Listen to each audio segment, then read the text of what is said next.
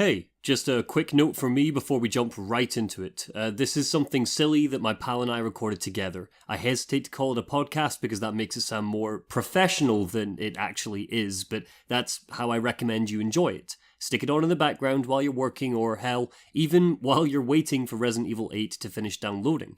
So thanks for listening, and here it is. 4 hours of me and my friend drunkenly descending into madness while I try to explain the Resident Evil lore to someone who hasn't played the games.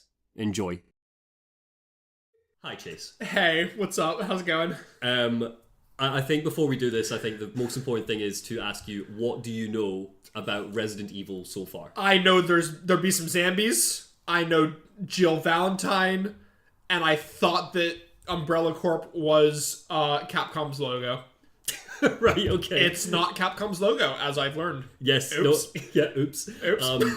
Cool. So yeah, as you're looking to play Resident Evil 8, you saw the trailer, you're hoping to Step jump on me, into it. vampire lady. It's important to note that while the Resident Evil series has 27 games... What the fuck? Including remakes... No, why? Yeah. That's too many. Yeah. Director's cuts, underrated rail shooters and spin-offs. Excuse me? Mate, there are some incredible rail shooters which basically cover the events of 0 up to 4.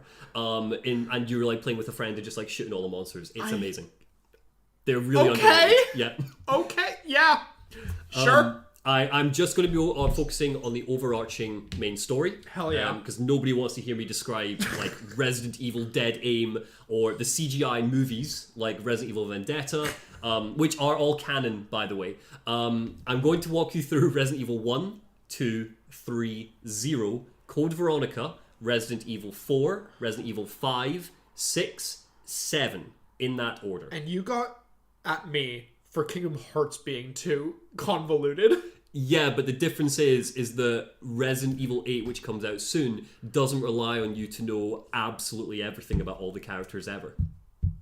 I mean, fine. I guess.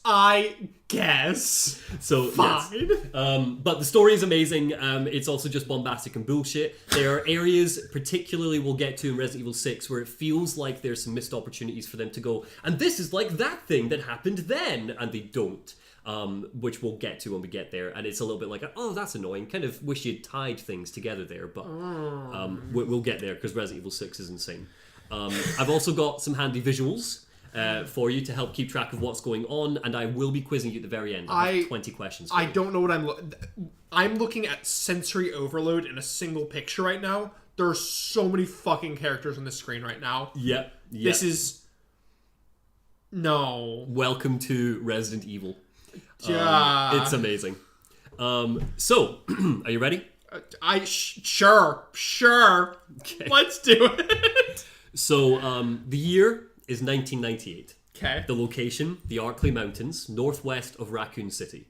There have been some mysterious murders in the area, corpses found and eaten. Oh, yummy. To investigate the murders, the Raccoon City Police Department sent in the Bravo team of its Special Forces unit, STARS. Do you want to guess what STAR stands for? Oh, it stands for fuck. Oh, yeah. Super troopers are really super.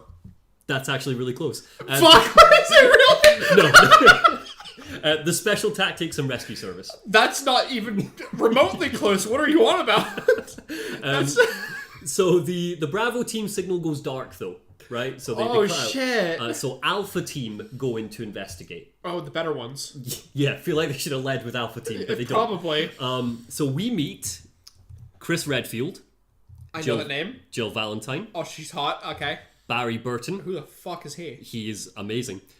Joseph Frost, Brad Vickers, and the team leader, Albert Wesker.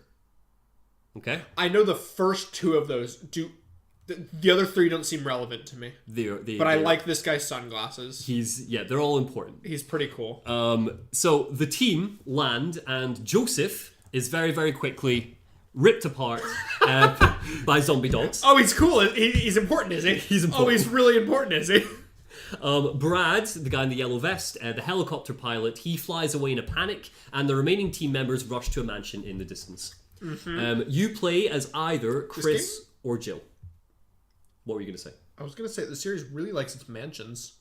I feel like anytime I ever see a trailer or anybody talking about the series, it's always a mansion. Would you believe that there are actually only 2 mansions in the entire series? Okay, so there's a mansion in this one.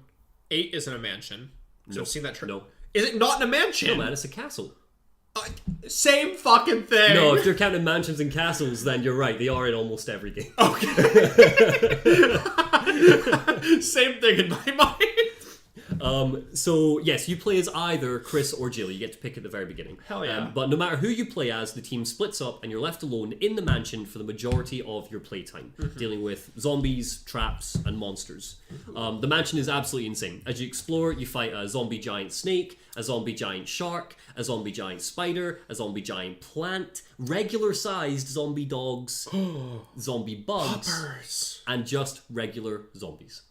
Oh, of course. Can't leave out the originals. Can't leave out the classics.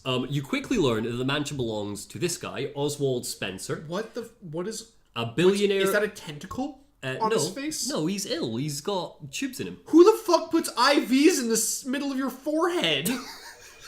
Why does he have a tube in his forehead? I didn't realize this was actually going to be so much fun, but yeah, I think you're going to make me hate this series. I mean, you make me hate other series, so it's... You make me hate Yakuza, and I adore Yakuza, so it's fine. So Oswald Spencer, right? Dead important. Cool. He's a billionaire virologist, and he's also one of the founders of the pharmaceutical company Umbrella. Oh, I know that one. So the guy's fucking nuts, which is why the mansion is so full of like secret rooms and spike pits and all that weird puzzle shit. If you're Jill, you work closely with Barry Burton, who pops in and out of the adventure to help out and saves you a couple of points. There's a really infamous moment from the very original game where you walk into a room, you take a shotgun, and the walls and the ceiling begin to close in and are about to squash you. And at the last minute, Barry saves you, he pulls you out, and he goes, "Wow, you were almost a Jill sandwich."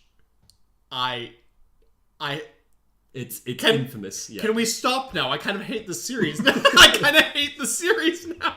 Oh no, there's so many more games after this. Yeah, Barry's amazing. He walks around this big old magnum as well, and he's just like blasting zombies away. He's just great.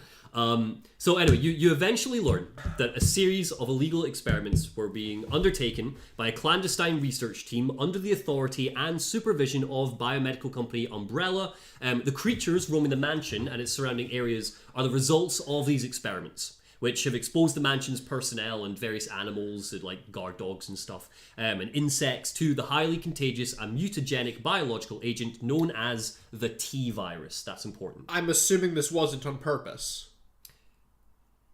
Maybe? It kind of just got out by accident. Oops. Yeah. Oopsies. So you also learn that the majority of the Bravo team are dead. Rip. Eaten by zombies, killed by monsters. Should have sent in the Alpha team from the start. Like, that's their own fault. Yeah. Not up to snuff. You deal with cannibals, I feel like Alpha team should have started off. But there are 2 exceptions. 2 members of Bravo team are still alive. We have Enrico Marini and Rebecca Chambers. Oh. Ooh. Right? So Enrico gets poisoned by the giant snake who's called Yawn, because he's a big snake and he looks like he's yawning. Creative. Original. Yeah, and he ultimately dies. But before he does die, he tells us that there is a traitor in Alpha Team. Yeah, who's actually working for Umbrella. I'm betting on Sunglasses Guy. He looks shady. Ha ha ha ha.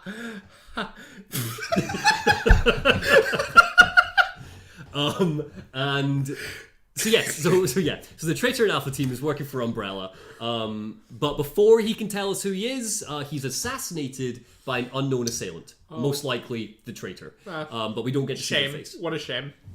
If you play as Chris, you get to meet Rebecca Chambers, who is a narc. She's just a big old narc. Oh no, but she's so cute though. Nah, she's a big old narc. Aww. Fuck Rebecca Chambers. I know people are probably going to hate me for that. Rebecca Chambers can just drop. There go half your subs. Oh man, she sucks.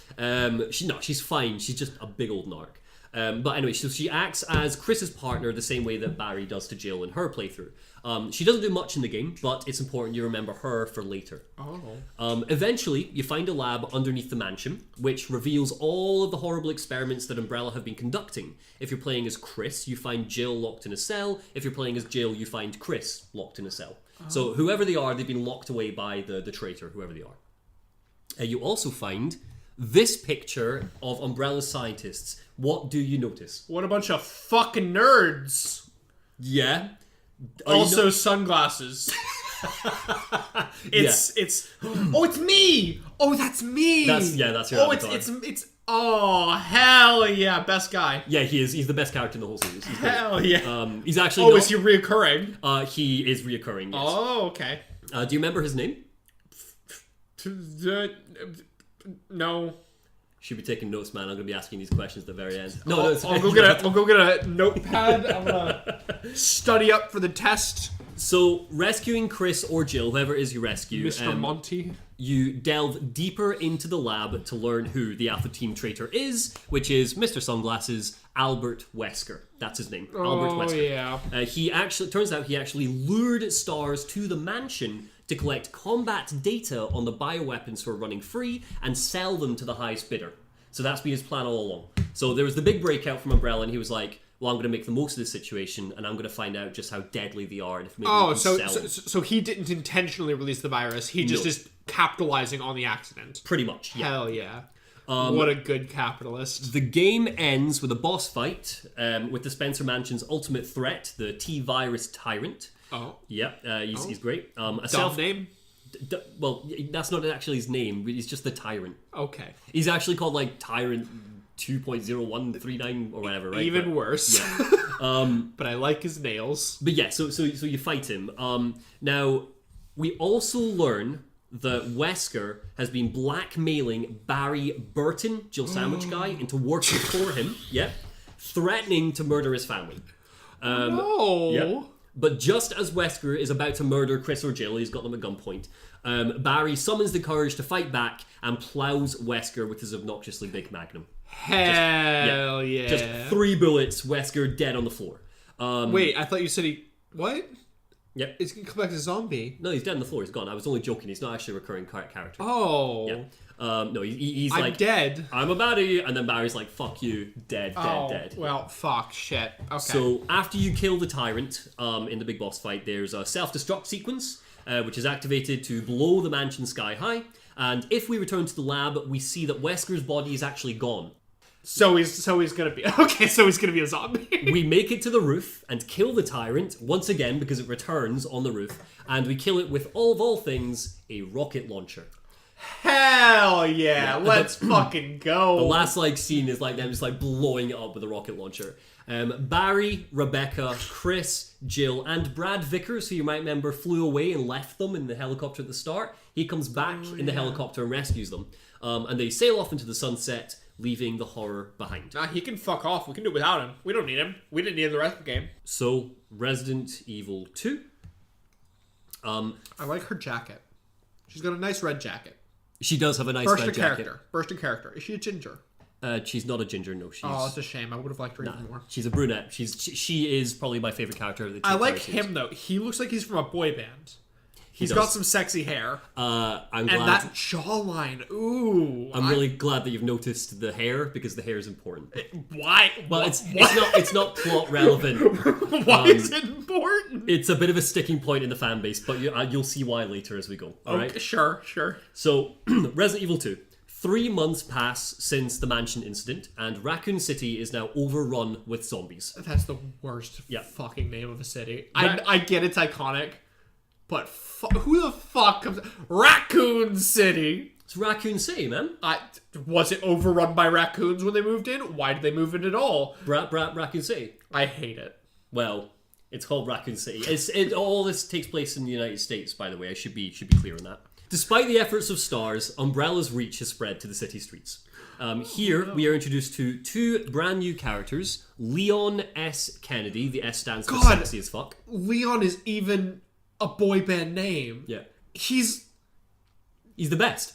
I love him. He's my favorite character in the series now. He hasn't done anything yet. It was Jill just because I knew her, but now it's him. So we've got Leon, and we've also got Claire Redfield. Oh, I know that name. Leon is on his way to the Raccoon City for his first day at the RPD, Raccoon City Police. He's a rookie cop. Claire has come to the Raccoon City to look for her brother Chris, who mysteriously disappeared after the mansion incident. I was assuming daughter, but no, cool. We can do siblings. Do siblings. Yeah, to be fair, how much of a year gap is there between these? 3 months. The mansion is just a few miles away. Yeah. Okay. Yeah. So Chris has mysteriously gone missing, and no, Chase, in case you're wondering, where exactly Chris ends up after the incident is never fully explained in any of these games. He drops off the face of the planet.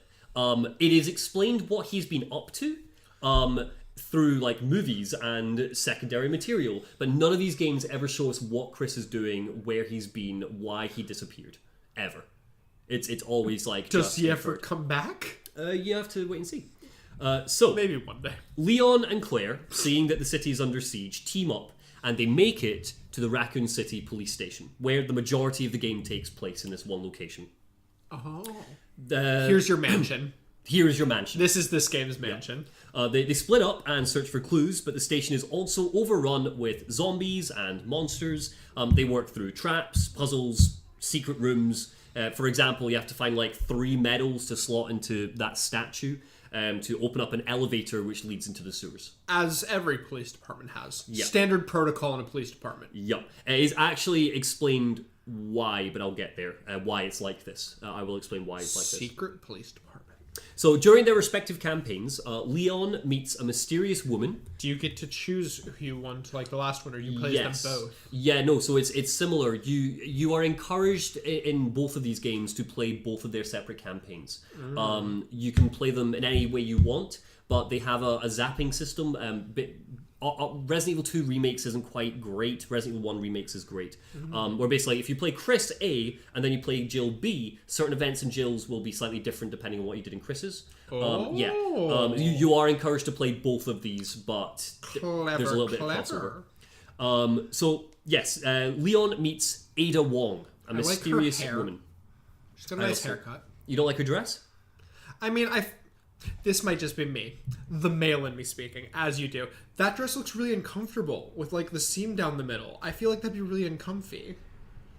I can't speak. We're both guys. I feel like neither of us would actually know. I actually have no idea yet. But that looks uncomfy to me. I like her hair at least. She's agile enough that she's fine. I mean, she's got those Dex build looking gun holsters. I feel like Dex builds always have the ones that are on a shoulder or a back holster instead of in their waist. So she looks like a Dex build. I'm into it. Fair. So Ada is in town on behalf of the FBI to investigate Umbrella's shady dealings. Oh, we've gone national. Yeah. Oh, yeah. So Leon and Ada, they strike up a reluctant partnership. Leon isn't really sure of her. He thinks that she's a bit too playful, a bit too much. But the best characters are. Yeah. But it's also clear through their interactions that they want to jump each other's bones. They are absolutely desperate. Honestly. Hell yeah. Zombie breakout. These fucking get some. Yeah. Claire, on the other hand, meets a little girl called Sherry Birkin, who is looking for her mum and dad, and Claire takes her under her wing. But Sherry is actually kidnapped very soon after you meet her by Chief Brian Irons. This guy is the fucking worst. His hands look proportionally too tiny for the rest of his body. A lot of his body looks proportionally too small for his gut and his face. His head is so big. Why is his head so big? Why is his forehead so lumpy? I hate it. Yeah, he's horrible. He is. He's absolutely horrible. So it turns out that Police Chief Irons is actually in the pocket of Umbrella. Hell and yeah. For years, he has leased out the RPD so that Umbrella can build another underground lab and experiment with bioweapons underneath Raccoon City, which is also a repurposed museum, which is why there's all this weird statues and medals and secret passages. Yes, because every museum you access by slotting medals into mysterious statues. Of course. That is the game's explanation. That's how I go to the Natural History Museum whenever I'm feeling ready to look up some dinosaurs. Mm-hmm. So we learn while we're exploring that between the events of Resident Evil 1 and the start of Resident Evil 2, Chief Umbrella Scientist William Birkin, yes? He looks like Boris Johnson. Oh my god, he does. He looks like Boris Johnson in a bloody lab coat, and I think that you can make some weird analogies there. You could. Give it a couple of minutes. I think you might see why that's interesting. I don't think this was intentional at the time, but I feel like this is going to come back and make way more sense than it should. So William Birkin created the G virus, which is a stronger... Which is not the T virus. Not the T virus. It is a stronger mutation of Resident Evil 1's T virus. Oh, of course. Right? So think about it almost like T virus 2.0.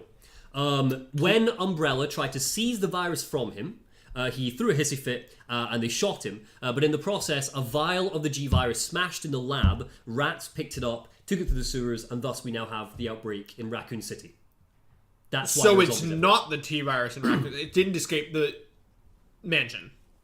This is a whole separate virus. This is a whole separate virus. Hell yeah. Sort of. It's a little bit grey. Oh, so it's both viruses. Arguably, it's both viruses, but I can't really explain to you how it's both viruses. So just, right, you've got that?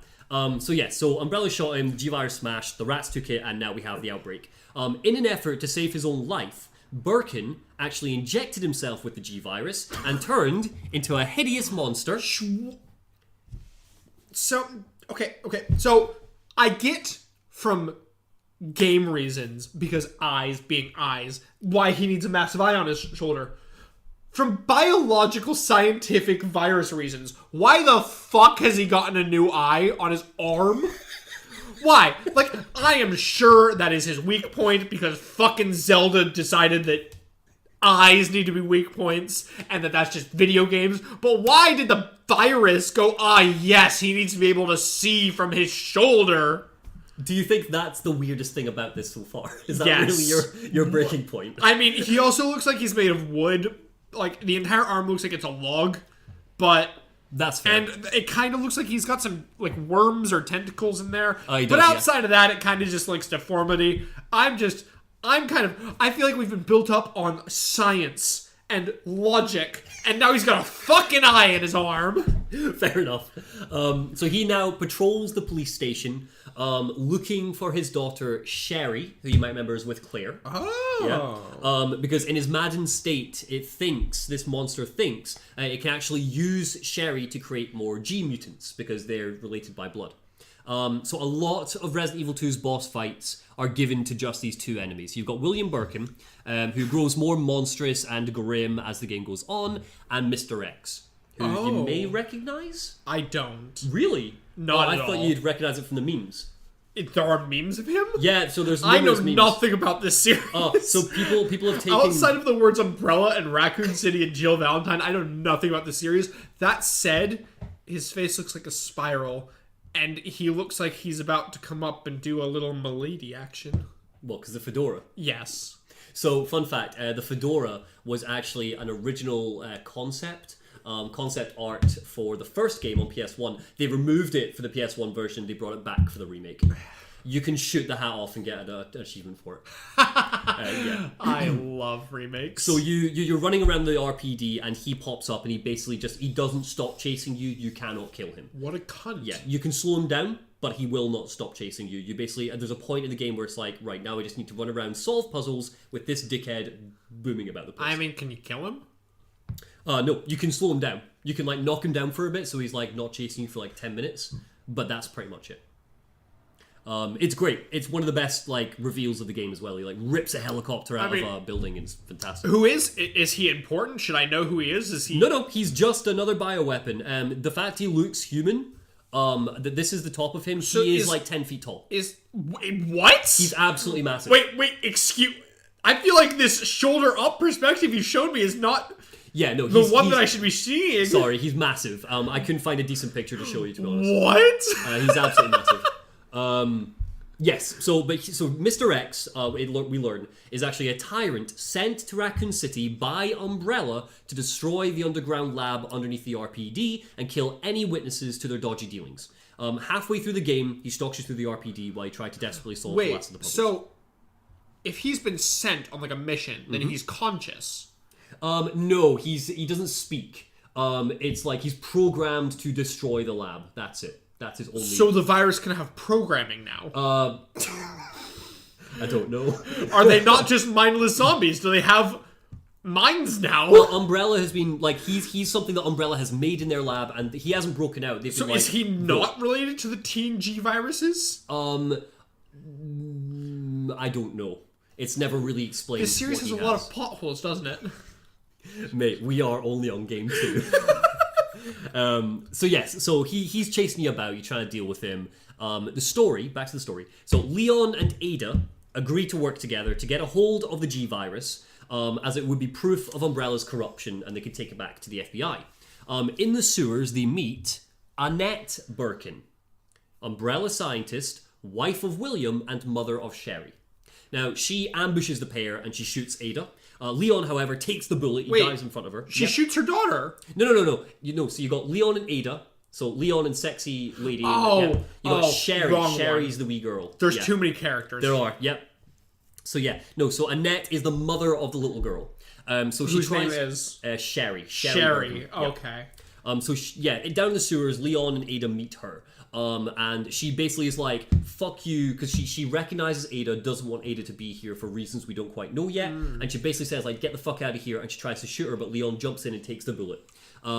He's having a bad time of it, but Ada pursues Annette, and she's then knocked into a trash compactor after bandaging Leon up. Oh, Jesus Christ. Okay. Yeah, not by Annette, just by monsters and yeah. Oh. No. Oh, that seems so painful. Yeah, it is. It's bad. Leon awakes, though, after like a few hours. He's limping and stuff, but he's got his bullet. And he actually goes after her, rescues her after battling a giant alligator. Yep. Florida man! Yep, in the sewers. And together, the two of them descend into the Umbrella lab beneath the police station via cable car, where Ada kisses Leon. What? This is probably easier for you to have up here. So you got Ada, Sherry, Leon, and Claire. Yeah, but wait. Romance? What? Yeah.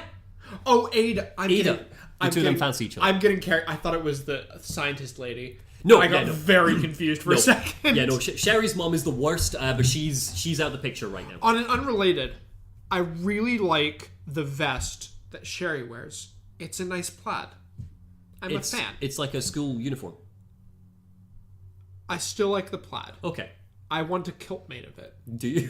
Of Sherry Birkin's tartan? Yes. Okay. Back to Claire. So Chief Irons has captured Sherry and imprisoned her in the Raccoon City orphanage. Easily the darkest part of the entire franchise. It was also owned by Umbrella, and the children there were experimented on to test the bioweapons. Oh no! Yeah, it's real dark. And worst of all, you learn that Annette used to go and represent Umbrella at the orphanage. What a dick! Yeah, Annette would go pick a child, take them away, and they would experiment on them. No! Annette fucking sucks. So anyway, Sherry tries to escape from Irons on her own, but is soon cornered by him. There's a little section where you play as her, and it's proper, like, you're not have weapons, you just have to hide from him and run away from him. But ultimately, before Irons can hurt her, the creature that had been chasing Sherry returns, i.e. William Birkin Monster, returns, and he implants Irons with a G embryo. He, like, sticks his fucking tentacle down his gut and just, like, plugs him with the embryo.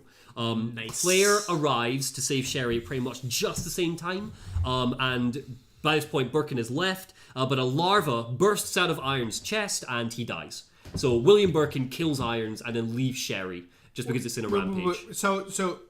But he didn't get infected with G-Virus. He was...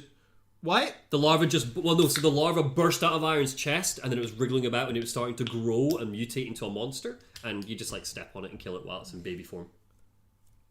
But why did it create its own monster instead of infecting Irons? I don't know. Like, it's a virus. Isn't it meant to infect people? Why has it created something new? Well, but it's also imperfect. Like, it's not... Yeah, it's imperfect. It doesn't know... Shut up! All right. Right. So, Irons is dead, William Birkin is in the wind, but Claire and Sherry are reunited.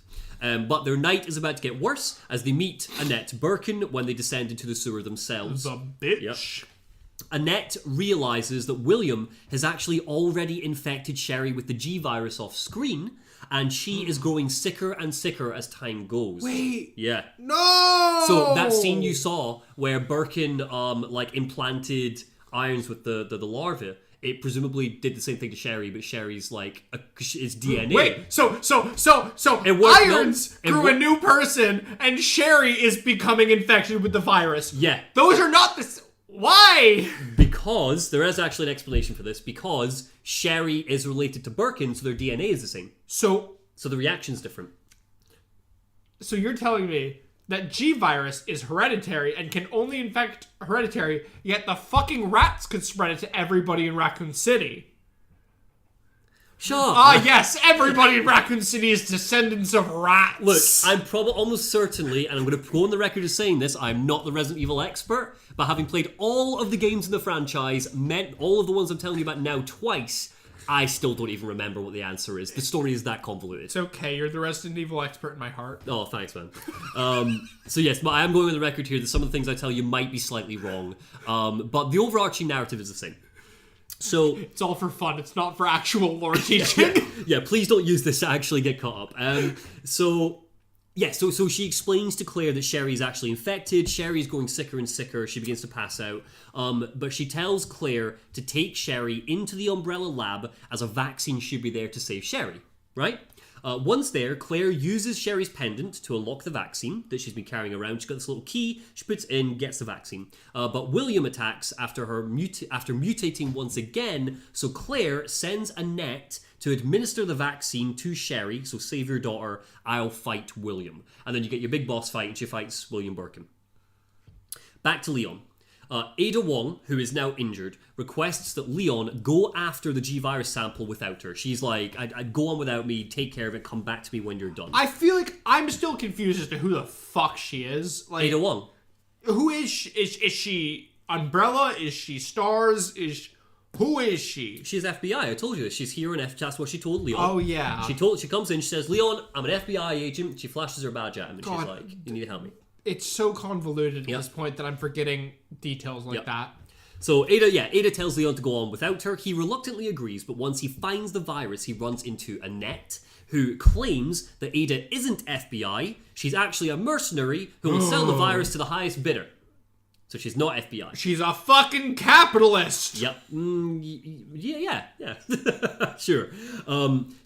Meanwhile, back to Claire. Blowing William up, she kills Birkin. Claire reunites with Annette as well, who has managed to cure Sherry, but she's dying from internal injuries. Annette is dying from internal injuries, just from being attacked by a monster. So tells them to go on without her. Sherry tearfully bids her mother goodbye, and that's it. As the facility enacts a self-destruct protocol, much like Resident Evil 1, Claire and Sherry make their way to an evacuation train, and William Birkin returns once again in classic Resident Evil fashion, because they always come back, now mutated into a much larger monster.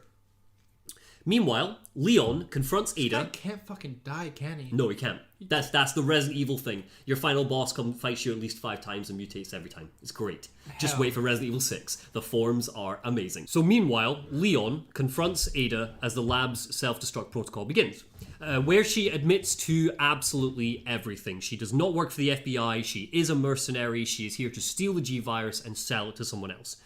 Ada demands the G-Virus sample from Leon at gunpoint, but Annette manages to live just long enough to shoot Ada before succumbing to her injuries and dying for good. Oh, she wasn't all bad. She had a good redemption. Well, she also experimented on kids. Yeah, okay. Apples and oranges, isn't it? You're right. As Ada falls off the bridge that her and Leon are standing in... Wait, where the fuck is there a bridge in an underground lab? It's like a big, vertical tube with, a bridge leading to a central elevator. So, Anita's a Balrog. Sure. Ida's a Balrog, and Anita says that thou shalt not pass. Do you mean Annette? Yes. Anita.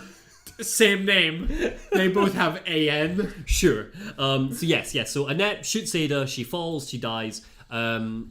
So, as Ada falls off the bridge, Leon catches her, letting the virus sample fall into the abyss. So the virus sample... That seems like how we're going to get Resident Evil 3. Leon loses his grip, and Ada falls to her death, never to be seen again. By this point... I don't believe you. Well, you should. We're going to see her again. By this She's point... going to have the G virus, because that just fucking dropped down there as well. Either at the end of this game or in Resident Evil 3. By this point, Leon and Claire have separate boss fights. So Claire battles the fully mutated William Birkin, and Leon battles Mr. X, who is also mutated. And in the final moments of the battle, Leon needs anything to finish the job, and Ada Wong, having survived her tumble into a bottomless pit, tosses a rocket launcher to him, which Leon uses... I am so surprised! Which Leon uses to finally destroy Mr. X. Leon then boards the evacuation train, and discovering Claire and Sherry are already on board, he's dead chuffed. After Leon, Claire, and Sherry reunite, William Birkin attacks the train once more, despite Claire just killing him. He's having now mutated into, oh damn it, I don't have a picture, but he's mutated into a giant, horrifying mass of fangs and flesh. He's just a glob of meat. Claire and Leon are almost killed in the fight, but manage to uncouple the carriage occupied by William. The carriage falls behind and is consumed by the exploding lab, destroying William once and for all, actually destroying... He's never coming back. Finally, Jesus. Yeah. As the three survivors finally escape Raccoon City, they vow to continue the fight against Umbrella. And as the credits begin to roll, Sherry asks if Leon and Claire are boyfriend and girlfriend, but we all know that Claire doesn't deserve Leon, so that's a dumb question. The three of them vow to destroy Umbrella once and for all. Okay, sure. Because he's a beautiful boy, and as amazing as she is, because she is my favourite character. She seems cool, but I mean, does anybody deserve somebody from a boy band? Look, if you're shipping Leon and Claire rather than Leon and Ada, you're lost. I mean, Ada's dead? Question mark? No, man. Ada came back. She tossed him a rocket launcher. I mean, what happened to her after that? Oh, she got out of the lab. She's gone. Does she come back? Just shut up. That's right. A yes. Sorry, I didn't realize that was ambiguous. We'll see her one day. The game makes it very clear that Ada has survived. Here's a rocket launcher. Leon uses her fucking grappling hook like Batman and just like swings out of the shot, and she's gone. God. She has a grappling hook. Sorry, I should have mentioned that she like swings about one. I didn't hate her until the grappling hook. Now I kind of hate her. So Resident Evil 3. I like his teeth. What? Why are his teeth so long? Also, is that Jill? Is she back? Resident Evil 3 takes place hours before Claire and Leon get to the RPD in their game. So this is a prequel. It's actually... So this is between 1 and 2? Yeah. This is like the night before Resident Evil 2, basically. Okay. Yeah, it's also... the remake can take a running jump into a pot of boiling lava because it sucks and I hate it. It's really bad. It's really bad. I get that some people think this is their favorite. They don't. They're wrong. They're wrong. I get it, right? Nemesis is cool. Everybody loves Nemesis. He's a badass. Oh, I know that name. Sorry, yeah, it's actually, it was originally called Resident Evil 3 : Nemesis, but this is the remake. Oh, that name sounds really... I know that name from somewhere. Okay. Yeah. I think I recognize him now that you've said that name. He's... Yeah, the biggest problem with Resident Evil 3 is, A, it's not scary. B, it's... which I've made a video on. But B, it's also 5 hours long. Oh. Yeah, everyone was, including myself, was And how much really did excited. It cost? Oh, full like $60. Good. Yeah. I can beat this game in 5 hours and I tried not to. You know what I mean? It's not even a game where it's like, oh, I can fucking speedrun it in 5 hours. Nah, dog, you can speedrun this game in 20 minutes if you skip the cutscenes. Like, it's absolutely nuts. So anyway. Remake. We pick up with Star's superhero Jill Valentine. She's suffering from PTSD after the mansion incident, which happened 3 months previously. It was Jill, I was right. Is that Chris? No. With the scraggly hair? No, but that is Jill. You're absolutely right.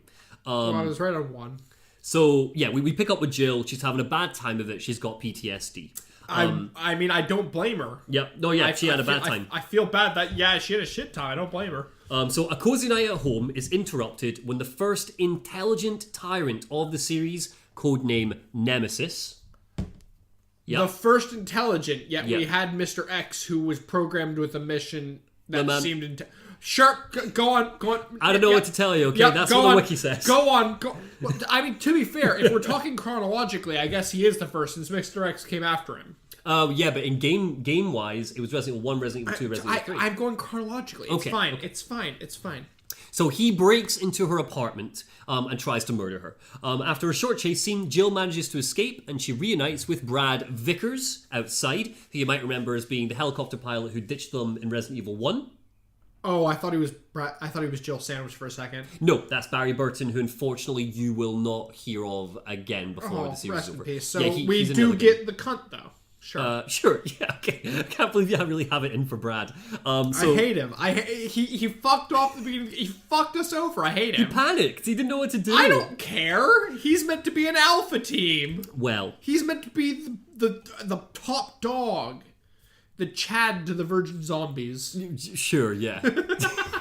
So Jill manages to escape from Nemesis momentarily. She bumps into Brad Vickers outside, who's on his way over to try and warn her about Nemesis. He knows that Nemesis is after them. It seems like Nemesis's sole purpose, as Brad explains it, is to hunt down and kill STARS survivors from the mansion incident. So Umbrella have sent Nemesis in to get rid of these witnesses because they know too much. So he's like another Mr. X. He is basically another Mr. X. Which means that Mr. X is intelligent. Arguably, yes. Okay, yes. Cool. Yeah. Cool. Except the difference was Mr. X's job was to go and blow up the lab and just kill anybody who stood in his way. Nemesis has one priority: kill STARS. And he goes the entire game by going, STARS, anytime you meet him. He does, yeah. It's really, yeah. And then at the very end of the game of the original, Jill's like, I'll show you STARS! And then she like blows him up. But they cut that and put it in the remake as just like a random thing when he's chasing you and he's like, STARS! And just like, I'll show you STARS! While she's like hiding an event. It's I'm crap. not gonna lie, I hate that no matter where they put it. So it's okay that they put that there. You're wrong. I'll show you STARS is great. That's awful. She's gonna hit him and he's gonna see stars. I hate it. So Nemesis' sole purpose, track down Jill and Brad because they're the only remaining STAR survivors in Raccoon City. What about Chris? Chris is still missing. We don't know where he is, remember? But he's a survivor, though. Yeah. But he's not dead. Yeah, but he's not in Raccoon City. So if they're not in Raccoon City, then whatever, Umbrella doesn't care. They can survive. Pretty much. They can go tell the world as long as they're not in Raccoon City. I think the plan is basically that Nemesis starts in Raccoon City, completes the mission, and then they'll be like, right, now travel the globe, catch a couple of flights, find... Here's your test run, and then we'll stick you on the first Delta flight to wherever the fuck Chris is hiding. The city, Raccoon City, is naturally in complete chaos. What, you're laughing at Raccoon City? No, but is this game in Raccoon City? Yeah, Resident Evil 3 takes place in Raccoon City. Okay. You actually go back to the RPD in this game as well for like 5 minutes. I'll explain. We'll get there. And that's still before the events of Resi 2. So they... Yeah. Okay. Yeah. This is like 8 hours before Claire and Leon arrive, and because remember when Claire and Leon arrived, Raccoon City is already on fire. Resident Evil 3 is like the outbreak has begun. On fire. Yeah. Okay. But by this point, the city is already in chaos. There's rioting. There's zombies already. Zombies are spilling into the streets. Everything's on fire. And as Jill and Brad try to find a safe place, Brad is chomped on by a zombie, and he turns into a zombie and dies. Yeah. Fucking good. Yeah. So yeah. Fucking. Get some. Wow, okay. We'll see how you feel a bit. I hate him. He God can love fucking... Not, fuck him. No, but right, so it's actually really lovely. It's actually a nice bit of writing, because Brad is like pinning the door together, and he basically does that so Jill can get away. Good, he finally did something useful. Oh my god. Okay. Well, people like Brad, so... I don't. I hate him.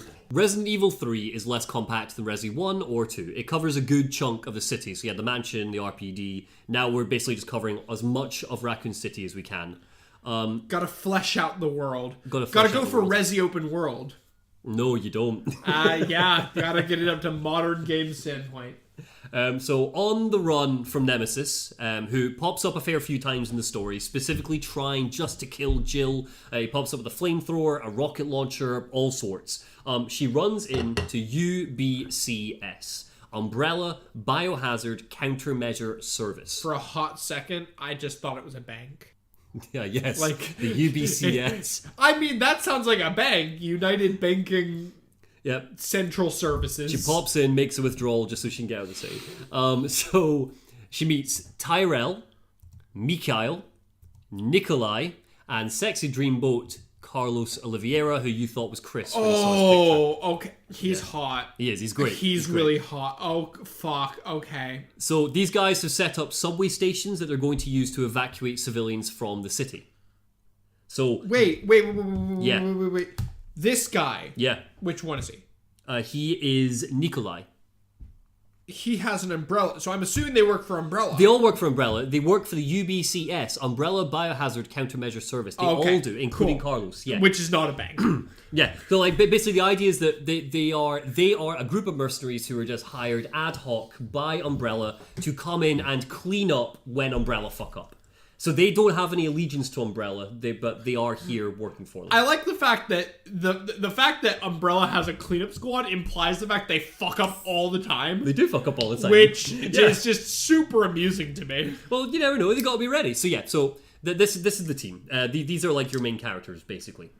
So they're good. So they're good guys. They're gray guys. Gray guys, yeah. Gray because like they're mercenaries. They don't really give a fuck. But they work for the shit guys, but they're not bad guys. Yeah, Carlos in particular, good guy.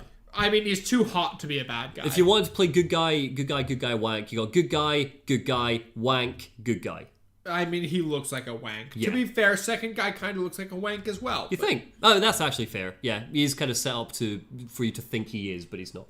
Anyway, so I'm getting ahead of myself. So no. So for context, I just accidentally showed him a picture of Nemesis later, and he tried to change it back.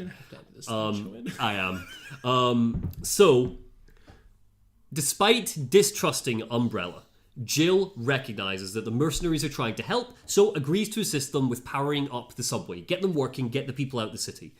Carlos and Tyrell remain in the city centre, planning to search for a man called Dr. Nathaniel Bard. He's an Umbrella scientist who might know how to make a vaccine for the virus. Jill, Nikolai... The G virus. More the T virus, I suppose. Wait, but I thought the G virus was the one that got spread in the city by the rats. It's kind of... So has the T virus escaped the mansion? No. Why was... Okay, actually to be on that as well, going back to why was Umbrella in a mansion if they had a lab below the police department? Well, so they could do more... No, because Oswald Spencer, the head of Umbrella, that was his mansion. So he set up his own personal lab down below to like work on extra things. Oh, okay, cool. Yeah. He was like, oh, my pet project, the T virus. Okay.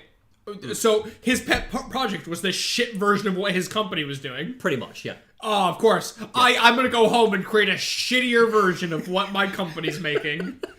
Well, yeah. So, so Carlos and Tyrell remain in the city centre. They're going to find a guy called Dr. Nathaniel Bard looking for this vaccine. But the train, once it's powered up, doesn't get very far. Nemesis finds Jill and attacks the train. He kills civilians. Nikolai, arsehole that he is, locks Jill and Mikhail in the train, forcing them to confront Nemesis.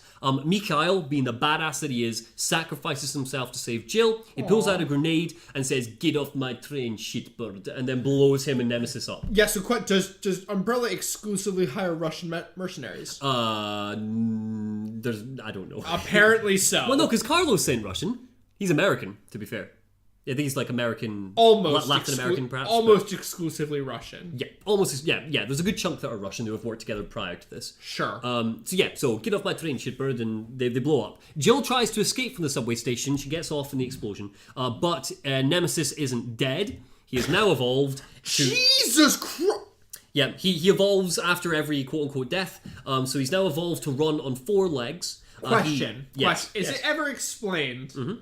So, what?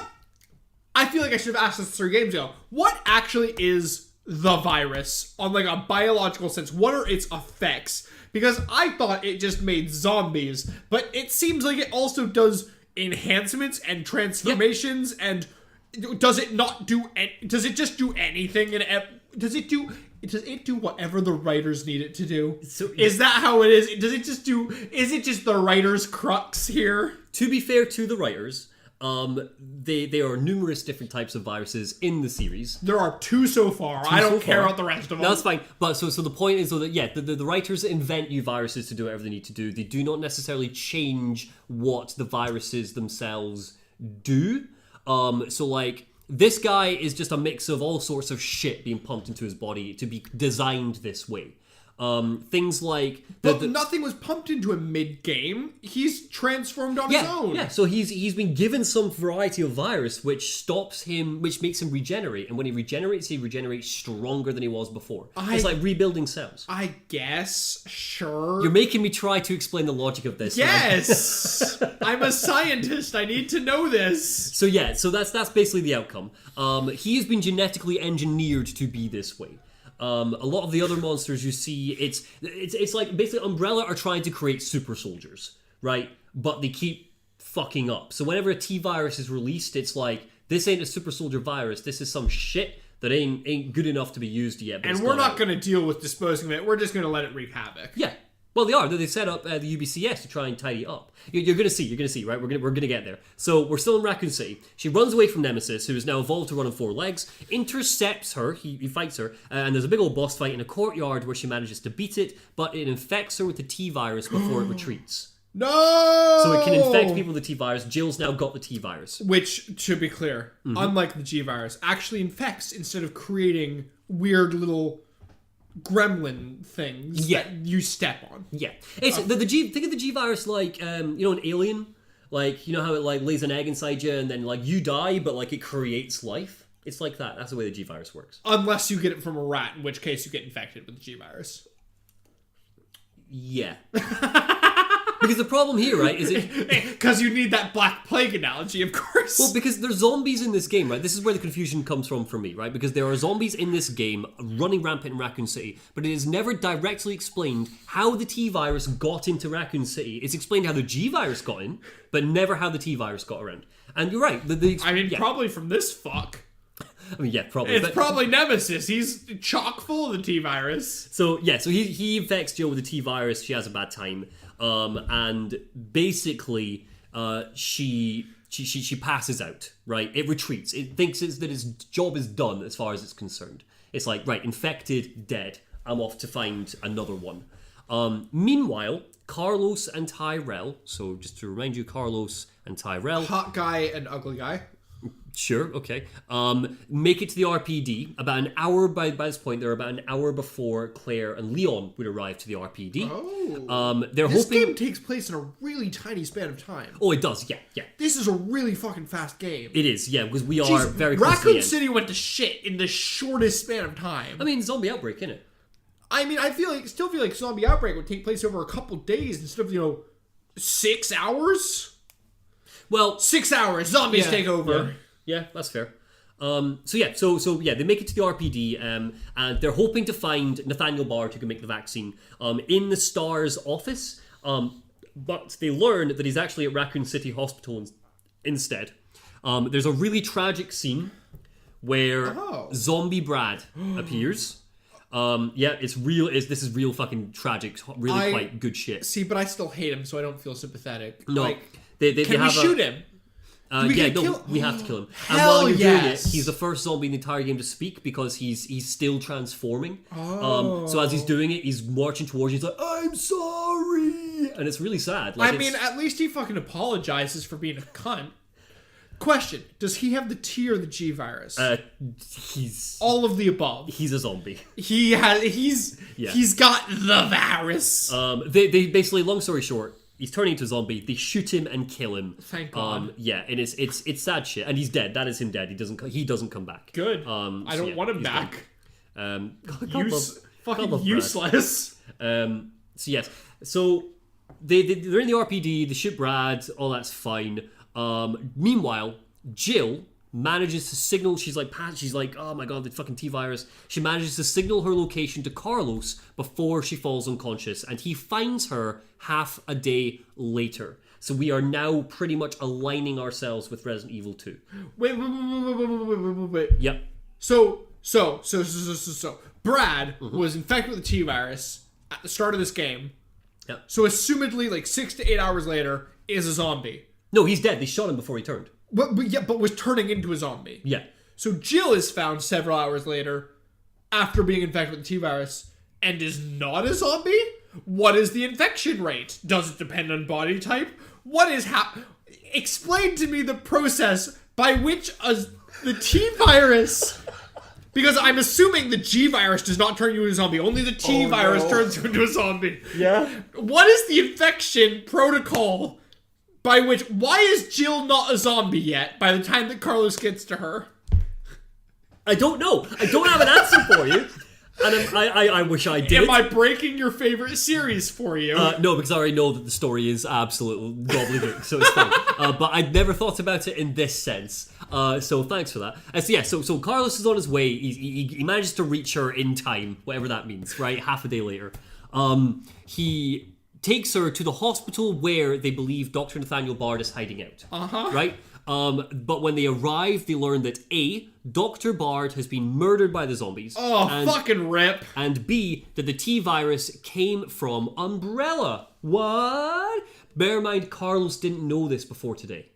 Carlos doesn't know that he doesn't know that Jill all this not is Umbrella's tell him fault. anything? No, well, they weren't together for very long, and then they got split up. So Jill just was like, yes, hello, person that's random. I'm not going to tell you anything I've gone through with this random virus, despite the fact that you seem to be the cleanup crew. Pretty much, yeah. I mean, they're to be fair to the game, they are really not together for very long. I liked Jill until this point, but Jill seems kind of useless at this point. I feel like that's the first thing you should tell the guy if he comes and he's like, I'm the cleanup crew for this company that tried to kill you. Fair, yeah. Jill, come on! So they find Bard's vaccine next to his dead body in a suitcase. Of course they. Right? How convenient. He uses the vaccine on Jill and cures her of the T-virus. Despite the fact that she should have been a zombie by now. Yes. Tyrell discovers that the US government plans to nuke Raccoon City to eradicate the T-virus infection. Which is why Ida's here, despite the fact she's fucked up, because now there's a second virus and... No, man, Ada's got fuck all to do with the US government. She doesn't work for the US government, remember? You're saying the FBI is not the US government, No, then? man, she pretended to be working for the FBI. Yeah, you're right. Yeah. She doesn't work for the... Yeah. There are too many things to keep track of. You need to stop drinking. You are too drunk, and we are not even halfway. So we're coming up to the end. Just wait until halfway through this to go buy more alcohol. So, yes. Carlos travels so the US government is going to nuke Raccoon City. Carlos travels to a lab underneath the hospital, because of course there's another Umbrella lab. Of course. Yep. To find more vaccines. He learns that there's probably going to be more vaccines in this lab. This is like the vaccine lab. Where does he learn this from? From like notes and documentation inside the briefcase next to Dr. Bard. Okay. Fair. Yeah. I guess. So so you play as Carlos, he goes into the lab. Wait. Actually, going back. This isn't even the weirdest bit. Why does he have... So this is random scientist of Umbrella, right? Yeah. Why does he have the vaccine to not the company's virus, the G virus, but the boss's pet project, the T virus? No. The T virus was the pet project of the boss, not of the company. The company didn't know it, so why does this company employee have the virus to the boss's pet project? Umbrella knew that Spencer was working on the T-virus. This wasn't a secret. It was just he wanted to work on it like on his own in his magic complex. Then how were they able to make an antidote without ever seeing it? He shared it with them. He just wanted to be it to be his baby. Yes. Yeah. His baby, the shitty one. Sure, it's not really shit. It's made Nemesis, so it's not that bad. Like, who would you rather face in a fight, Nemesis or William Birkin? I would rather face William Birkin. They both seem... seeing Subway William Birkin, I'd face Nemesis in a heartbeat. Subway William Birkin's fucking horrifying. So Carlos travels to a lab underneath the hospital to find more vaccines, while Tyrell tries to contact whoever he can to try and stop the missile strike. Once Jill awakens, she pursues Carlos to the lab to back him up. Tyrell then informs her that the US government will not launch the missiles, they will not nuke the city, if they can retrieve a vaccine from the lab, giving them just a few hours. So does Umbrella have enough sway with the US government that there's a random, Umbrella cleanup employee is able to be like, government, we have this under control? No, I just think Tyrell's managed to speak to somebody somewhere to be like, look, can you stop this? I'm in the city. I mean, does that mean that he has a special, internal government hotline number? Yeah, he's probably got like a contact. Of course he like does. A man on the inside. Of course he does. So now the goal is get the vaccine, get out of Raccoon City, right? That's the new goal. So Jill goes down to find Carlos to back him up. However, Nemesis, when she leaves him, Nemesis shows up in a cutscene, kills Tyrell shortly afterwards. Tyrell dead. That's okay. Jill, however, does manage to synthesize a vaccine in the lab. She goes down there, she manages to do it. What? Jill, random soldier, was able to synthesize a vaccine. She was able to do the job of virologists to create a vaccine in a lab. She's a soldier. Yeah, but she's got like all the notes in the machine. Ah, yes, because I can read a white paper and just know how to do a virologist's job. I don't need a degree in this. Nah, I can just read a white paper. So while in the lab, she also learns that Nikolai, who you may remember, this guy. Oh, the cunt. Yeah. He is a supervisor hired by a mysterious unknown contractor, important, to sabotage Umbrella from the inside. Oh, there's a new villain. Okay. Yeah. So he's working for a mysterious unknown contractor to sabotage Umbrella. And basically his job is to hide Umbrella's involvement, observe and collect data from attacks of several bioweapons, including Nemesis. So again, he's collecting combat data very similar to how Wesker was doing in Resident Evil 1, but he's working for someone. Okay, but Wesker was Umbrella. Wesker was Umbrella, but then he was like, fuck Umbrella, I can make more money not working for Umbrella, but then he died. Okay, but he wasn't working for the same company as this guy. No. Okay, cool. No. Nikolai is here to collect combat data on Nemesis. Speaking of Nemesis, he returns as a heaving mass of muscle and bone once Jill has the vaccine. I mean, I appreciate that they kept his teeth, like his really long teeth, but also, how does he move? He doesn't. He's just this room now, basically, for this boss fight.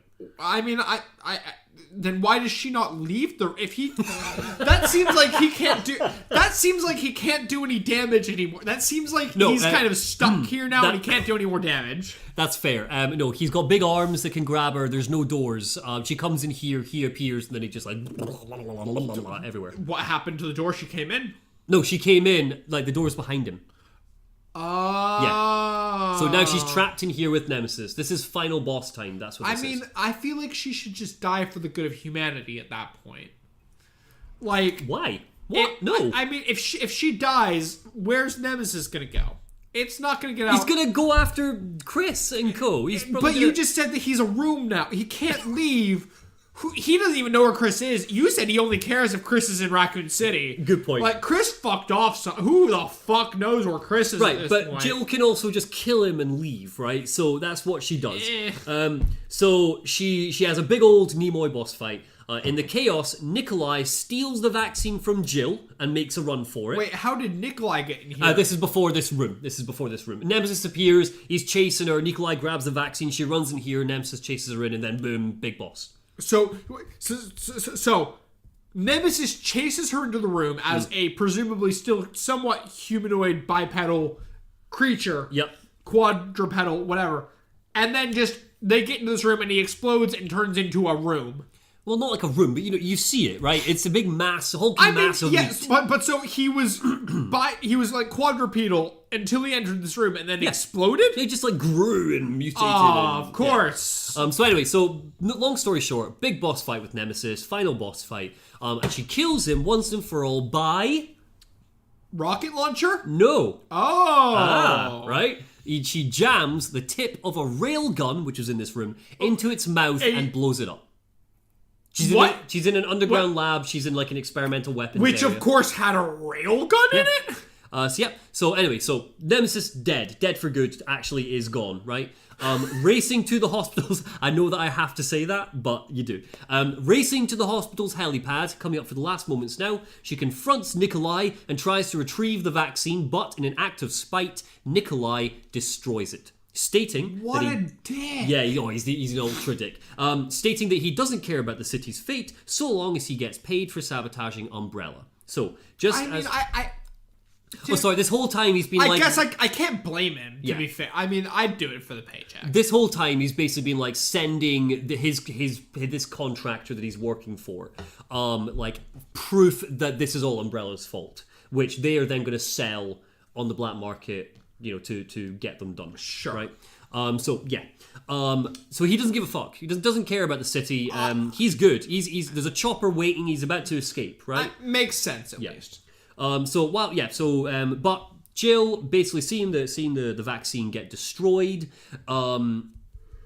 He then pulls out a gun and points it at Jill, and just as he's about to kill Jill, best boy Carlos appears again and manages to restrain Nikolai, prompting Jill to kill the big stupid Russian. Disgusted by his greed, Jill doesn't kill him though. Instead, she escapes the city with Carlos via helicopter and leaves Nikolai behind to die as the city is destroyed by the missile strike. Wait, was Nikolai not on a helicopter? No, they're on a helipad and the helicopter's like waiting to take off. And he's like, but there's a fight. Is it an empty helicopter? Does it have somebody piloting it? There was a pilot, Nikolai, if I remember this rightly, I think Nikolai kills the pilot and he's like, fuck you, I'm escaping, haha. But presumably the pilot was there to pick up Nikolai? I honestly don't. You're asking me questions I honestly don't remember the answers to, so I don't want to think. I remember it being quite sensible, to be fair. I think that the whole standoff at the end is quite sensible. Fair. So she leaves. Her and Carlos escape. Nikolai's left behind, and Jill looks out on the sunset as the city is destroyed. Her new hunky boyfriend sitting by her side, and just like she did at the end of Resident Evil 1, she vows to take down Umbrella at all costs. Fade to black. She's doing great at that so far, Oh, honey. yeah. Doing great so far. Just like how at the end of Resident Evil 1, her and Chris said they would. At the end of Resident Evil 2, Leon and Claire say they would. And now at the end of Resident Evil 3, Jill reaffirms it. This is a recurring thing. Characters will go, I'm going to take down Umbrella. We never see that moment. I'm still trying to find out where Chris is, but I don't think that's going to be explained. Chris will show up one day. Chris will show up one day. Yes. So Resident Evil 0.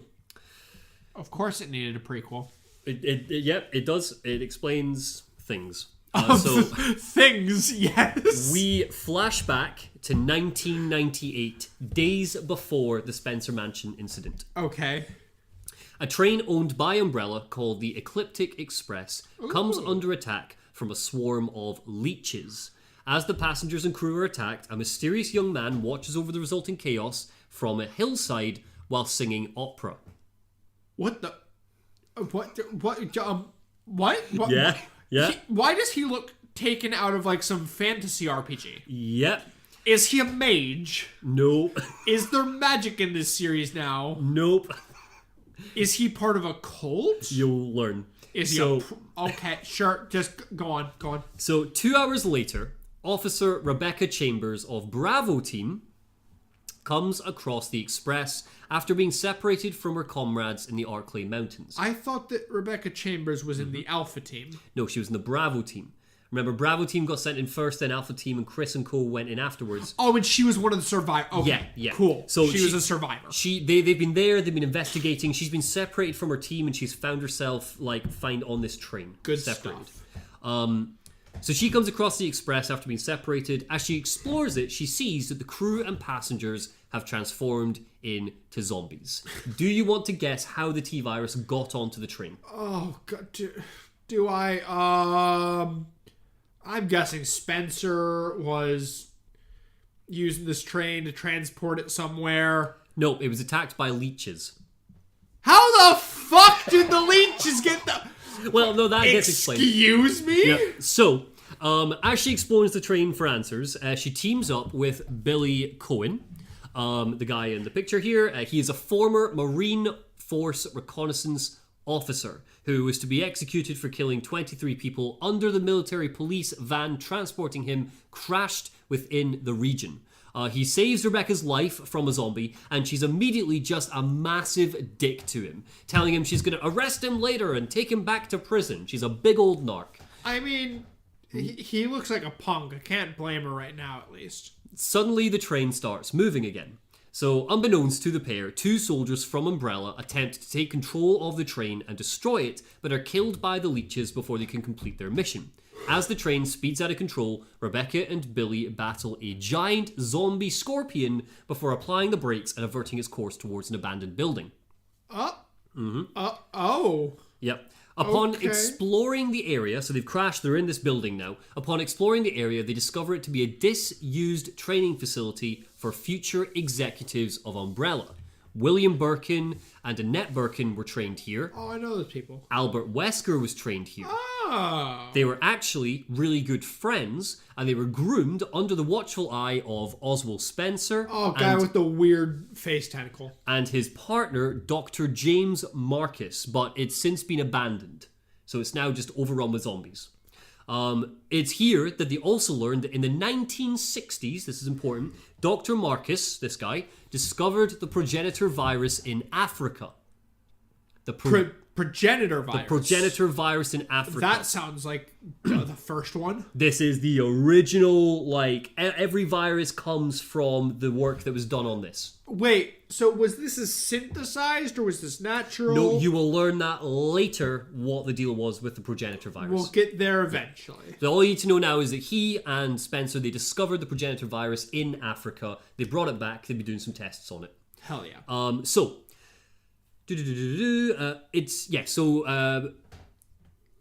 Marcus has decided to examine its potential as a biological weapon. So he's been experimenting with the progenitor virus. He combined it with leech DNA to develop the T-virus. And that is where the T-virus comes from.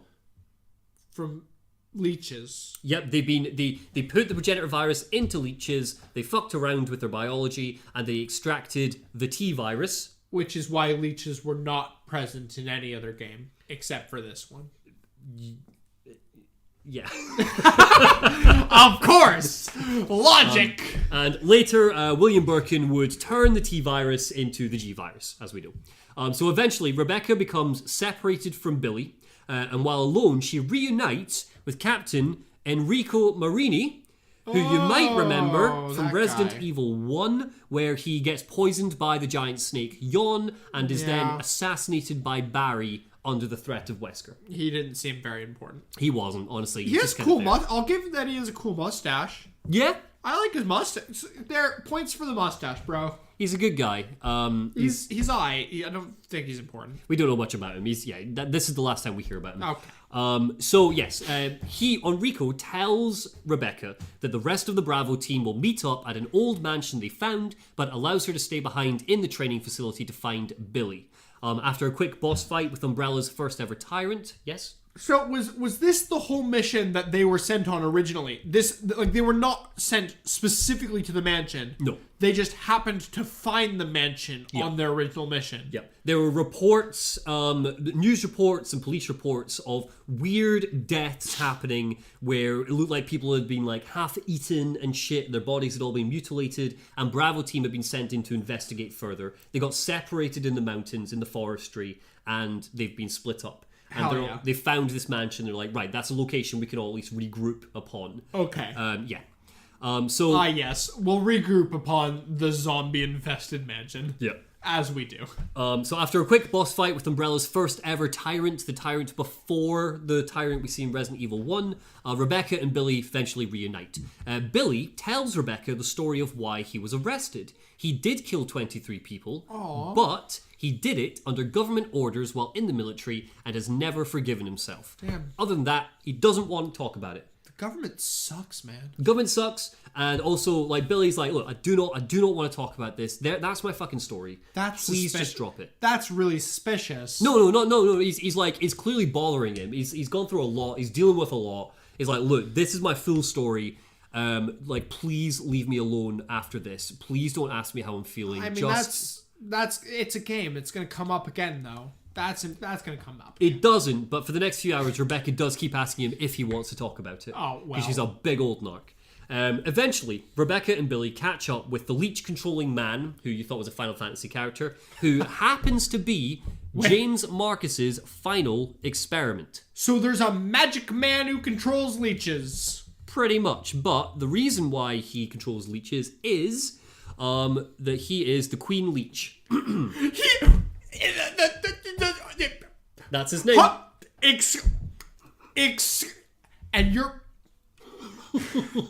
And you're telling me he isn't a Final Fantasy character with the name Queen fucking Leech? No, he's Queen Leech, man. It's shut up. 10 years earlier. I hate it. So it turns out that 10 years earlier, Marcus was assassinated on the orders of Umbrella's other co-founder, Oswald Spencer, the man with the thing sticking out of his head. Guy with the shit virus. Yep, because he sought his research. He wanted to use the progenitor virus and the leeches and stuff to start working on his own version in the Spencer mansion. Were they not partners? They were. Was this just him working on that virus? No, they were partners, but like Spencer's a dick, and he was like, "You're getting in the way. I want to steal your research." I mean, okay. He wanted all the credit. Sure. Why not? So why not? He was assassinated, and after his corpse was dumped, Queen Leech, which was his experiment, entered his body. That sounds like a fucking JoJo stand. Like, I feel like he was a JoJo fan, naming his fucking creation Queen Leech. Mm-hmm.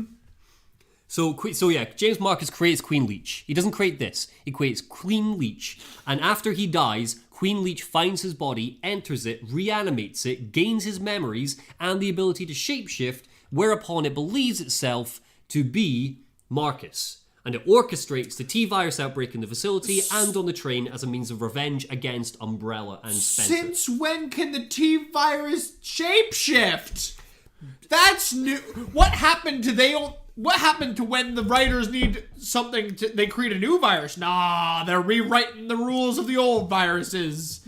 It can shapeshift now, not just mutate, shapeshift. Fair. I have no answers for you. I hate this character. I kind of hate this game, if I'm honest. Zero's not great. I feel like I liked this up until this one. Yeah. It's just important you know where it all comes from. I feel like we could have just left it at they created it in the Spencer Mansion. Yeah. I don't think I needed any context beyond that. You and everybody else feels the exact same way. Okay, as long as I'm not out of line here. So basically there's a big old boss fight with Queen Leech. After temporarily defeating it, Billy and Rebecca attempt to escape to the surface via a lift. They're in the training facility underground. They're escaping. But William Birkin, who you might remember from Resident Evil 2... Why is he here? Well, because he was getting groomed as an executive. He was doing science stuff here. So how did he get to the police Well, it's 3 months. 3 months have passed. Sure, fair. So William Birkin, who's been popping about the facility, trips the self-destruct mechanism because this is a Resident Evil game and it needs to end with a self-destruct mechanism. Of course. So pursued by Queen Leech, now in her final form, the pair eventually kill it. Oh, that's a woman. I mean, she's a queen, isn't she? So I'm not going to question it. Honestly, I don't think it cares about her gender. I don't think she cares. You're right. I'm not going to question it. They are what they want to be. Yep. They have lots of teeth. Yeah. I appreciate the teeth. So they eventually kill it and escape before the facility is destroyed. Following their escape, Rebecca notices the mansion that Marini mentioned and prepares to head for it to reunite with her old team. But before she does, she assures Billy that her police report will list him as another casualty of the incident, meaning that he's good to go and he can rebuild his life. Thanking her for his freedom, Billy departs as Rebecca heads towards the Spencer mansion for an even longer descent into madness. Billy, never seen again. Oh, well, okay, sure. Not important, never seen again. Okay, sure. Which brings us on to Code Veronica. Oh, the graphics have just taken such a dip. They look so bad, but This is a PS2 game. This is a remake of Zero that I'm showing you from these images. This is now a PS2 I guess game. Veronica didn't need a remake. Veronica, right, so this is by far my third favorite Resident Evil game. Is that the guy who I thought his hair was really hot? No. Oh. No. But is that, what's her name, Redfield? Yes. Okay, I recognize the red jacket at least. So cool. Do you recognize him? Well, is that Chris? Yes. Oh, I thought it was the hot one who was in training in 2. No. Leon is not in this game. Where does this fit into the timeline? Right, so true fans, right? I'm not. Shut up, right? True fans want a remake of this. I'm a fake boy. Honestly, like people who claim they don't want a remake of Code Veronica don't like Resident Evil. This is an incredible game with some problems that really is begging for a proper remake. I feel like you're going to alienate your fans with that statement. Don't care. I know some people want Resident Evil 2 to be, Resident Evil 4 to be remade, but its HD version is still perfectly great. It doesn't need to be remade, whereas Code Veronica ties a lot of the Resident Evil plot together, which is nuts because it is not a numbered entry, but this is probably one of the most important story-based games in the entire franchise.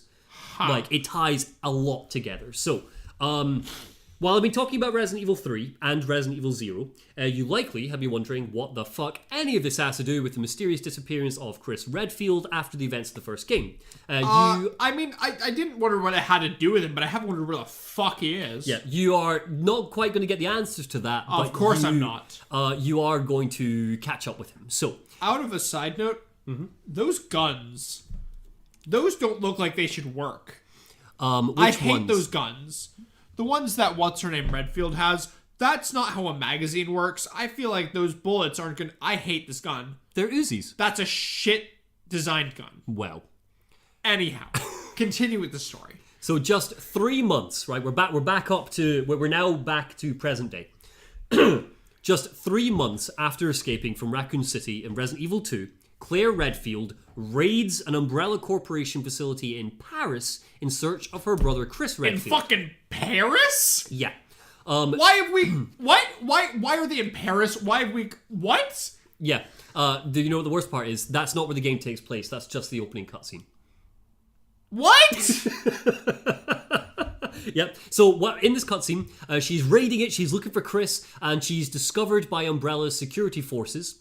She's eventually captured, and she's imprisoned on Rockfort Island, a prison island owned by... who? Umbrella, probably? Umbrella, yeah. Yeah, sure.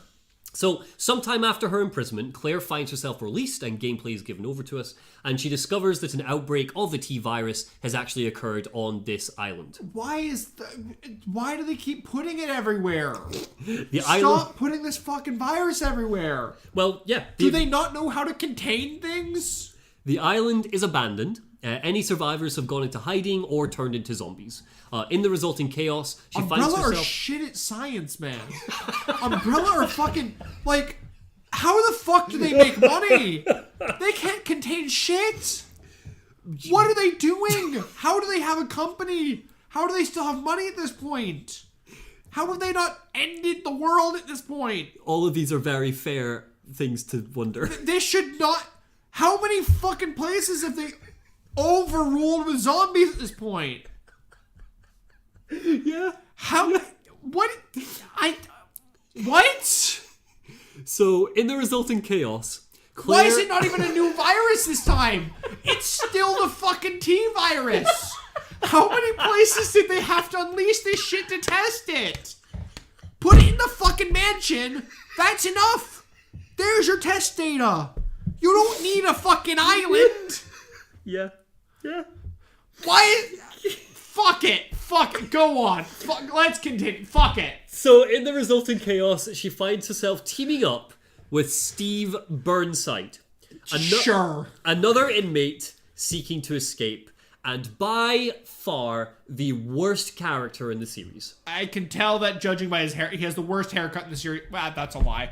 Yeah. One of the guys from 2 had a worse haircut.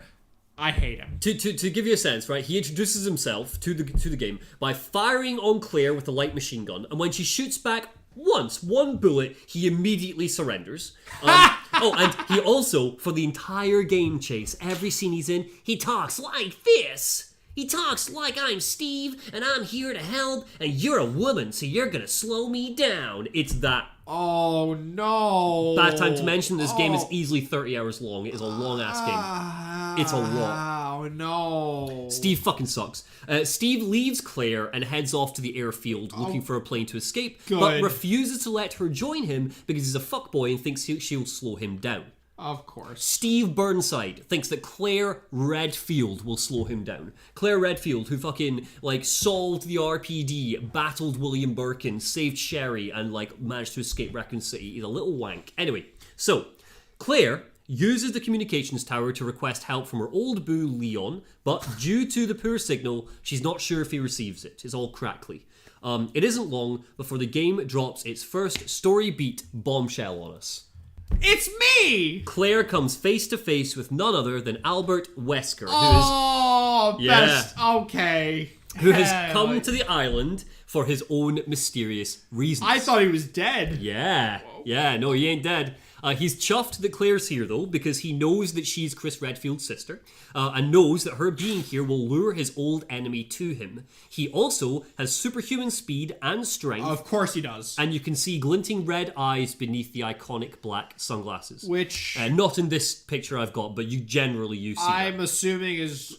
that, unless they've fucking rewritten the fucking T-virus again... I'm hoping is a new virus. It's not the T-virus. Oh, thank God. They've learned to stop rewriting their fucking canon. So eventually, Claire and Steve reunite, and the pair find a bizarre mansion further into the island. Another one. Yeah. Of course. Which seems to be relatively unaffected by the outbreak. The mansion has an eerily close resemblance to the Spencer mansion from Resident Evil 1.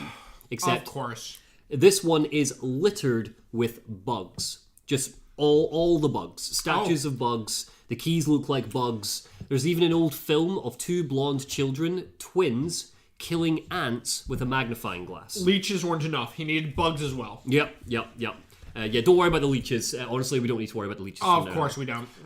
Soon after, Claire meets one of these twins.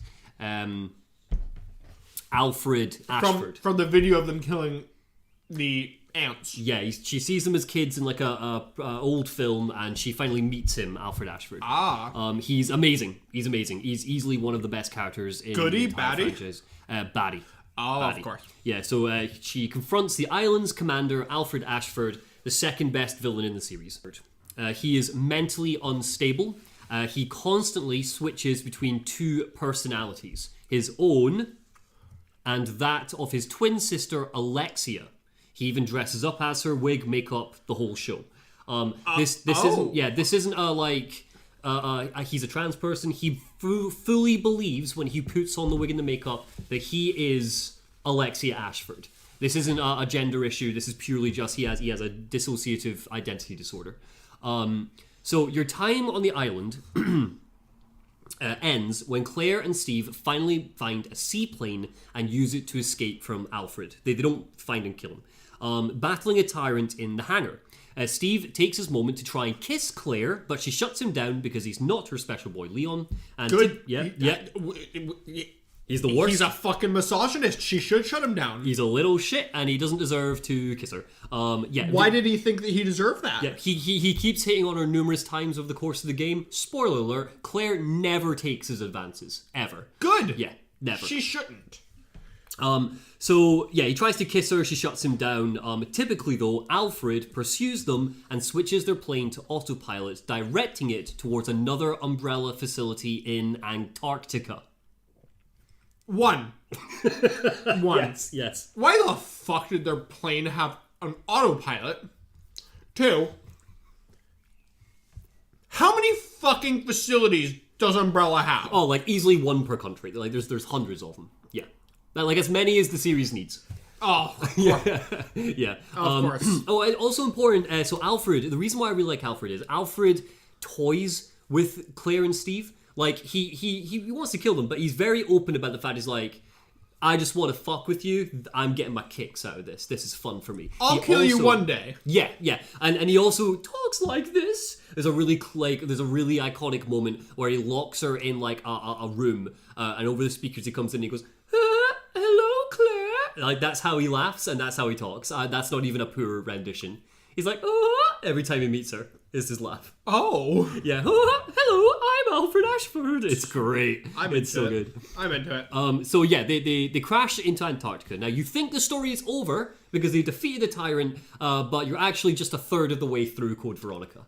I feel like at this point, tyrants are just part of the course. Like, they're not even the final bosses anymore. Yeah, honestly, yeah. So upon their arrival, the pair find that the facility had suffered an outbreak as well and fight their way through zombies and monsters within to seek a means of escape. They battle with Alfred because Alfred follows them on his own plane and they fatally wound him. But before he dies, Alfred enters a secret lab in the base and frees his sister, the real Alexia Ashford, who has been... Medusa? No, she's plant-like. She's a fucking plant. Yep. So she has been in a cryogenic sleep within the facility. Yes, because when you freeze a human body, they turn into a plant. That's because she has injected herself with the T. Veronica virus, an experimental virus that the Ashford family had developed 15 years ago. So not to be confused with the T virus or the G virus or the progenitor virus, this is the T Veronica virus, which is basically when they took the progenitor virus and started to play around with what would happen if you put it into plants and then put that into people. Because putting it in leeches, that's not enough. You need to put it in everything and then put it into people. Yeah, like it has weird reactions to shit. What would happen if you put it into a plant? This is what happens, apparently. You turn into plant Yeah. I don't know how many more of these fucking viruses I can... Oh, bro. Veronica! Is Veronica an important person? No, Veronica, it's named T. Veronica because Alexia and Alfred's dad is the person who created the T. Veronica virus, and he named it after his wife, Veronica Ashford. That's literally the only reason it's called that. Was she infected with it? No, she was just like his wife, I think, who died, and he tried to save her, and it didn't work. I feel like any sensible human wouldn't want a deadly virus named after them. I feel like that's not like a touching thing for him to have done. No. But whatever, sure. Yeah. I think if I'm not mistaken, and I may be wrong here, it's not that important, but basically I think he tried to develop it to save her life, and it obviously just went horribly wrong. But it doesn't. She dies off screen. She's not important. Save her life by turning her into Plant Lady. Yeah. I mean, well, I guess it makes scientifically logical sense to me in the sense of, if you chop off a leaf of a plant, it grows back that leaf. So it's the idea that you're trying to do regenerative abilities, but obviously it goes horribly wrong because the progenitor virus shouldn't be fucked with. I mean, I'll give that this one somewhat makes a little bit more sense than the others, but at this point, I don't fucking care, because how many fucking viruses, and does Umbrella not know how to fucking stop or contain a virus, or, like, at this point, I feel like they should have cut their losses after how many viruses they fucked up. Yep. And just gone, maybe pharmaceuticals isn't the business for us. Or, maybe we can develop insulin instead of zombies. Fair. But they make more money from zombies. How are they making money from this? Everybody's just dying. Who's gonna pay them? Sell it to terrorists.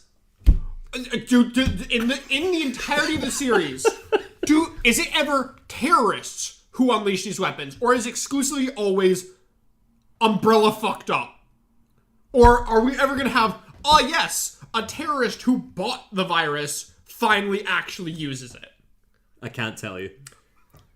Anyway, so awakened, Alexia manages to recapture Claire and Steve as they attempt to escape from the Antarctic facility by sending out a tentacle to pull them back in. Meanwhile, Chris Redfield arrives on Rockfort Island in search of Claire. He's been tipped off by Leon, who actually got Claire's message, and upon learning that she had left the island, Chris focuses on determining where and begins searching for her. Does it explain how the fuck Leon finally found... Chris was still missing the last time we saw Leon. How did Leon know where... You never hear Leon's voice. You never see him reach out to Chris. All we know is that he got a tip from Leon because Leon got Claire's message. Fucking somehow Leon knew her. Oh, of course. Yeah. Okay, sure. So he's there, he's looking for Chris, he found out that she's there and he's come to try and rescue her. So he focuses on determining where and begins searching for her. In the process of doing so, he comes across Wesker, who reveals that he's actually here to get his hands on Alexia's body and the T. Veronica virus in her bloodstream. That's what he's looking for. It's pure luck for him. That's like, oh shit, kill two birds with one stone. Get Alexia and kill my enemy Chris Redfield. So Wesker and Chris meet each other at the mansion. where Alexia appears, and there's a Zack Snyder style like slow mo fight where it's all like Matrixy and shit. But ultimately, Wesker gets his ass beat by Alexia, so he runs away. Wesker looks like one of the single most Matrix. Straight up. He looks straight up ripped out of the Matrix. Oh, like there are numerous like slow-mo Matrix fights with Wesker in the series. Like this is the first. that long coat and sunglasses, that just screams Matrix. Just wait for his later look, his most iconic look. It's great. So Wesker gets his ass beat and he leaves and he's like, fuck you, Chris, I'll leave you to deal with her. Kill two birds with one stone, she'll kill you, I'll come back later and deal with her. So Chris fights Alexia like in her human form and manages to beat her. He thinks that she's dead, but Resident Evil, she ain't. Chris learns of his sister's whereabouts, learns that she's in Antarctica, and Wesker discovers that Alexia has actually managed to escape and is alive and has retreated to Antarctica as well. So Chris and Wesker are both... Why is everyone going to Antarctica? Just, it's the nearest base. Where is this island? We don't know. It's near Antarctica. So we went from somewhere America to Paris to somehow moving just thousands of miles south to an island that conveniently is the closest to Antarctica. Yeah. What's the problem, Chase? Sure. So ultimately, basically, where we're at right now is Alexia's in Antarctica, Chris is in Antarctica, Wesker's in Antarctica, Claire and Steve have been captured by Alexia, also in Antarctica. So everyone's converged on Antarctica, right? The real one or fake brother pretending to be her one? No. Alfred's dead. Yeah. Fake brother is dead. They killed him. We're talking just full-blown Alexia walking about. Yeah, monster Plant Alexia. lady. Yeah. With the magic fire powers. Yeah. So, once there, Chris gets there, and ultimately he manages to reunite with Claire, and he frees her. And he's like, "Let's get out of here." But Claire's like, "No, look, he's a prick, but I need to rescue Steve. Like, he did help. Let's get him, and then we can go." So he just wants in her pants. Yeah. He's not even useful. Yeah. He just thinks men are better. So the two of them team up and they find Steve, but it turns out that Steve has actually, in this time, been experimented on with and injected with the T. Veronica virus, turning into this monster. Yep. This might just be the graphics. This is the most boring monster we've seen so far. Also, why does it have an axe? Because they're in a medieval facility in Antarctica. I don't remember. Of course! Yeah. After medieval insert country whatever expanded to Antarctica during the medieval era in their medieval era boats. It's all Umbrella built this shit. Like, when in doubt, Umbrella built this shit because they're fucking weird. Umbrella has a medieval fetish. They just really like the aesthetic. They wanted all of their mansions, because fuck castles, so their mansions to look like medieval. Claire's like a bit gutted. She's like, "Oh, it's kind of sad, actually. Like, it's sad that you've been turned into this horrible monster." So yeah, and like Steve like grabs an axe off a wall, and Steve attempts to kill Claire because he's lost all sense of control. I mean, let's be honest. He was a bit incel-y already. I feel like that was his natural progression. That's fair. It's fair. Steve grabs an axe. There's this really jank chase sequence. The picture I have on screen right now is actually from the Umbrella Chronicles, the L gun shoot game. This isn't how he looks in the actual game, but you have to like run away from him. And it's not great game design because as you're running, you will take a hit from Steve. No matter what you do, it is impossible to get away from him without taking a hit. So if your Claire doesn't have any healing items on her, which is very unlikely because the last time you played as her, she was in a big old boss fight, you're pretty much fucked. And you kind of lock yourself off from the rest of the game because you will die. It's 2 hits and Claire's dead. She needs to take at least 1 hit to get out of there. But anyway, regardless, that's a gameplay issue. So she manages to escape. And ultimately, Steve, failing to kill her, manages at the last minute to regain control of himself, and Alexia's tentacle appears to try and grab Claire, but he turns on Alexia's tentacle, which like just appears out of nowhere, uses axe, cuts it, and Alexia fucks off. He has the T. Veronica virus then? Yes. Why is he not a plant? Well, he's plant-like. He looks... He's green. He looks like... He's clearly white, yellow... beige. He's got like a green tint to his skin. Oh, fuck off. What's her name was very clearly a plant. This fuck is not a plant. God, I can't wait for you to get to Resident Evil 6, but we're getting there. So anyway, yeah. So Alexia retreats for the time being, and Steve manages to regain control of his faculties. He's still a monster, but he looks at Claire, and as he dies, confesses his love for her. Why does the most weak sauce character in the series, up to this point, the only one who seems to be able to overcome the virus? Through the power of love. Fuck off. He's a fucking incel. That's not love. That's creepy. Yeah, Steve sucks. Lusty bullshit. But thankfully he's dead. So good. We're coming up for the very end of this game now. So meanwhile, Chris and Wesker, so while Claire's dealing with Steve, Chris and Wesker get into a fight. Wesker finds Chris. Wesker, desperate to kill Chris, uses his superhuman strength and speed to get the better of him, but the two are interrupted by Alexia. Has it been explained how he got that yet? No. You learned that in Resident Evil 5. You're waiting a while. Yeah. Of course we do. Alexia appears. In the resulting conflict, Wesker escapes and manages to retrieve Steve's corpse for further experimentation, because it has the T. Veronica virus in it.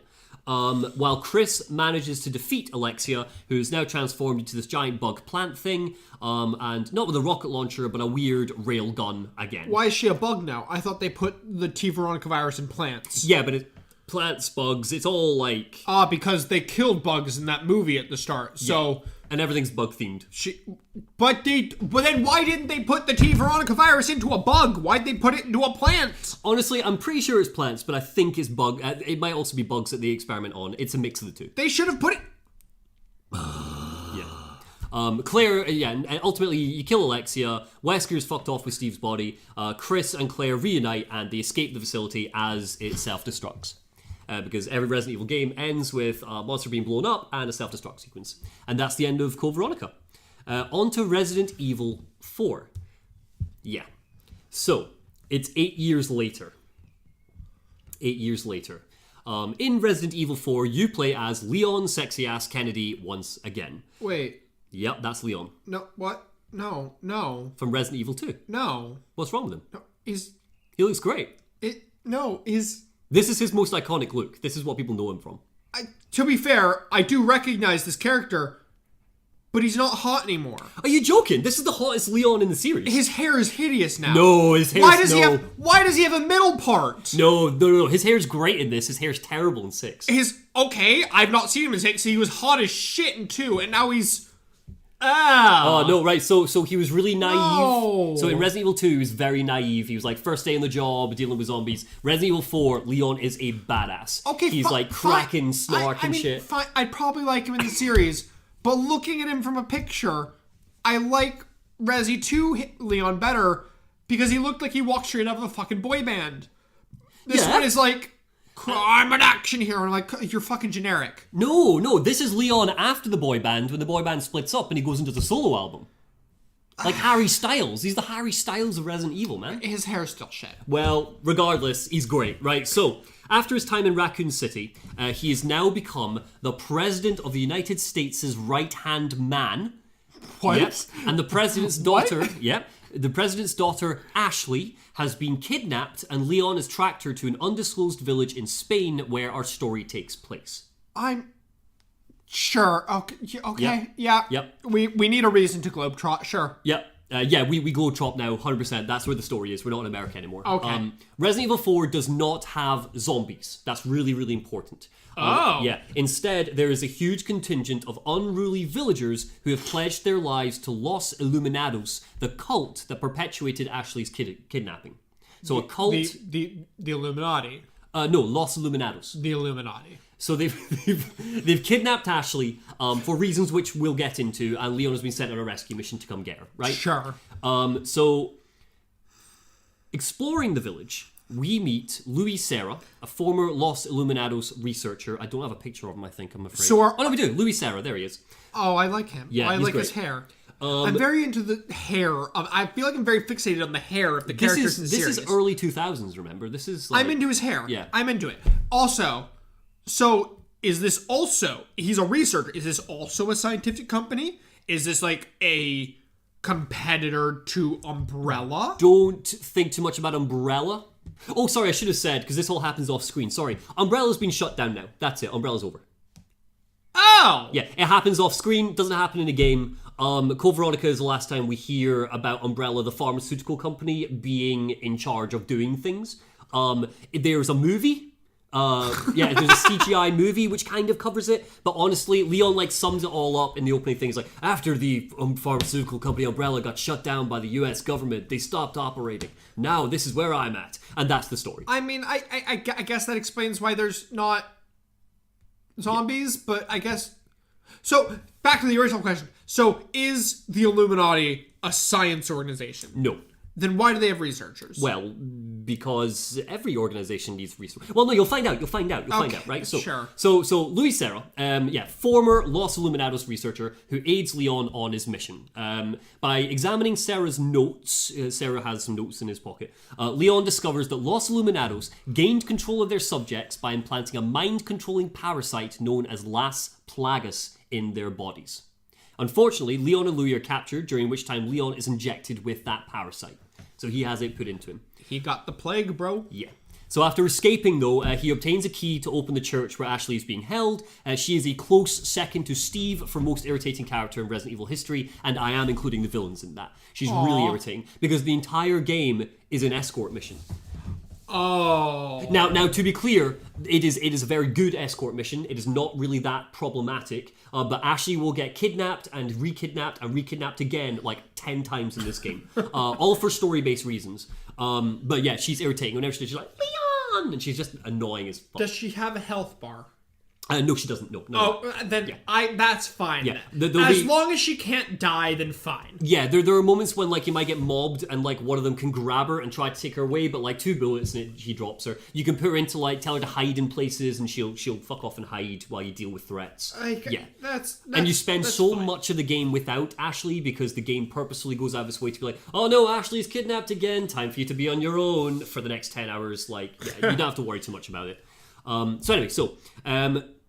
While we're there, he finds Ashley, she's irritating. While escaping with Ashley, he meets the mastermind of Los Illuminados, Osmond Sadler, the game's big bad. Who's a wizard?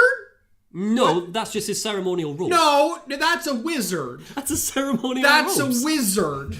He has a fucking staff. The staff has tentacles. It has even more eyes than fucking guy from the first game who had an eye on his shoulder. What? He has a hood. What fucking... Yeah. Why is he a wizard? Why does this series have magic now? He doesn't have magic. He's not magic. Okay, you say it doesn't have magic, but Plant Lady from the last game had fire hands. Yeah. Which is magic. That's bio Bullshit, flame. it's fucking magic, Well, and now we've got a wizard. So... Yes, so Osmond Sadler, the game's big bad, who tells our hero and our damsel about the plagas growing in their bodies. Both of them have been injected with it. The plan is basically that they want to infect Leon and Ashley, ship them back to the US, where they under his control will then affect the president and affect the world. Right? That's the plan. So this very clearly Spanish organization has a branch in the US now. No, they're just going to ship him back. Why? Because they're both close to the president. They come back and be like, hey, I saved Ashley. The president's like, great job. And then like one night, Leon's inject. Why would they obey him? Because he controls the plagas. But... He can make people do things. That's why he'd be getting attacked by all the villagers. Oh, because it's mind controlling. Yeah. Okay, sure, okay. So, so he then leaves them to like be infected. The two escape from him and make their way to the extraction point, wanting to get back to the US, just hopefully they can just take the plagas out of their body. Is it a physical object? How do you... Can they just cut it open and remove... Yeah, it's a parasite that's writhing inside them. Like, you take it out, hopefully. That's their hope. Whether or not it's actually going to happen or would work. Okay, so it's not... like a virus like the prior games. No, this is like a little alien being. Organism. Yeah, an organism. Yeah. So okay, cool. So a bunch of spooky horror shit happens. Leon has to fight a giant fish, a giant, He meets, legit, called El Gigante, which is Spanish for the giant. Is it going to explain? So in the prior games, bullshit mutation-y, large monster bullshit was because virus had bullshit. The Plagueis is like infected and mutated. Then why can it mind controls? It is not a mutation-y. No, it's it's not both. It's both. It's a parasite. It's not a virus. Why can it mutate them? Because it's horror. Because logic. it's magic from the wizard. Because the wizard has magic. Sure. Yep.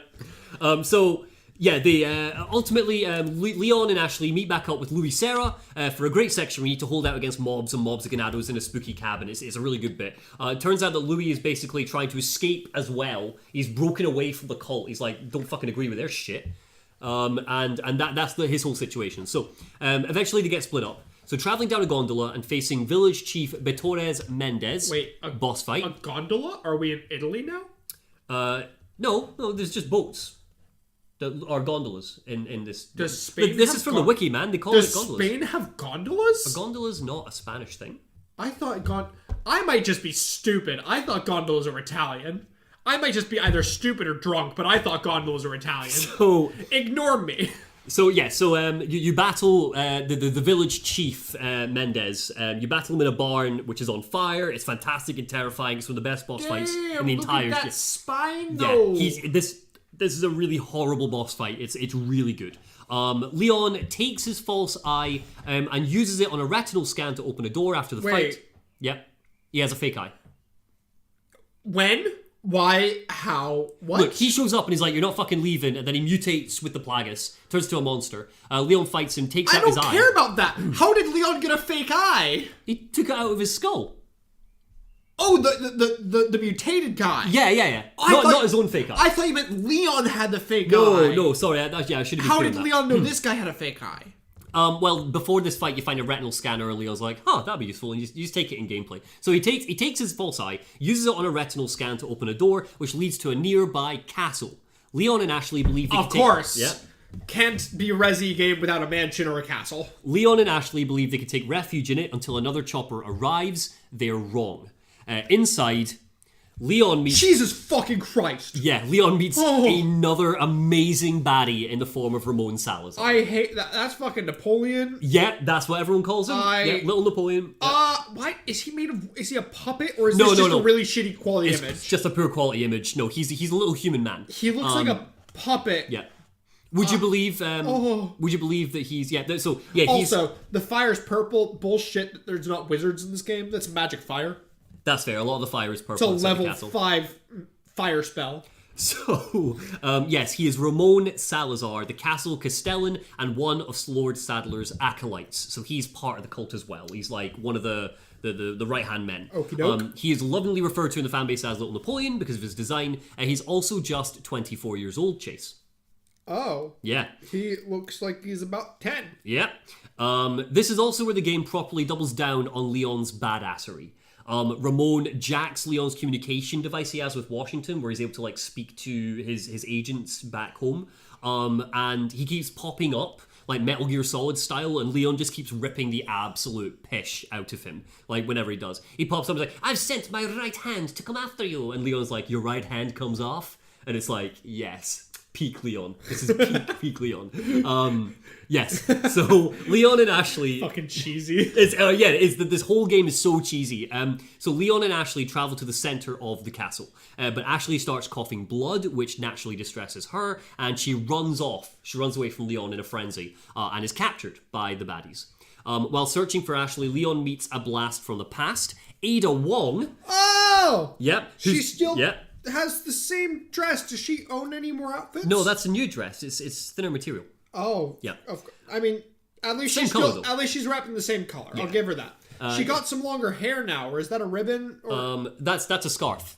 Oh, yeah. I dig it. Yeah, it's a good look, right? Good fashion. I dig it. So Ada she survived the destruction of Umbrella's underground lab in Resident Evil 2. She is now attempting to obtain a sample of the last Plagueis for her enigmatic employer, who you learn purely through collectibles is actually Albert Wesker.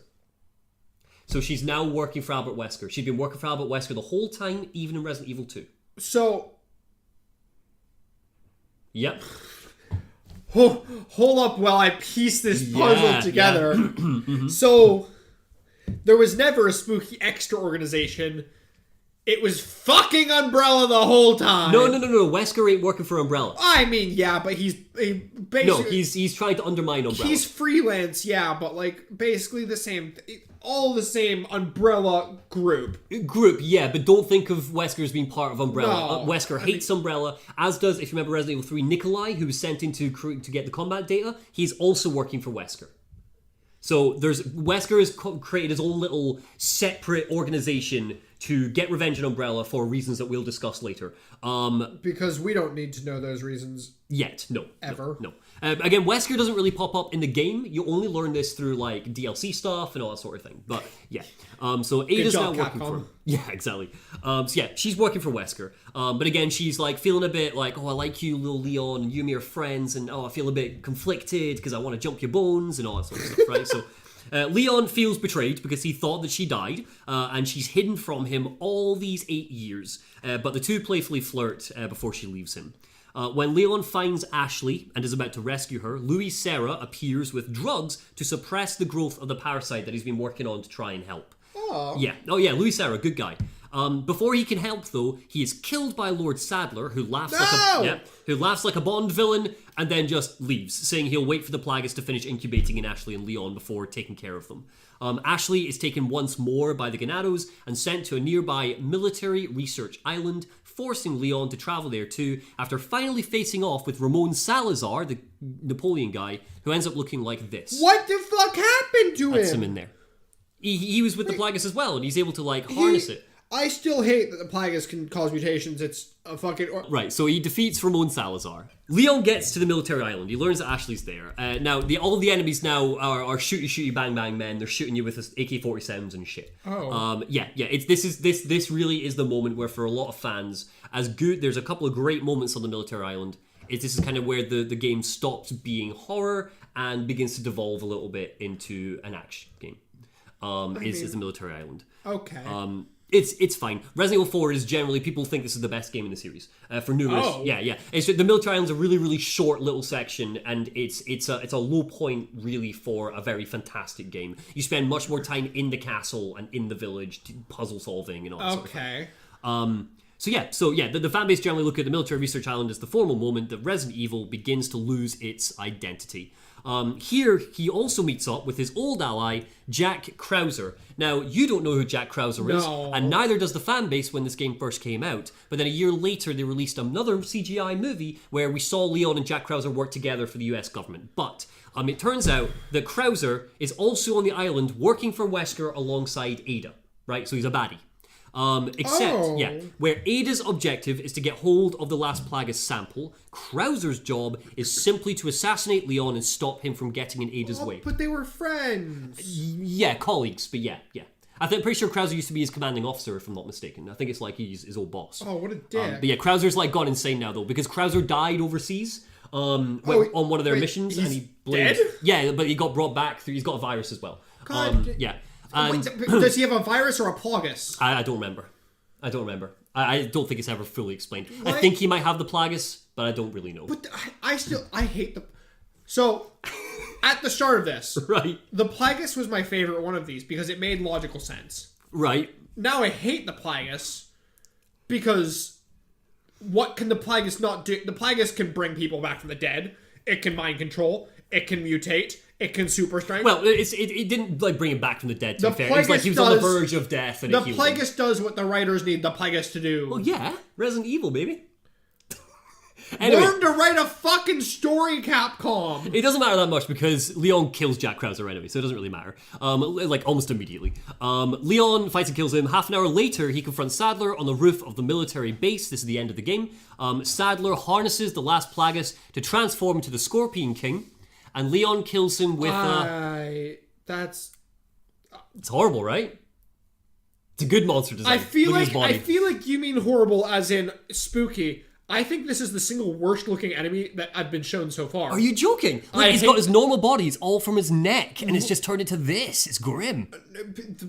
First of all, his face looks fucking stupid. Second, he's got fucking extra eyes again because we need weight points for the video game. Yeah. He has a weird collar bullshit. They're pincers. They're like his things. His face, he doesn't look like he can blink anymore, so that just seems painful. Yeah, well, he's not intended to go back into his human form. He has a fucking a tentacle arm. Why does he have a tentacle arm? I feel like that's incredibly non-necessary when he's already got massive spider legs. He's a final boss. He looks stupid. Well, I hate this boss design. Leon fights and kills him with a particular weapon. Can you guess what the weapon is? Is it a fucking rocket launcher? Yes, again? it is. Of course it is. Yeah, Ada actually throws it to him, just like at the end of Resident Evil 2, to help him out. He finds the sample. Where do they find these rocket launchers from? I feel like, and this, to be fair, is a complaint to video games as a whole. I feel like that video games and Resident Evil think that rocket launchers are a lot easier to come by than they are. We are in a military base. Okay, sure here, but in the prior games, Yeah. where the fuck did the rocket launchers come from? Don't know why it's in a lab. This is the only time that it makes sense that a rocket launcher is in any sort of availability. Yeah. Oh, sorry, I completely forgot, and this is going to make things slightly confusing. Leon and Ashley cured themselves of the last plagas. I completely forgot they fucking had it. Yeah. There was too much bullshit going on. When did they cure themselves? Before this fight on the military base, they find the vaccine thing that I think like Louis Serra was working on. How incredibly convenient. Yeah. So you don't have to worry too much about that. So he blows up. Lord Sadler's dead. Leon finds the sample of the last plagas that Ada was after, but Ada forces him to give it to her. Very similar to Resident Evil 2. She then escapes from the complex in a helicopter to rendezvous with Wesker, leaving Leon and Ashley to escape from the island on a jet ski.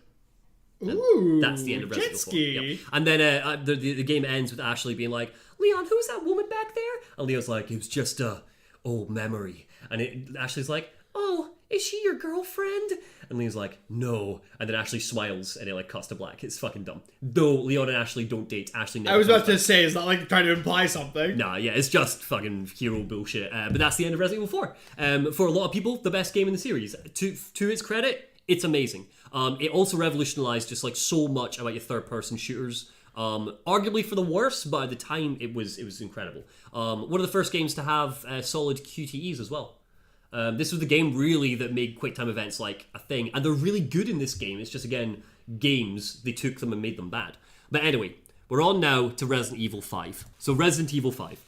The game starts in 2009, 6 years after the destruction of Umbrella, which happened off-screen, and 11 years after the destruction of Raccoon City.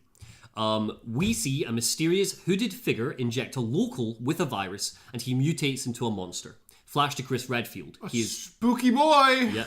He is now working for... Also, he's got red eyes. I think that's fucking Wesker.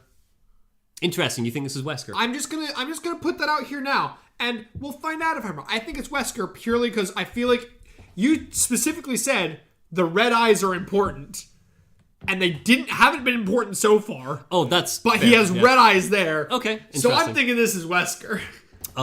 So yes, we see a mysterious hooded figure inject a local, they mutate into a monster. Flashy Chris Redfield. He is now working for the BSAA, which stands for the Bioterrorism Security Assessment Alliance. The BSA. Yeah. An organization set up in direct response to the growing number of bioterror attacks which have happened since Raccoon City. So that we don't see any of. That we don't. Well, we're about. Well, arguably you could count Resident Evil 4 as one. But yeah, and we're about to see another one. But, was it caused by Umbrella? No. So all that stuff about Umbrella making its money by selling off its viruses, it still has made no money. Well, it still Umbrella's has made no money. fucking broke. Well, Umbrella doesn't exist anymore. The US government shut it down. It's gone. No shit. They were broke. They never sold. Their terrorism plots were shit. Yeah. And again, bear in mind that like Wesker has been like nicking data and viruses to like sell off. So this is like the outcome of that. Like it's spread now. So terrorists have them. So this is going to be back to the T and G viruses.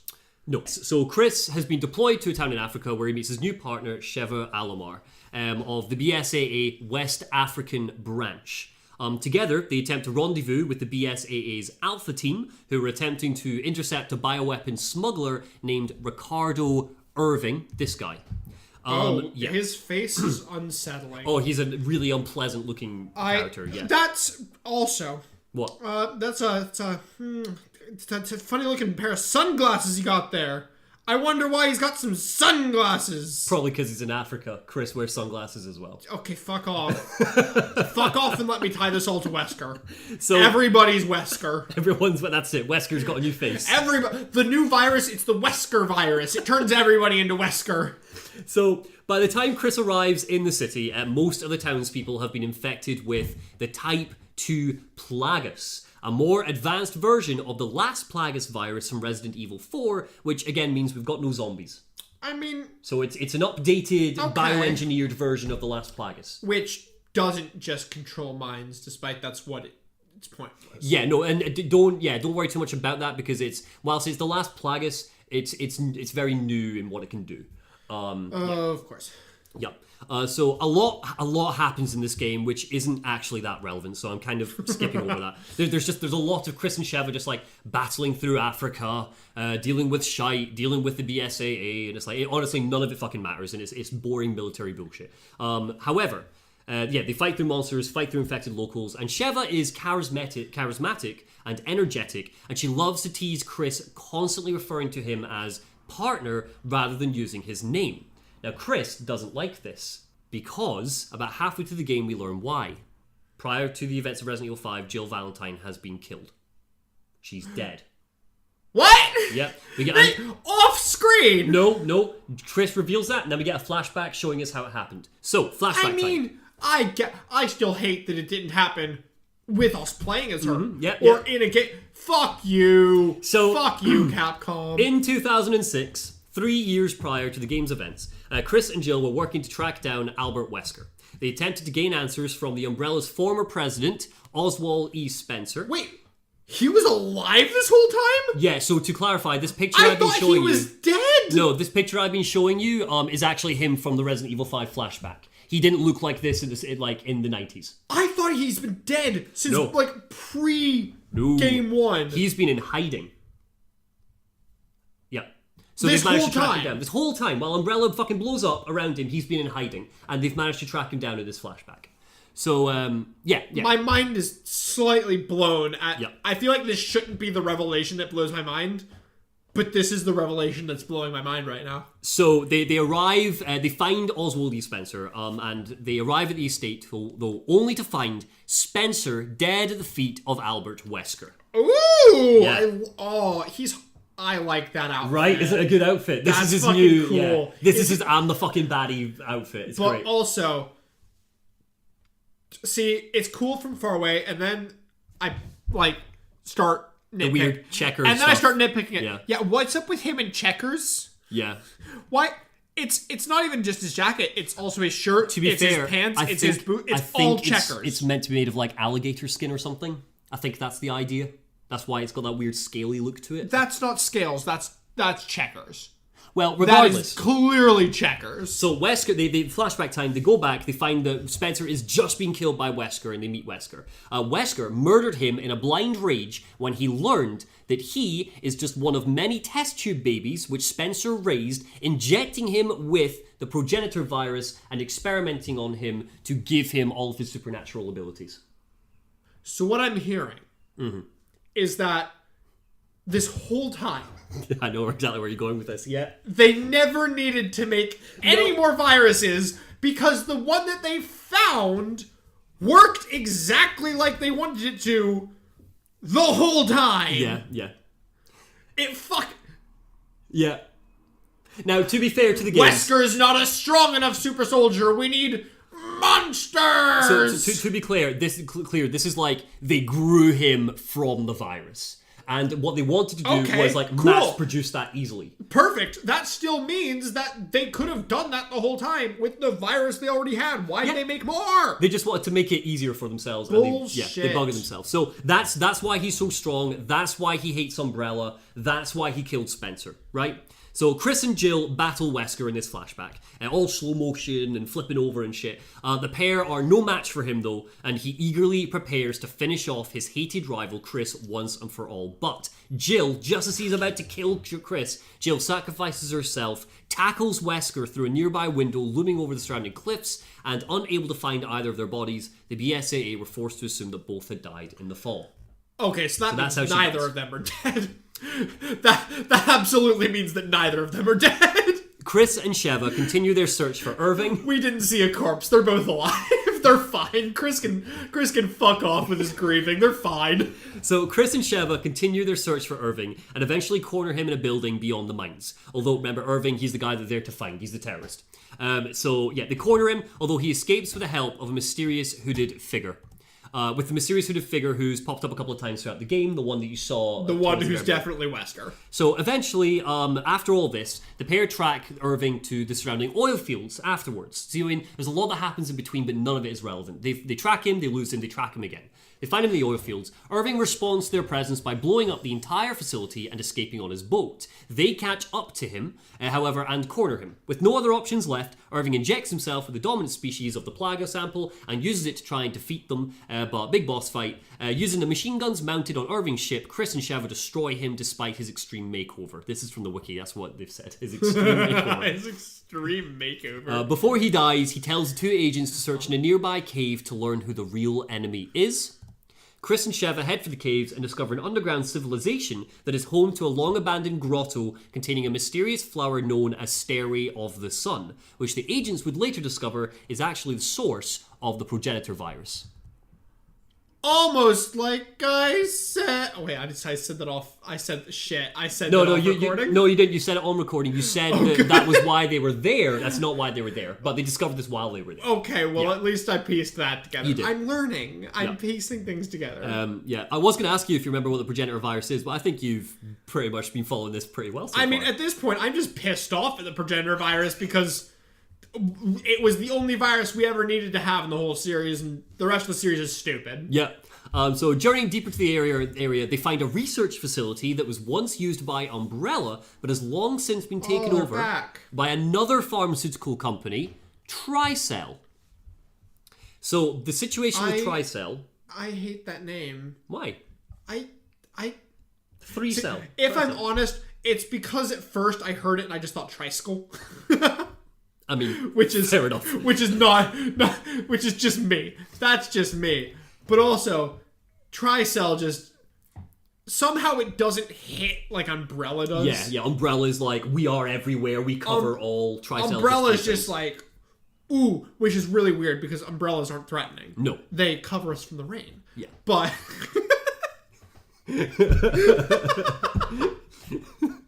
So the situation with Tricell is basically the reason why the locals are all infected and they're all, is basically the Tricell have been doing an umbrella and experimenting on them to see what happens if they inject them. They've been tricking the locals into thinking that these are vaccines for for various diseases that you'd have in Africa. They've been fucking with them, which really dark story. Really dark storyline. But yeah. So while they're there and they discover that Tricell has been involved, CEO of Tricell, Excella Giori, appears on screen and tells them to fuck off, basically. She's like, get the fuck out of my lab. Oh, she... Yes. Okay. What? Is it the fact that she looks extremely attractive? No, it's the fact that I feel like this is not the image of, head of a bioweapons agency that I had in mind. This is... Yeah. This is okay, sure. I mean, you could argue... I mean, maybe that's just me being closed-minded. Sure. By all means, you go, terrorist lady. Yeah. So she's like, get the fuck out of my lab, and Chris and Sheva basically ignore her and move deeper into the lab because she's on a fucking screen. She can't do shit. There, they encounter the hooded figure again in an underground cavern, and Chris fires a stray round which knocks away their mask. And that's when Albert Wesker finally makes his appearance. It turns out surprised Pikachu face. I'm so shocked and awed. I never would have guessed this. Chase. Albert Wesker is not the masked vigilante. This What? is Albert. No, he shoots the thing off. Albert Wesker then like steps out of the shadows behind the masked vigilante. And he's like, Chris, What? so nice of you to join us. What? Yeah. What? So, yeah. So he makes his appearance. It was a fair guess, but no. It turns out that he's been leading Tricell for all these years, nicking viruses all over the place to perfect. Wesker is the head of Tricell. Yes. Not the lady. No, so she's the CEO, but like Wesker has basically seduced her into giving him. So her Wesker's company. like the president? Yeah, he's Okay. her. Yeah. So basically, his plan all along for the entire series has been he wants to basically nick all these different types of viruses to perfect one ultimate virus called Ouroboros. Right? I mean, at least it's a cool name. Oh yeah, really cool name. I think it's based on like a Greek myth, maybe. I'll need to double check. It's the snake thing. Yeah, that's it. Yeah, It's the yeah. snake. So basically, the agitated Chris is quickly left speechless when Wesker reveals that the mysterious hooded woman is in fact Jill. Oh! And that is Jill. Yes, she's blonde now. Oh! Oh, okay. Yeah. Chris attempts to reason with her, but she attacks him with a flurry of hand-to-hand movements and starts an intense battle. Wesker arrogantly claims in easily one of his most badass moments in the entire series that 7 minutes I'll give you and no more. I have places to be. And then you have to have a fight with Wesker, a boss fight with Wesker and Jill, where you're fighting them both, where basically the goal isn't to kill them, it's to hold out for 7 minutes until Wesker gets fucking bored with you. It is an amazing fight. It is an amazing fight. But yes, so fighting Jill, Chris attempts to reason with her, but she attacks him with a flurry of hand-to-hand moves, starting an intense battle. Wesker arrogantly claims that he can spare only 7 minutes, and eventually leaves the task to Jill after 7 minutes. So then you've just got your boss fight with Jill. Chris again calls out to Jill and she attempts to resist Wesker's mind control. In the process, she rips off a part of her jumpsuit, revealing a device attached to her chest. Chris and Sheva work together to subdue Jill and remove the device, and she comes to. She tells Chris and Sheva that she'll be fine and orders them to stop Wesker. So, she doesn't have any kind of virus. No, she's just under mind control. She attached a device to her. So we've gone past viruses and bioweapons, and now there's just mind control machines that you can just put on somebody's body and mind control, no need for a virus. Yeah, she's just like sexy bodysuit woman who dyed her hair for reasons.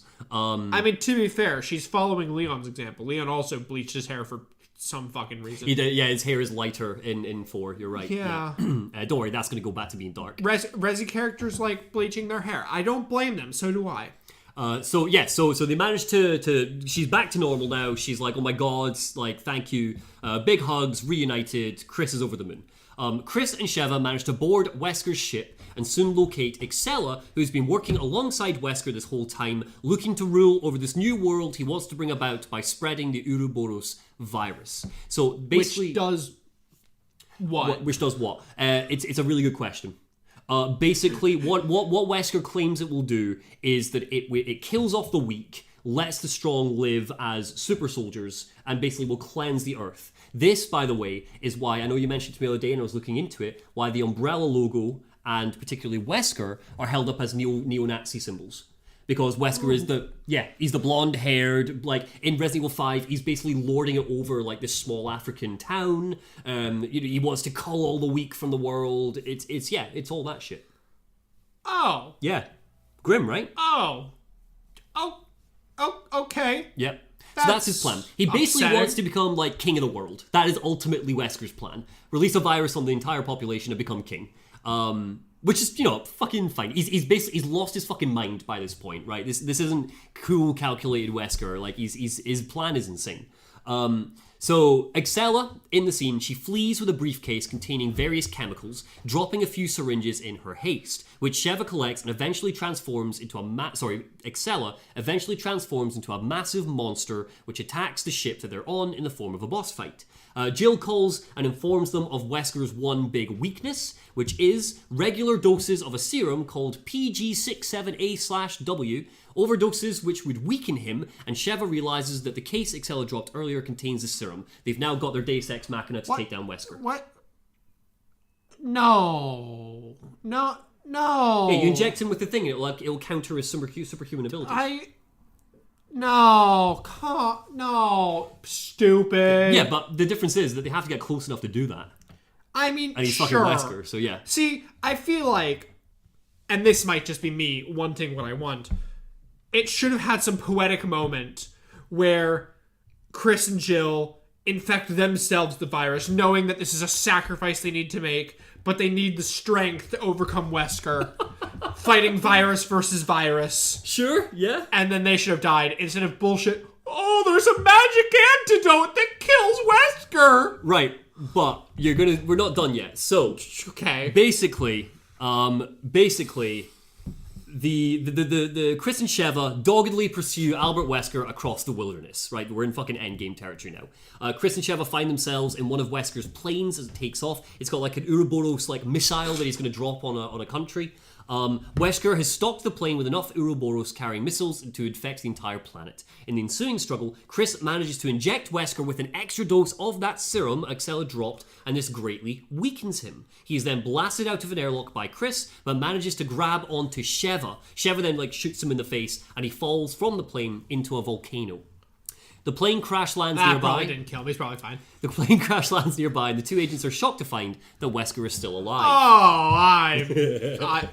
Oh, no, he's not hot anymore, though. No. But at least his pants survived the volcano. That said, I kind of hate that. I feel like he was like the perfected virus because the bullshit. Kind of hate that it they never should have ever made more viruses because the first one was already perfect. But now he's changed for reasons, I guess, and he's... Well, because the serum's made him mutate because it's weakened the progenitor in him and it's made him regress to one of the monsters you've seen. He's not the perfect man anymore. But yeah, so finally, badass boss fight in the heart of a volcano against Albert Wesker.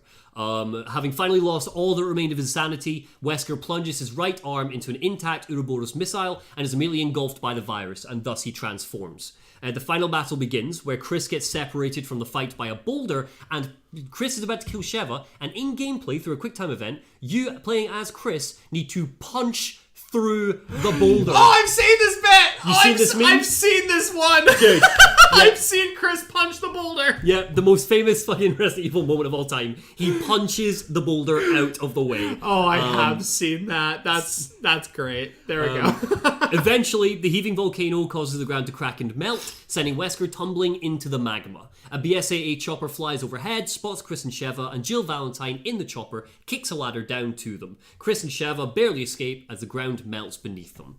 But I think Albert's fine. Wesker isn't dead yet. He Yeah. attempts one last gambit. He comes out of the lava. It's amazing. He comes out of the lava and he's like, Chris! And he fucking uses a tentacle to grab the chopper and tries to pull them into the lava with him. Oh, it's so good. And then Jill tells Chris and Sheva to use the rocket launchers from the chopper. Yes! And the pair shoot Albert Wesker in the face with rocket launchers. Not a Resi game without some rocket launchers. And blow him to Kingdom Come. And that is, swear to God, God's honest truth, that is how Albert Wesker dies. Burning alive in a volcano, 2 rockets to the face, he does not come back. Hell yeah. I'm not kidding, he's dead now. Which is a fucking shame. And I personally would have no qualms with him coming back. If Resident Evil 8, he steps out the fucking shadows to the fucking big vampire lady and is like, yes, thank you for saving me in the volcano. Yes. This plot's so stupid already that, to be honest, it's about to get worse. I'd be all here for it. This is just stupidity crystallized, and I'm here for it. Yeah. Right. On to Resident Evil 6.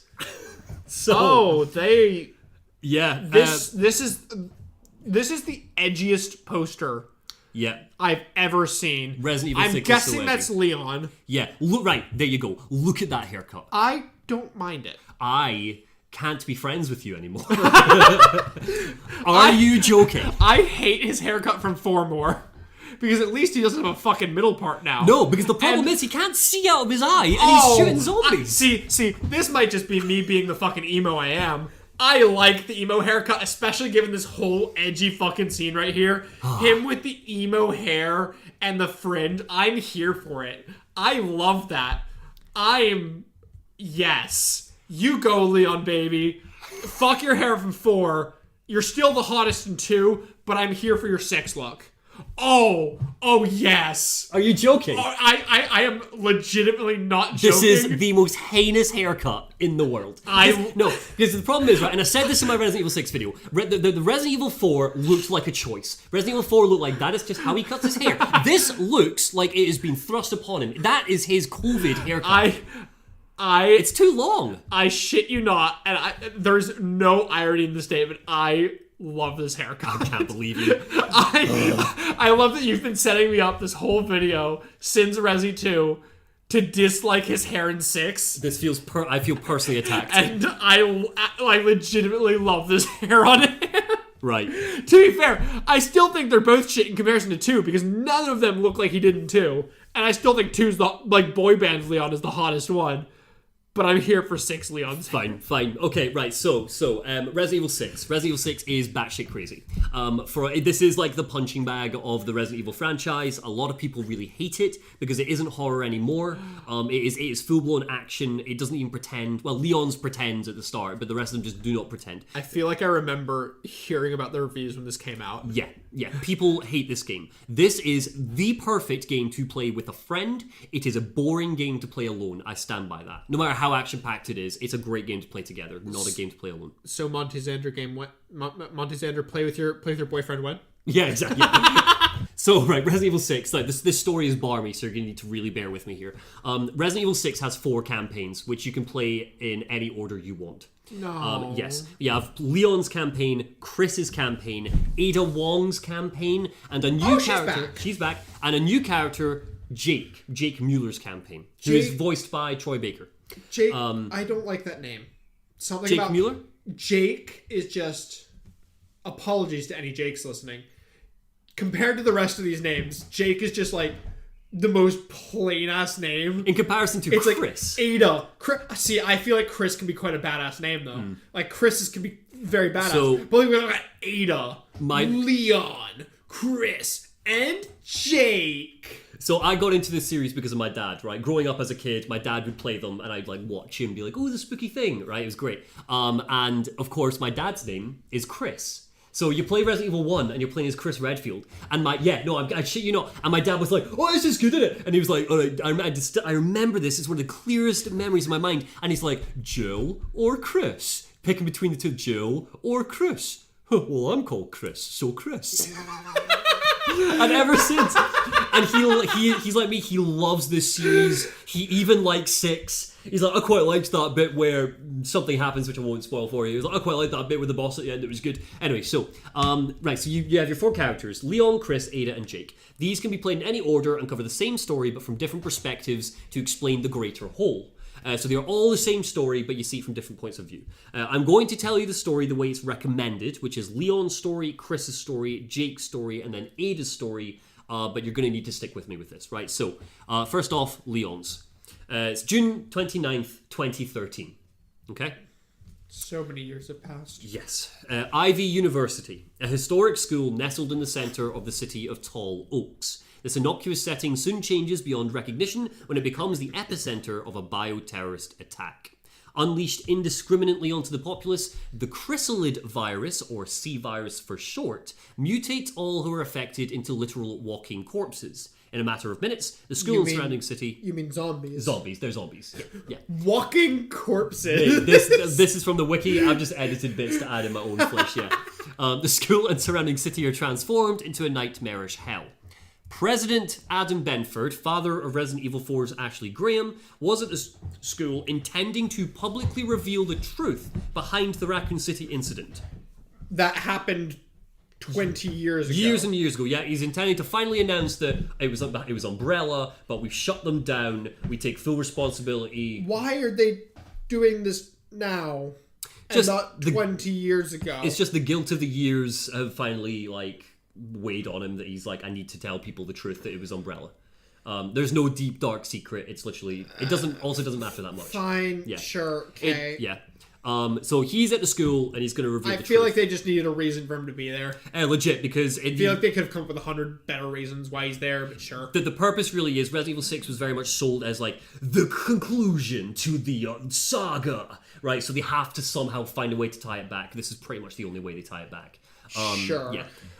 So yeah, and it doesn't matter anyway, because in the first, like, second of the game, he is among the infected. He's already been turned into a zombie. If they wanted to conclude the saga... Daddy Wesker would be here. He would be, yeah, and he's not. Again, do not get your hopes up. Wesker does not show up. Again, another one of the reasons why people don't really like it. They're like, you end in the game and you've already killed Wesker. Like, where are we going with this? So anyway, he's a zombie, right? Agents Leon Saucy Minx Kennedy and Helena Harper. So hot! Yeah, I good love picture, his right? hair! Not the hair. Rush to the president's side. Now faced with the creature before him, Leon is forced to make the most cruel of choices, and he shoots his comrade and commander, the president, and kills the zombie. With the gravity of their situation just starting to settle in, Helena, this new character, makes a shocking revelation. She claims that she was responsible for this tragedy. Furthermore, she promises to disclose the whole of the truth behind the attack, but only once she and Leon make it to the Tall Oaks Cathedral. Leaving this gruesome scene, they make their desperate escape from the university. Next, overcoming the bedlam that has engulfed the city of Tall Oaks, the pair are narrowly able to get a hold of a bus and head to the cathedral. After fighting through hordes of the infected, Leon and Helena somehow manage to reach the cathedral. Below the hallowed grounds is a strange lab, dotted with cocoon-like entities that seem to have mutated from humans. Here, Leon views a mysterious tape of Ada Wong being birthed from a cocoon. What? Yeah.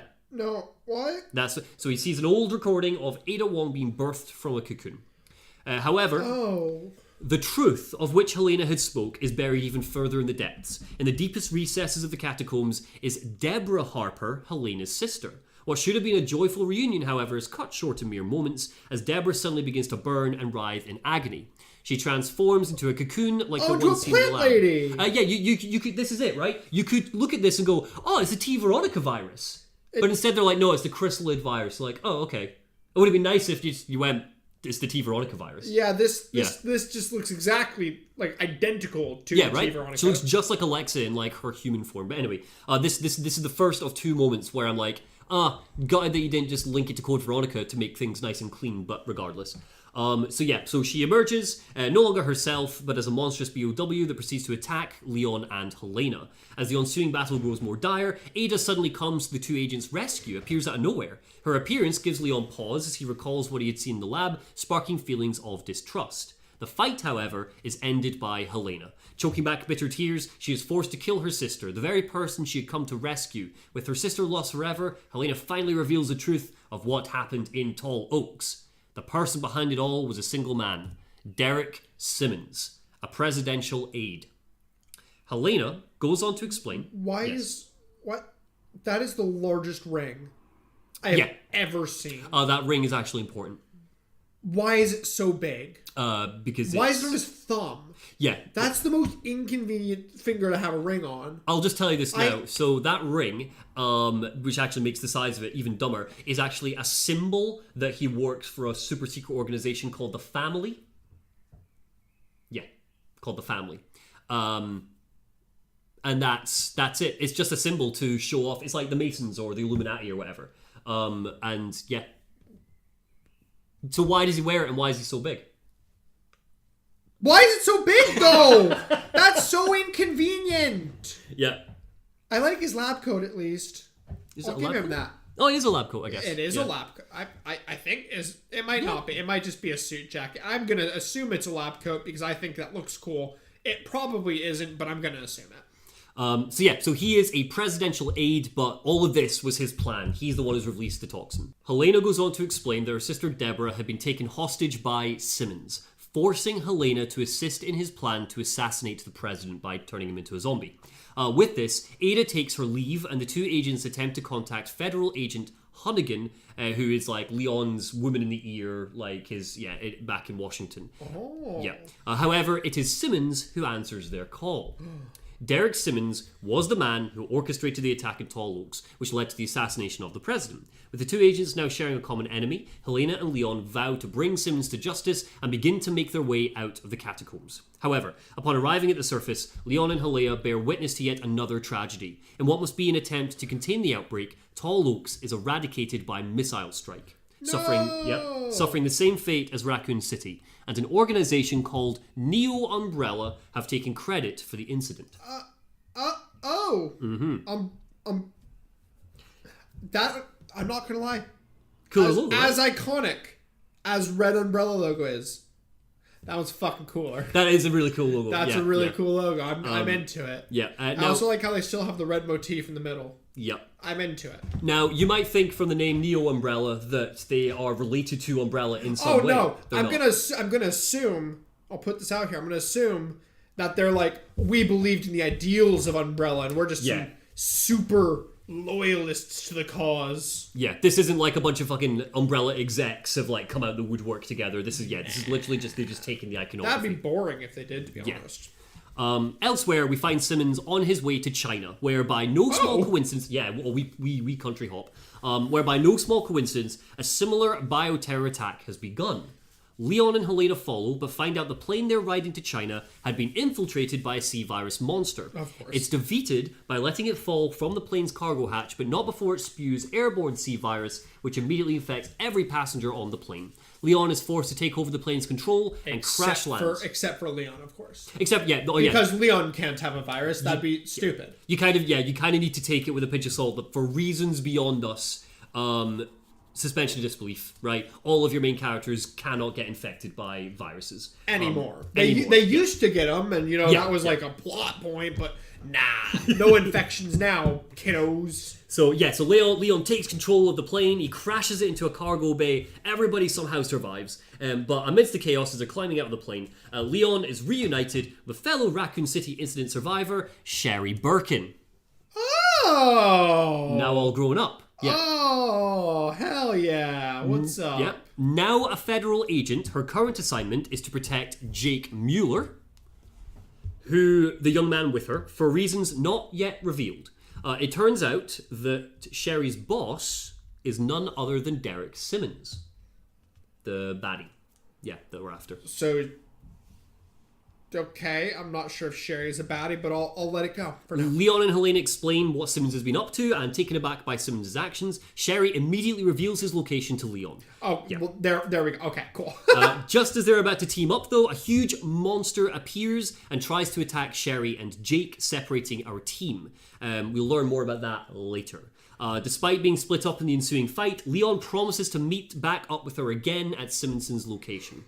On their way there, Leon and Helena catch sight of Ada once again and attempt to get some information out of her. However, that very moment, Chris Redfield of the BSAA shows up and, in a rage, accuses Ada of being the mastermind behind the attack. This is the first moment Chris and Leon have met in a Resident Evil game. And this is their meeting. Okay. I need to ask questions now that are going to link back to previous games. I suppose I missed. Chris is with the BSAA. Yes, he is. Who is with Leon? Leon is with the US government. CIA, I guess. Think of it. Okay, so BSAA is not part of the government. They're like an independent body. Yeah, they work for like the UN. Okay. Yeah, they're like the UN's anti-terror faction. Cool. Yeah. So Leon's like, where's Ada? I need to speak to Ada. I need to figure out what her deal is. Looking for Simmons. And Chris is like, why the fuck are you looking for Simmons? Ada did all this. She's right there. Kill her. And Leon's like, no, dog. And they point their guns at each other. This is, so the first moment they're on screen together in an entire game. The two get into a rager. Leon interjects, insisting that the real culprit is Simmons. And as our argument reaches a boiling point, guns are drawn, giving Ada an opportunity to escape. Leaving her captured to Chris and company, Leon and Helena head after Simmons. The two agents arrive to face off with Simmons. However, Simmons injects himself with the C virus. Oh, of course he does. And he mutates first into a zombie centaur. Yes, that is what that is called. So, I have so many questions. And then... Also, but before you change the slide, remember when I said that the wizard from 5 Do you think this is the worst? Stupidest looking boss design? I changed my mind. Yeah. This is There's not even a semblance of like the man he once was anymore either. I mean, I don't care about that. This doesn't have a semblance of anything. Like, this is just, we're gonna do scary by putting random body parts. We're gonna grab the entire bucket of dead body parts we have and just throw them together. Okay, it's about to get better, because after this, he then evolves again in his second phase into a zombie T-Rex. You know what? At least... okay, so, whilst I will again complain at the fact that viruses should stop growing extra eyes, because why? That's a weak point. Sure. Virus, you should know better by now. At least this one has a semblance of looking... At least this one looks cool. It does look really cool. I'm not going to say it's smart. I'm not going to say it's a good decision. I will at least give it credit for looking cool, though. This is basically the image that a lot of people go to when they talk about how this whole... look, Resident Evil 6 isn't a horror game, but it is an action game, and it's... goddamn if it ain't an entertaining one. Look at this. You know what I mean? And it is. It's that moment. It's like, this is both ridiculous and incredible. Can you imagine, like, split-screen co-op running around a big arena shooting this motherfucker while it chases you? Amazing. It's great. It feels great. Anyway, so they fight him. Fierce battle ensues, with Leon and Helena narrowly putting an end to him. Simmons is defeated, and retribution for the deaths of President Benford, Deborah, and countless others is had. Just as the two agents begin to breathe a sigh of relief, they receive a transmission from Chris Redfield telling them that Ada Wong is dead and that they're to immediately escape the city. Looking to the sky, it reveals that it is already too late, as a missile explodes overhead, releasing gas that engulfs the city. Desperate but determined to escape, US agents Leon Kennedy and Helena Harper soldier onward through the streets of China, the city around them now in pandemonium, overflowing with the walking dead. Rescue comes in the form of a lone helicopter whose pilot is none other than Ada Wong. Ada, who Chris had reported dead. Riding in Ada's helicopter, the two agents head to the roof of a nearby skyscraper. There, they find Simmons, who isn't dead, surprise, enraged at the sight of the three of them and powered by the enhanced... Yes? Is he a human again? Momentarily, yes. How? Have we seen anybody turn back from a whatever amalgamation of fleshy flesh into a human? Is this the first time we've ever seen somebody regress? Yes. How? It's the C virus, isn't it? Fuck off. Fuck off. Look, it doesn't matter because it's only for a moment. So you fight him again and in then his he human turns form. into a T-Rex again. And then he turns into a giant zombie fly. What?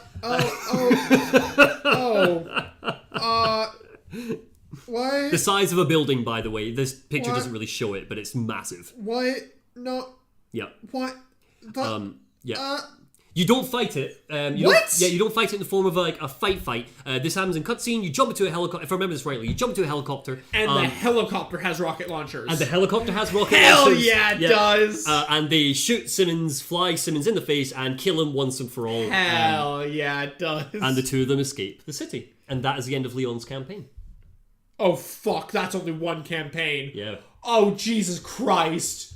Redfield. There's 3 fucking more of these. That's the longest one. Because that's the overarching narrative, and now I get to fill in the gaps for you. Still. Okay, sure. Go on.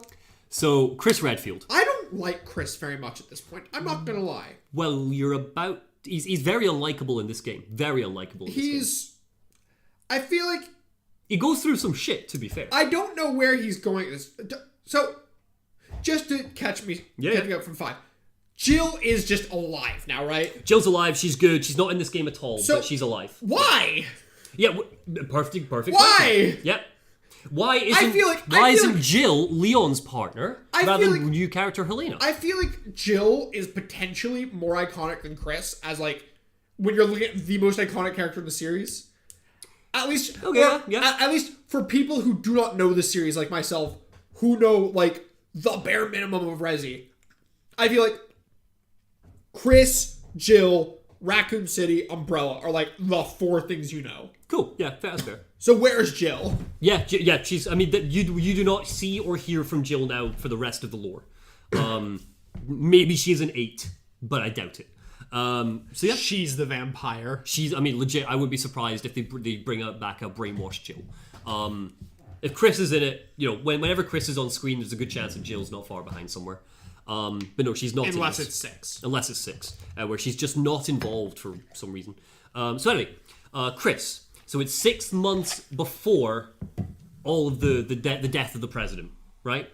Chris Redfield, still working for the BSAA, but now partnered with comrade Pierce Nivens, is leading Alpha Team in containing bioterrorist attacks. Oh, there's a new Alpha Team. Yes. In Edonia, an Eastern European state torn apart by civil war. Which is not Estonia. Which is not Estonia, it's Edonia. Of course. Fueled by bioweapons which have inexplicably appeared. Chris and company managed to secure the enemy's base, but inside they found a prisoner of the resistance, Ada Wong. Ada had been supplying the rebel forces with BOWs via an organization known as Neo Umbrella, and had also discovered the existence of the C-virus. So does Neo Umbrella have any connections to Wesker? Or has she just gone, Wesker's dead, gotta find the next terrorist group that's about... Yeah, got nothing to do with Wesker. Nope. So Ada's just like, guess I'm a terrorist, gotta find the next people who want to be terrorists. That's interesting that you jumped to that conclusion immediately, because Ada never was a terrorist. She was always like a mercenary with a heart of gold. No, she was supplying terrorists with bioweapons. Like, I like her, don't get me wrong. Ignore this right now. She was working for Wesker, supplying terrorists with bioweapons. She was a freelancer.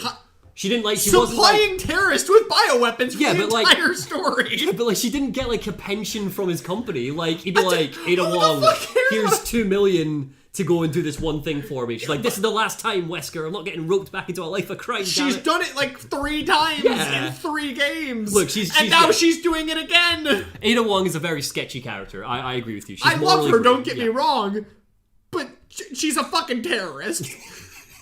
Anyone. Fair. Stick with that theory for now. Ada's been supplying her BOWs, blah, blah, blah. Chris and company proceed to escort Ada out. They're like, right, you're fucking under arrest. However, it was all merely a trap. Just as the unit head out from the base, Ada cruelly infects the team with the C-virus, mutating them all into cocoons. The creatures that emerge from these cocoons prove to be overwhelming. They deal a critical blow to Chris's head, causing him to lose his memory. He and his comrade Pierce Nivens are the only survivors. So, when you get infected with the C-virus, you turn into a cocoon. Yeah. And then come out a zombie butterfly. Pretty much. Yeah. Makes just as much sense as everything else in the series. So Chris is knocked out. Piers basically manages to save him, and the two of them escape from Edonia. But Chris loses his entire team on this mission. Piers looks like he's about 17. Piers is great. Look, this little relationship is like the bromance to die for. This is like this is a cracking little story. I like this a lot. I mean, cool. I'll defend it to the death. I'm not saying that it's not, but I am saying that Piers looks like he is a child. Well, he is younger. Oh, yeah, but also Chris is like old by this point. I mean, I'm sure he's like old. He's maybe like early 40s. I'm sure he is. Piers still looks like a child. Why is a child in a war zone? He's like a young son. Anyway, right. Well, let's move on. So the two of them escape. So it's a few months later. We see Chris alone in a bar in Eastern Europe, drowning himself in booze. His memories are lost. Yummy. Each day bleeds into the next as he loses another piece of himself to abandon.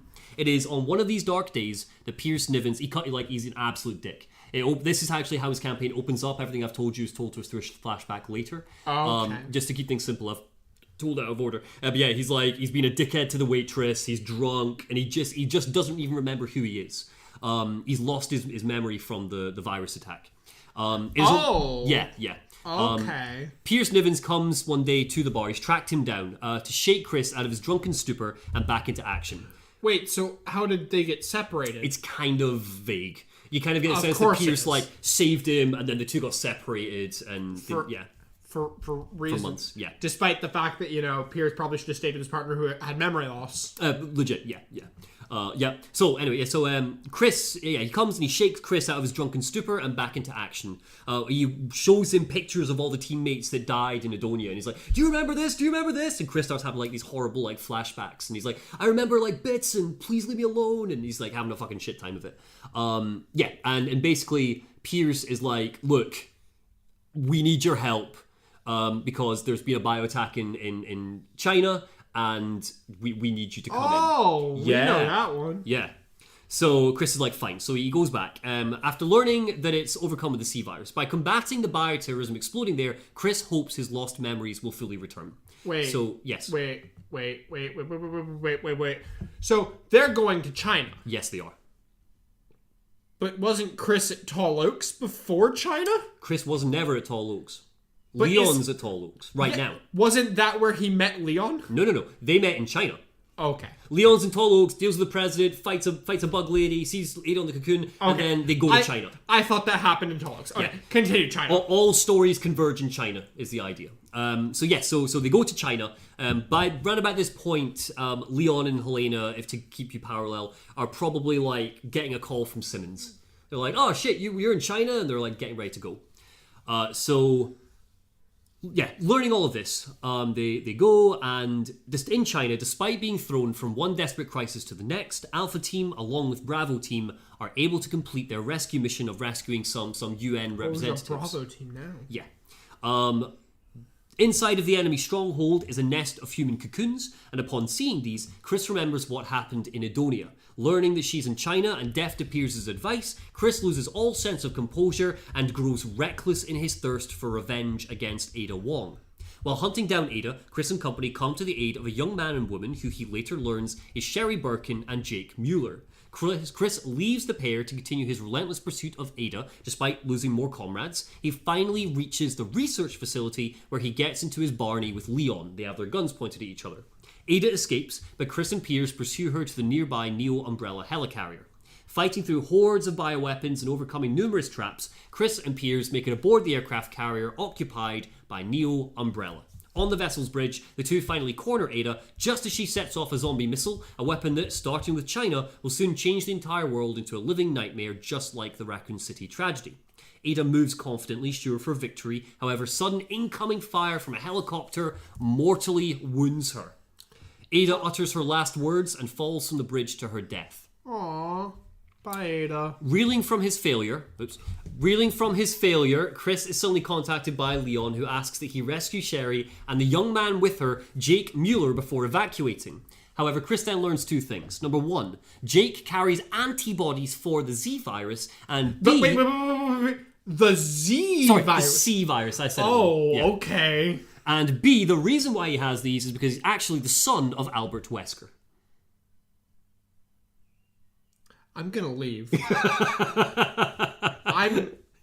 you not like the picture? It's a good picture, though, I'm right? gonna leave. He's Wesker's son. No. Don't ask me who his mother is. We never will. To be fair, though, Wesker is so sexy that it could be anybody. So how the fuck did Wesker have antibodies for the C virus that wasn't in the series to this point? Well, it's all linked to the progenitor virus, isn't it? I don't care. And he's probably taken some progenitor virus, from Wesker, because he's got, martial arts, superhuman speed and shit. So, yeah, it's probably, just his antibodies. But, yeah. So, taking up at the... least they pulled Wesker into this game Yeah. I guess. So, taking up the call, Chris and Piers infiltrate Neo Umbrella's undersea facility and rescue Jake and Sherry. Finding them, Chris reveals to Jake that he was the one who killed his father. Reflexively, Jake pulls his gun on Chris. The situation is tense, but before it can escalate, Neo Umbrella's massive bioweapon, House, appears. Oh! Now, yeah, right, good villain design. But before we talk about House, the scene with Chris and Jake is actually really good. Jake is basically like, was it business or was it personal? And Chris goes, it was a little bit of both. And it's I love that action storytelling stuff. Cheesy line, but good shit. Love it. No? Not even a little, yeah. I mean, that's cool. I feel like you should have told me that before you showed me this really fucking cool boss design. Yeah. I'm very into this boss. At last, Ada's true objective becomes clear. Should House make it to the surface and is leased upon the world, all will be lost. Entrusting the fate of the world to Jake's unique blood, Chris tells Jake and Sherry to escape. He and Piers remain, determined to stop House at any cost. So why is this Ada's objective? What is her? Oh, you have to wait for her campaign to find out why she's doing what she's doing. Oh, okay. Yeah. Fair. You will learn, don't worry. House, however, proves to be overwhelmingly powerful, dealing a mortal wound to Piers and badly injuring Chris. Using his last ounce of strength, Pierce injects himself with the enhanced C virus. His arm mutates into a massive zombie arm which can shoot lightning. If you're playing this co-op, this suddenly means that player 2 gets to run around shooting lightning out of their arm at the boss. Yes. No. Yes. Yes. Yes. No. No. Yes. No. Look at him, he's so cool. No. I love this fan art, it's great. No. No. No. I don't even care that when we play it like we're going to, I will be player 2. Fair. And that means I get to do this. Yeah. This is fucking stupid. So Also, the enhanced C virus. So there's an enhanced version now. Yeah, I honestly don't really remember. Look, man, this plot is so difficult to keep track of.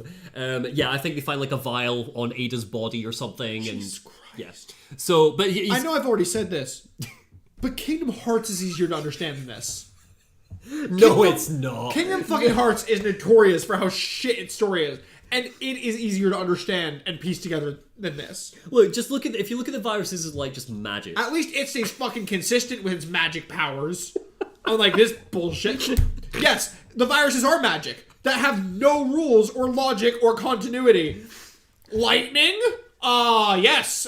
All of the other C virus zombies had lightning. So to the game's defense, it's referenced in the game as bioelectricity. Second, bioelectricity. Second, house. They just wanted to put the word fucking bio in there. House as a bioweapon is able to emit bioelectricity, so it's connected to House somehow. Why he's able to do it. Of course it is.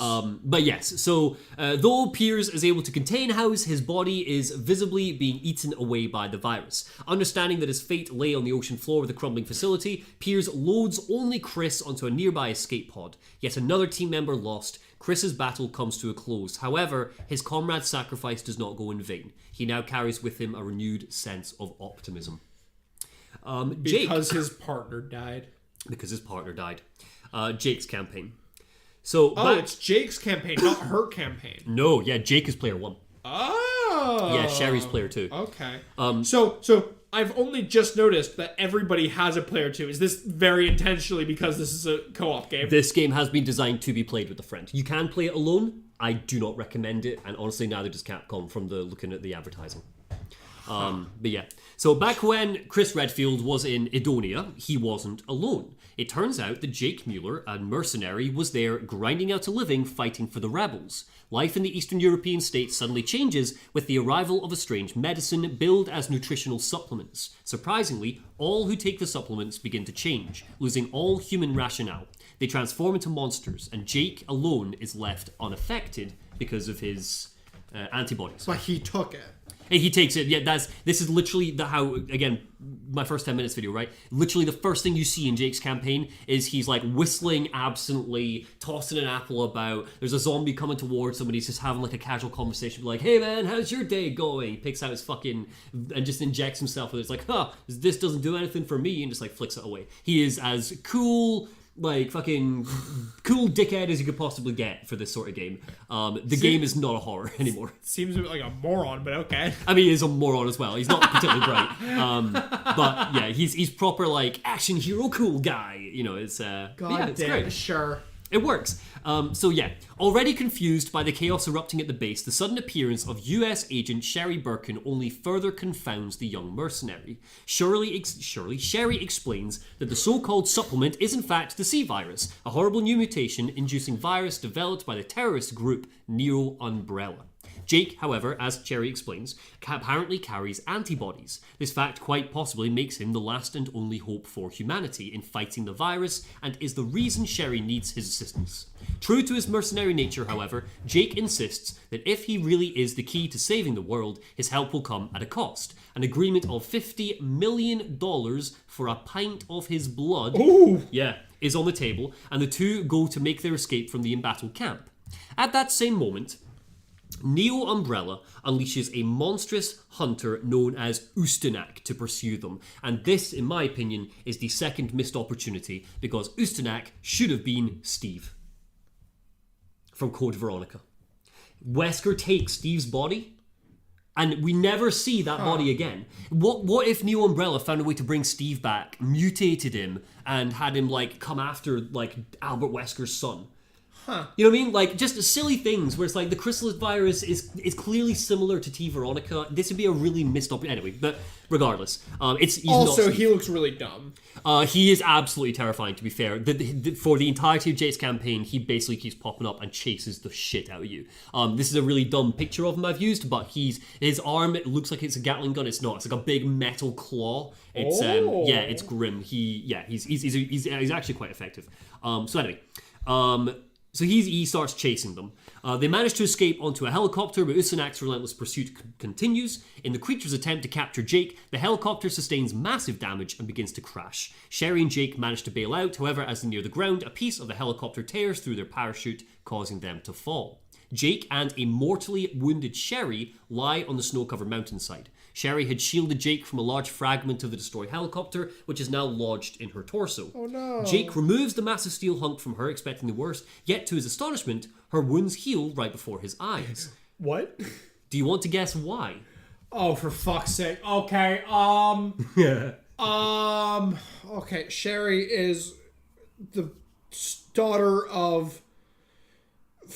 Sherry's the daughter of William from 2, who had the G virus. I'm assuming that she had some mutation of the G virus, like a super G virus that was like purified and can heal her. Pretty much, yeah. Yeah, I think you're giving the game too much credit. All it tells us is just the G virus is still coursing through her veins, but she's not mutated. Wait, did she have the G virus? Yeah, if you remember, she became infected with it and they gave her the vaccine. Oh, so it stopped her from mutating, but clearly, like, there's still remnants in her bloodstream. But yeah, pretty much, bang on. Sure. Okay.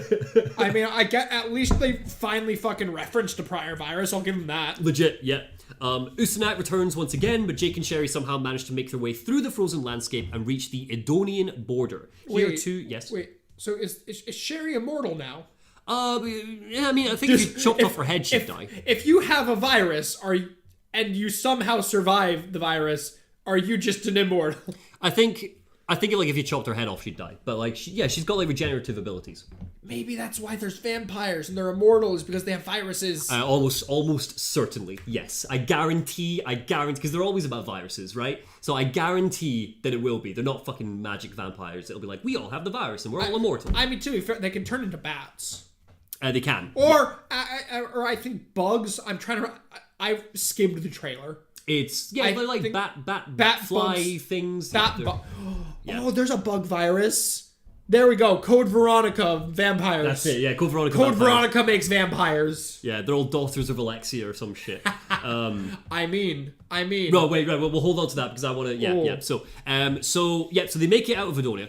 Here too, they are surrounded by Neo Umbrella and they're captured. The mysterious woman that had distributed the C virus to Jake's mercenary group, Ada Wong, suddenly appears before their eyes. She tells Jake about Albert Wesker, a man who had nearly destroyed the world, and according to her, is also Jake's father. The pair are taken to a facility in China. Here, they are subjected to test after test, day in, day out, for a grueling 6 months. One day, Jake finds an opportunity to break free and after eluding his captors, manages to shut down the facility's power before making a run for it. Noticing the power outage, Sherry also seizes upon this opportunity to escape from her room. After some commotion, the two are finally reunited. However, in contrast to Sherry's joy, Jake is brooding, harboring anger over thoughts of his father, Albert Wesker. Jake feels cheated by life, having been cursed with his father's blood. Sherry admonishes Jake, sulking, arguing that how he lives is not up to his father's legacy, but up to him. The two now have a common bond, being the children of Umbrella baddies. Making contact with the US government, they discover that Sherry's boss, Simmons from Leon's campaign, is in China, and they decide to report into him. In China, they're rescued by Chris and Piers and meet with Leon and Helena, witnessing them crash their plane and learning that Simmons is behind the attack. Eventually, they find themselves trapped in Neo Umbrella's undersea facility. The situation seems hopeless until Chris and Piers, following a tip from Leon, show up to rescue them. Jake and Chris come to blows over Chris's murder of Albert Wesker, but are interrupted by House. While Chris and Piers take him on, Jake and Sherry once again are intercepted by Ustinak, being forced into a brutal fight. The seemingly unstoppable Hunter refuses to be defeated, even after having its body burned away by fiery magma, its pursuit unforgiving to the end. Magma again? Yeah, magma again. How very in thematics with Wesker's son, and now there's... See, it's clear they thought about little dumb things like this. Like, you know, the son of Albert Wesker is the cure for mankind. Isn't that poetic? All that sort of shit. But, like... So anyway, yeah, so big old fight. Its pursuit is unforgiving. Jake gets into a hand-to-hand fight with the beast, and eventually he and Sherry kill it and escape from the facility. There is a moment where it's almost like a boxing bit where the camera perspective changes. And you're like, boo, boo, boo, boo, having to like box it. It's fucking ridiculous. It's great. It's so good. Following their adventure together, Jake hands over a sample of his blood to Sherry and disappears, though not before lowering his original asking price of $50 million to just 50. I'll give you some blood if you buy me a bus ticket. Legit. It's back like home. It's not even like he's like, just have it, it's fine. It's like, I still want summon for this. All right, $50 please. I mean, does she pay him though? Yeah, she pays him. Hell and, yeah. From Jake's blood, a vaccine for the C virus is distilled, and the outbreak is gradually contained. Wait. Yes. So, if you have the virus, if you have a vaccine, Yeah. does that imply that you can get cured of the C virus, or does this just stop you from being, like, once you have it, can you not go back, or does this just stop you from getting it in the first place? Are you basically asking if we can turn the zombies back into normal people? Yes. Yeah, I don't know. Then it's never answered. I mean, it is, because Bullshit Boy turns back from a dinosaur into a human for a second. True, but that's not through the vaccine. That's just his mutations he can control. I mean, you don't know that. He has a pharmaceutical company. Maybe he has a vaccine. Right, are you ready for the final campaign? Yes, let's find out why Ada wants Liquid Boy to kill the world. So Ada Wong, matchless in her ability and renowned in the underworld as a spy, Ada Wong one day receives an unexpected message. Presidential aide Derek Simmons apparently has some information he claims is of great interest to her. Curiosity piqued, Ada follows his instructions and infiltrates a submarine, which oddly has its security systems set to match her fingerprints.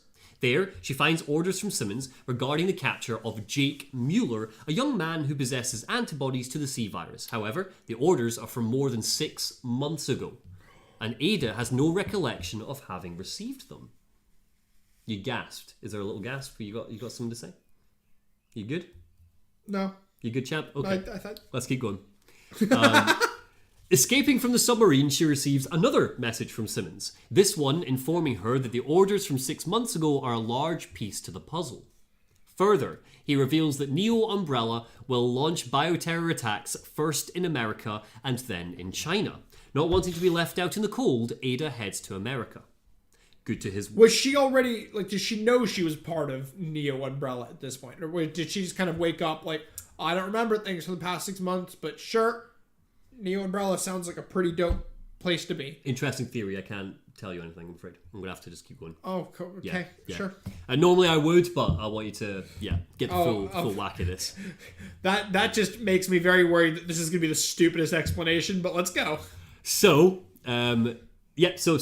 she goes to Tall Oaks and sees the president being shot. On her way to Simmons' laboratory, Ada runs into Leon and his partner Helena. Helena tells of how Simmons had kidnapped her sister Deborah and blackmailed Helena into cooperating in the Tall Oaks attack. It turns out that Simmons works for a generations-old shadow organization called The Family that manipulates global-scale politics in order to maintain international stability, meaning the continued wealth of the family's members. So the real Illuminati, not to be confused with the Illuminati from 4. Yes. Yes. In Simmons' lab, Ada finds a tape showing what appears to be herself being born from a cocoon. For Ada, this solves one mystery. The person to whom Simmons had given the orders 6 months ago was not her, but her Neo Umbrella doppelganger, a fake Ada. Furthermore, oh, for fuck's sake, this fake clone Ada is now threatening the stability sought by the family. Ada is unable to sit idle while this copy of her parades about and leaves to find and eliminate her. God, so Yes. Okay, to be fair, I feel like at this point I might just have all my will to fight might just be gone at this point. But so like I feel like I can't fight. Sure, clones are a thing now. Whatever. It's more that I'm trying to work out whether all the Adas we've seen so far are Neo Umbrella clone Ada or Ada. Yeah. So, to give you context, Ada's campaign, when the game first released, was a secret campaign. What? Yeah, so you had to beat... Wait, so you... Yeah. What? So you had to beat Leon, Chris, and Jake's campaigns, and then the game would go, fourth secret campaign, which answers, like, what the deal is with Ada. Okay, sure. Yeah, right?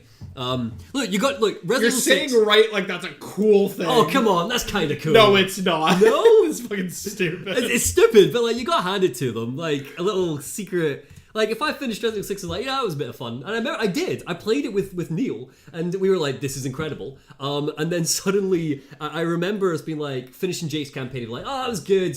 Yeah, punched a monster to death. Great. And then we were like, cool. There's a fourth campaign? And it was exciting. Anyway, so Ada. So she goes to China. And she picks up a BSAA transmission, leading her to the imposter Ada's location. How did she pick up a BSAA transmission? Just because she's a spy. She got gadgets and shit. Sure, okay. Following Chris, she infiltrates the Neo Umbrella-controlled aircraft carrier, intent on finding the imposter. On the aircraft carrier, Ada finds documentation regarding the creation of her imposter.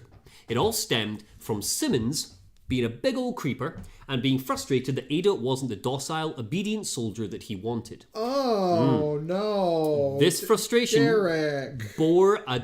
Oh, Derek. Derek. This frustration bore a twisted need for revenge, which came in the form of creating a facsimile of Ada, a clone that would obey Simmons and only Simmons.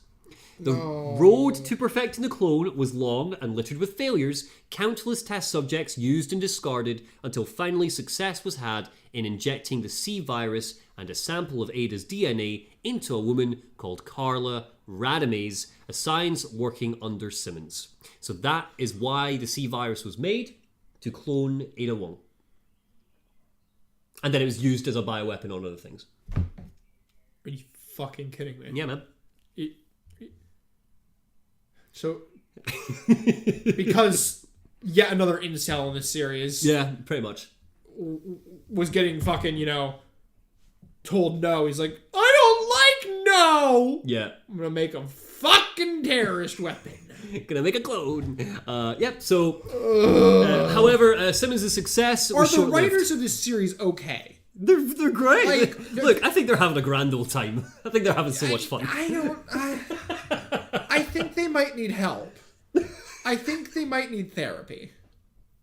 I need therapy after this. I need therapy after this. Having to relive all of this as a wonder? Oh my god.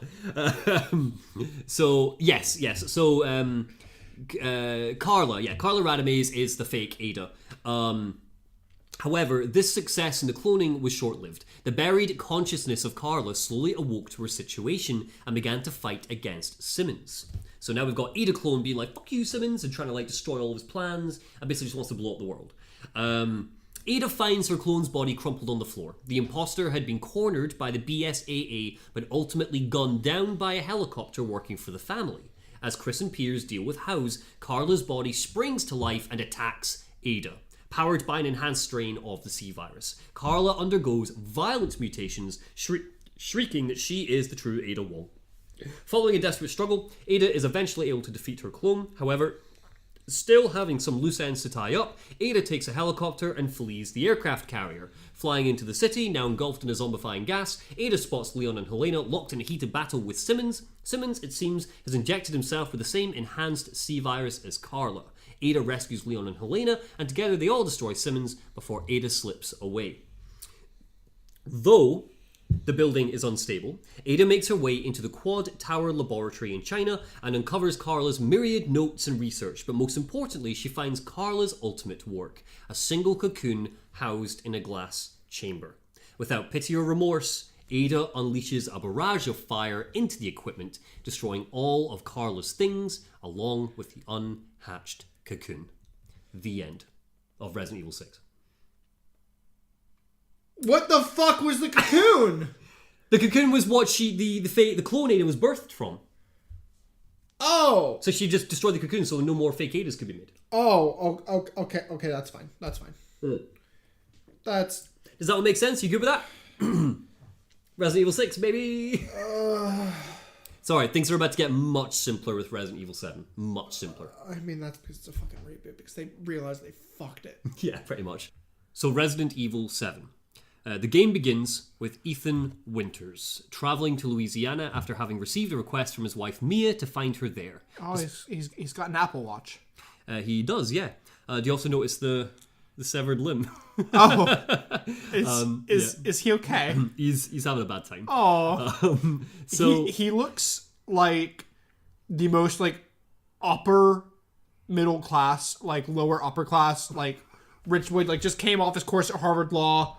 Went to Martha's Vineyard, got off Daddy's yacht. Wow. Poor Ethan. Bloody hell. All right. I mean, he looks like a little spoiled rich boy, especially that little like scowl. He's like, peasants. Oh. Don't want to be here. So despite the fact that Mia had gone missing 3 years ago and was presumed dead, when Ethan arrives, he finds a seemingly abandoned farmhouse with Mia imprisoned in the basement. Wait, who's Mia? His wife. Oh. Mia warns him that they must escape before, quote, Daddy finds them. Daddy. Oh, Daddy. Mia I'm gonna like this one. Mia suddenly goes berserk and begins attacking Ethan, chopping off his hand and forcing him to kill her in self-defense. What? Yep. Why? She snaps. What? He is then knocked out. What? Does she have a virus? He's then knocked out by Jack Baker, the patriarch of the Baker family. Daddy? I don't want to call him Daddy. Don't call him Daddy. He's really. So he looks like a. No, he. What does he look like? I can't tell if he looks like a zombie or like really like water bloated. Are we coming back to leeches? Is it leeches again? It's not leeches again. Are we back to fucking leeches? He has leeches. So Ethan wakes up to find himself captive and in the company of the Baker family. It consists of Jack, Marguerite. Jesus Christ. Yeah, right. Good picture. She's What the horrible. Yeah. So we got Jack, Marguerite. Why are her eyes like that? I hate. Yeah. What the fuck? Jack, Marguerite, and their son Lucas and Granny Baker. No, go back to Lucas. Go back to. Does he have a drone? No, that's a mine, a bomb. It's a bomb. Oh, okay. Lucas is quite techie. Well, that's why. I mean, I assumed he looks like he's a member of Anonymous. Quite savvy. Maybe has some bitcoins. Another incel. Hangs out on the deep web. Maybe has a drone so he can spy on the women who won't. Cut that. Jesus Christ. No, but cut that. But actually. You would be surprised. So, yes, so we've got all these guys, Lucas and, of course, Granny Baker, who doesn't speak, but will just randomly appear throughout the house to give you a spook while you explore. Is she friendly? Nope. Does she want to hug? She's Granny Baker, man. Does she chase you? She pops up, she teleports, she just fucking pops up. Oh, wait, she can teleport? Yeah, well, she just appears, and disappears. You'll find her, while you're exploring, and you're like, oh, fucking Granny Baker. And then, you'll hear a noise, turn around, see there's nothing there, look back, and Granny Baker's just fucking gone. Okay. Yeah, it'll just happen. Is she real? Are you hallucinating her? Have you had some shrooms? The Bakers attempt to force feed Ethan their food, which is cooked human parts, and begin torturing him until they are distracted by a phone call. Ethan manages to break free. There were cannibals in the first game. Oh, it's a callback. No, the cannibals were just the zombies in the first game. I mean, but now there's actual ones, so it's like a callback but real. Yeah, okay. I'm gonna headcanon that. I like I'm that. gonna I like headcanon that. Yes, so there's a phone call. Ethan manages to break free from his bonds and tries to find a way to escape the Baker's mansion. During this time, he periodically receives helpful advice from Zoe Baker, the Baker's missing daughter.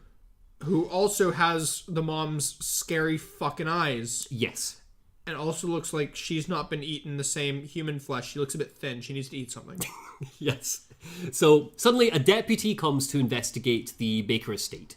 Ethan tries to warn him about the Bakers, but the deputy is skeptical of his claims and is ultimately killed by Jack.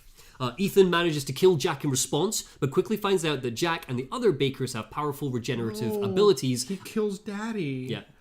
It's nuts. So you're in a garage, and you manage to let the deputy come in. And you're like, you need to fucking get me out of here. Like, these people are fucking nuts. And the deputy's like, shut up, man. Look, just fucking slow down, explain. And then before anything else can happen, Jack just fucking like steps out from behind him and just pushes his shovel through and just like splits the guy's head just in half. Yeah, and there's a big old really tense fight with Jack in the garage where you basically have to like find some keys, like fight him off, get into a car, try to run him down with the car. He then like grabs it's absolutely insane. But ultimately you kill Jack, but then Jack comes back. You learn that they've got powerful regenerative abilities. Jack comes back. So back again. Ethan must... Jack is back. Oh dear. Ethan must also avoid monstrous creatures that the Bakers have been creating from other people they have kidnapped. Eventually... What the... Ethan has a second showdown with Jack. He's just shirtless. Okay, I thought he was his arm. I mean, it does look like he's taken a shotgun to the face. Oh yeah, well yeah, because you've like murdered him numerous times. Yeah. Yeah. Why? What? So you have a showdown with Jack where they battle each other with chainsaws. There's a great bit where Jack's beating you up and he sees the chainsaw, pulls out, he's like groovy, and then Ethan goes, that's not groovy.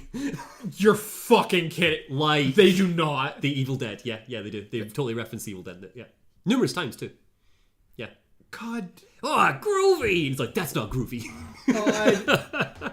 Yeah. So then you get your own chainsaw, and then you have to like have a chainsaw off, like fucking with it's great. Chainsaw off. Yeah. So ultimately, Ethan kills Jack again and manages to obtain the key he needs to escape the mansion. Making his way to the yard, Ethan finds out from Zoe that Mia is still alive, since she has been given the same infection the Bakers have, which is why she snapped earlier and tried to attack. Oh, is she a cannibal now too? Zoe informs him that she wants to escape the Bakers as well, but both she and Mia would need to have their infections cured by a special serum first. Ethan heads out to an old house to find the ingredients for the serum, where he's forced to... What the fuck? Where he's forced to battle and kill Marguerite Baker. Why is she like... Yeah, she's horrible. Spider werewolf? Yeah, spider werewolves. She's all about her bugs, man. She fucking loves her bugs. Wow. Yeah, like bugs. She like fucking vomits bugs. It's really grim. This is the one that you want me to play, and I don't want to play. It's the scariest game in the series, I would argue. Why do you want me to play this? Because it's so good. What? Do you hate me? No, it's great. I thought we were friends. And also, this ties directly into Resident Evil 8 because Ethan's our main character in 8. Yes, and I want that one. Yeah. So fine. So he kills Marguerite. Marguerite's now dead. Dead for real or dead like Jack was dead? Marguerite is dead for real. Yeah, totally dead. So why does she die but not... Yeah, we just fucking blow her up. Like, she's fucking gone. But why did that work for her, but that didn't work for Jack? Like, he didn't really kill Jack. Like, he like shot him in the head, sort of thing, and Jack like died. But yeah. Whereas Marguerite's straight up fucking dead. Sure. Okay. But yeah, so once he retrieves the ingredients for the serum, Ethan begins to have strange visions of a young girl. She looks like a fucking porcelain doll. Yeah, like she does. Proportionally. But yeah, that doesn't look like a human person. Fair. So Ethan returns to meet with Zoe, but is instead contacted by Lucas Baker, who has captured both Mia and Zoe and is holding them hostage. Lucas forces Ethan to navigate a barn filled with monsters and traps, and there's a really cool monsters? Yeah, I mentioned earlier. So they've got like these monsters. Unfortunately, I don't have a picture to show you. I should have put one in. But like they've been basically the Bakers have been kidnapping people and just like somehow, which I won't explain how yet, somehow been turning them into monsters. Like monsters, like the rest of the series monsters. Yeah, more bioweapon, less zombie. They're just like rotting husks that like crawl at you. They look like black goo monsters. The monsters are kind of a bit naff. The best parts are fighting the Bakers, which you do pretty much the entire game. The monsters are just to kind of keep the tension going. So anyway, you're with Lucas. He makes you do some like Saw-esque sequences when you're like in a death room and you need to find your way out. And you need to like quickly solve a puzzle before like the gas kills you and shit. It's quite good. Ultimately though, Ethan is able to outsmart Lucas, forcing the little fucker to flee. He rescues Mia and Zoe, who is able to manufacture 2 doses of the serum. However, at that moment, a heavily mutated Jack attacks one final time, and Ethan is forced to use one of the serum doses to kill him permanently. With only 1 dose of serum left, Ethan must choose whether to cure Mia or Zoe. And this, for a lot of people, is where the game goes from amazing to really quite not great. Oh. Really quite bad. Yeah. So first off, in gameplay, you, the player, have to choose who to pick. Oh, you do legitimately get It is an in-game choice you have to pick. You that either pick has like Mia or Zoe. implications in the rest of the game. Who would you pick if you had to pick one? Your wife, who I tried to attack you numerous times. I mean, Zoe feels like she cut your arm off. I feel like I want a divorce now. Yeah. I personally, I rescued Mia because I felt like the game wanted me to. I would have rescued Zoe, I think. Because, like, you don't really know much about Mia before the game. Like, you know that she's his wife, but, like, Zoe's there helping you every step of the way. And Mia just keeps popping up to attack you. Like, you don't have, as a player, you don't have much reason to try and save her. I feel like, though, it would make you feel like such a cunt for, like, oh, bye, wife. I know I came here to rescue you, but guess you can die. I have a new wife now. Legit. And it's the daughter of this crazy fucking psycho family, but, you know, she's my wife now, bitch. Bye. So, I'm just going to stick to the canon because there's a canon choice. The canon choice is you pick Mia. There's not really that much difference, honestly. You get a good ending or a bad ending. If you pick Mia, Mia survives the game. If you pick Zoe, Mia doesn't survive the game. That's really it. But the canon choice, as we've seen from Resident Evil 8, because Mia's alive in it, is that Mia is the choice. Yeah. So you pick. So he picks Mia. See, I don't necessarily like they gave you that choice. No, then. right? It's really dumb and it's Like, really shit. why would you Yeah. get a choice? Like, if they hadn't put, I feel like that could have been done really well. But the fact that Mia survives into 8, Yeah. which is Mia a vampire now? Is Mia at We don't know. We don't know. the village? Well, we'll talk about when we get there because the trailer's given us some interesting hints. Interesting. But yeah, so the canon is that Ethan cures Mia, right? She's cured. You choose Mia, and Zoe is raging naturally. She's like, "You fucked me, you damned me, like fuck you!" Like she pushes you and shit. And yeah, but in the end, she calms down. She reluctantly stays behind and gives a very bitter farewell to Ethan and Mia. As he and Mia escape on a boat, they come across a huge tanker ship which crashed on the Louisiana shore. Going back, why could, if she was able to make 2 doses of the serum, why could she not make a third? Because we're out of ingredients now. There was only enough to make 2 doses. And what were the ingredients? Like, what's the special limited thing? It's like it's weird shit. I don't remember. It's like thingy from mutant bug, and honestly, it's random bullshit. Okay. That you have to find. Yeah, it's all like. I feel like you could find more and make a 3rd dose, but sure. You probably could, but she doesn't have much time. Is the idea. Like, soon she's going to become like Marguerite and Jack sort of thing. Like, she's beginning to feel it. But it was very clearly shown that... These are all really valid points. That you used the serum on Jack, and it cured him. Yep. So who cares about the time? Let her turn into Marguerite for a few minutes. Yeah. I mean, yeah, fair. I mean, obviously she doesn't want to, though, because that's horrible, but yeah, you're right. I mean, she can get over it as long as she doesn't eat anyone. Fair. Wait, so I have nothing to disagree with you on there. So, Marguerite and Jack yeah. have transformed into zombie bioweapon question mark? Yeah. They can, like, talk and have conversations and what shit, about, but yeah. has Lucas transformed, or is Lucas kind of at the Zoe stage where he is transforming? Talk to you about Lucas in a bit. Oh, okay. Talk about Lucas in a bit. So you're escaping with Mia. You're like, the fucking nightmare's over. And then as you're going, you suddenly see a huge tanker ship which crashed on the Louisiana shore. Because like they're like in this swamp on the coast, right? And Ethan has a strange vision of the child once again, learning that her name is Evelyn, and he's knocked out. Now, while he just like passes out. Now, while knocked out, he has a vision of Jack Baker, now fully sane, who warns him that Evelyn has the power to brainwash anybody she infects, and which is now him and his family, why they went insane. So and she's the Plogus. Pretty much. He pleads for Ethan to kill her. Pretty much, not yes, because of course it's a new one instead of using the one that already has that power. This has nothing to do with any of the previous viruses. Of course it doesn't. It's actually never explained, if I remember rightly. Yeah, because I tried to find out. It's never explained, like, what Evelyn is. She's never really given it is explained, sorry, but like it's not like Evelyn's infected with the E virus. It's never given a name like that. So she's magic. We've got another wizard in the series. No, the series has more wizards. I mean, we need wizards if we're going into the world of vampires and vampires and werewolves. We need fucking wizards now. Yeah, well, I'm getting ahead of myself, right? So he learns that she's called Evelyn, and so Jack Baker appears, and he's like, we're not bad people, son. You need to kill that girl. She's got us all under her control, all that sort of shit, right? And Ethan's like, what the fuck are you talking about? And then it's revealed that Mia was, in fact, working for an unnamed corporation which stays unnamed to the end of the game. You never find out Neo who it is. Umbrella. Never given a name. That was developing Evelyn as a bioweapon.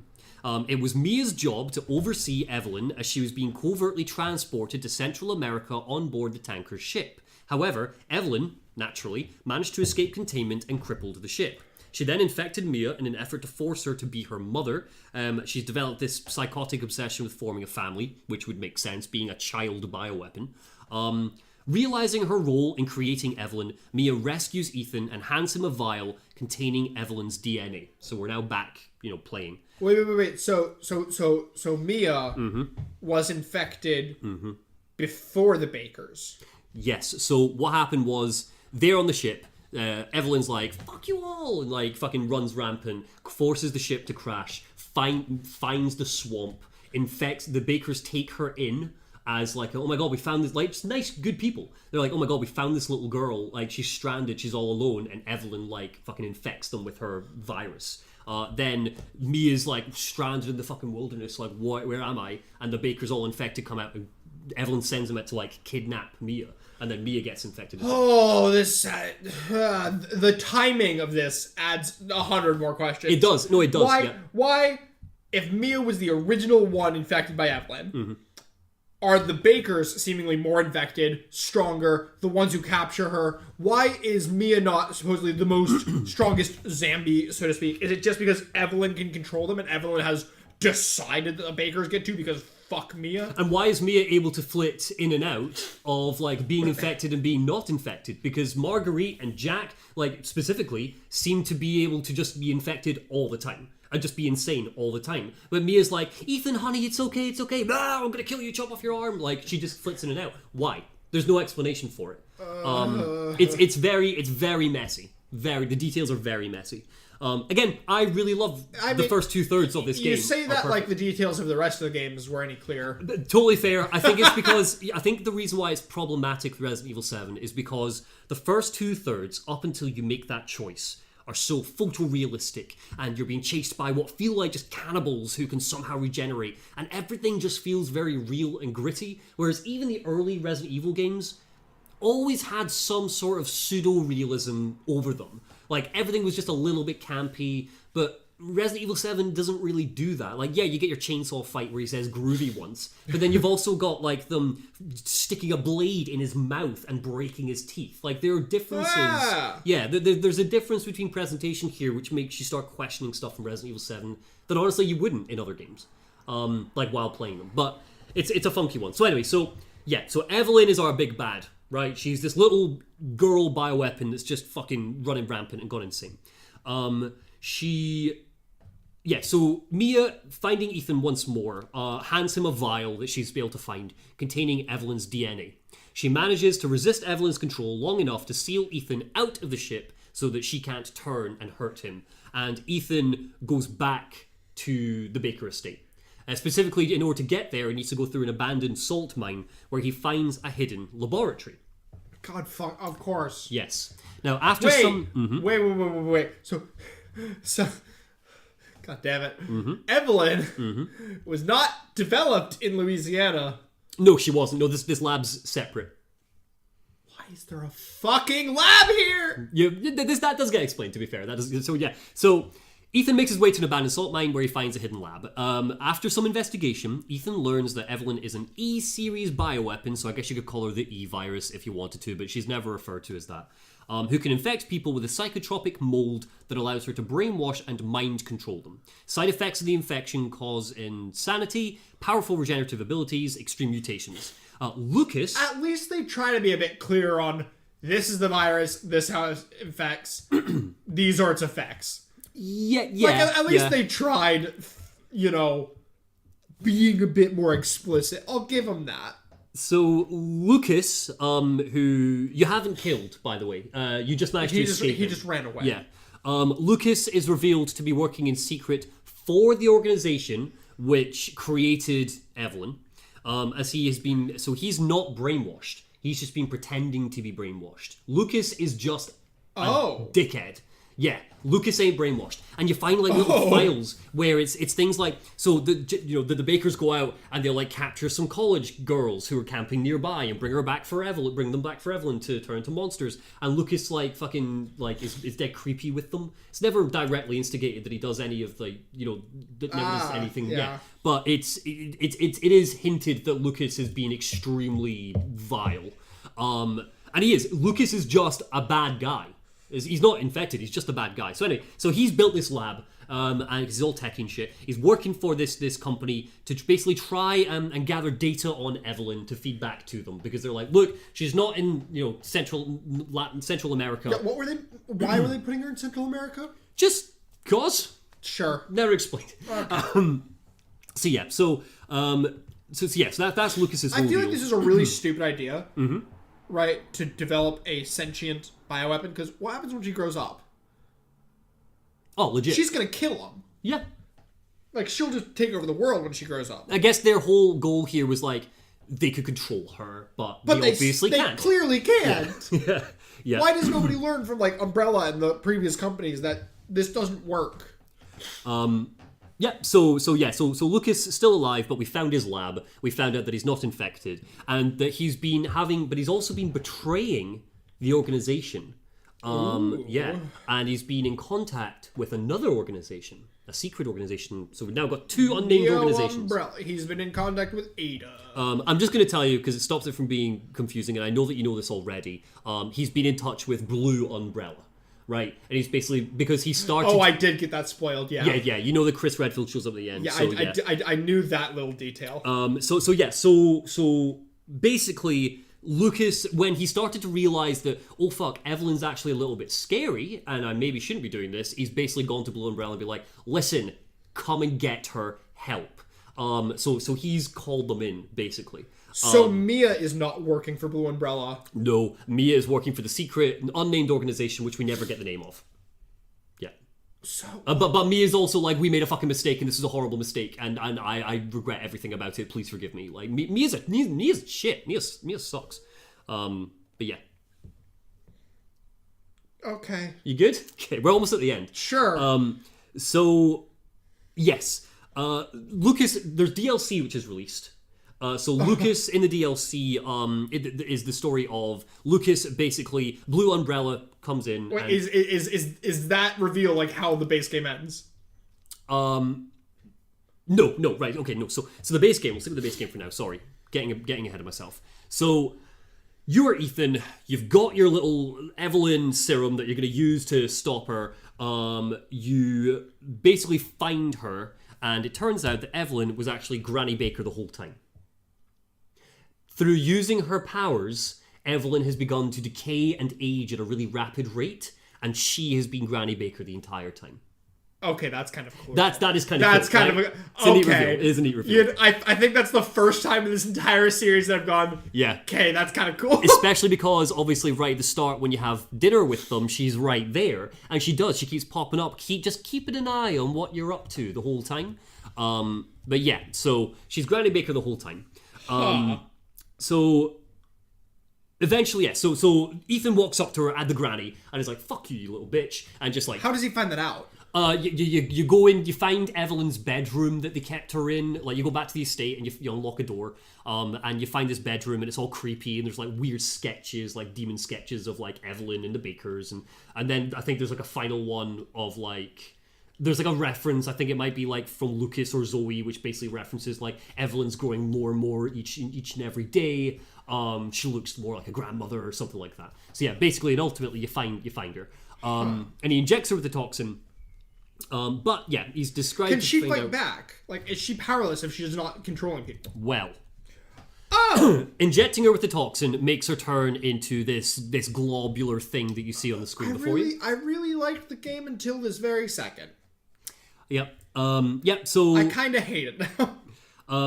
The toxin, causes Evelyn to mutate further into a massive monster which attacks Ethan, who's only able to destroy it when a military helicopter suddenly rushes in to help. With a rocket launcher? No. No! No, you do not kill Evelyn through the power of rocket launchers. Evelyn, so basically what happens is you're fighting her, the military helicopter comes in, and suddenly you hear from over the walkie-talkie or whatever, a familiar voice which goes, Ethan, use this! And suddenly they drop this magnum down to you, which is called the Albert 101, right? They've named a gun after Wesker. You pick it up and you just blast her in her fucking soft spot, and she dies.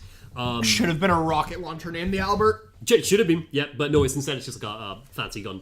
And her last words are, I just wanted a family. And some people, when they reviewed the game, stated very seriously, I cried at the end. Nobody is crying because this thing is going, I just wanted a family. No, that's kind of sad. It's sad. It's stupid. I mean, no, that's...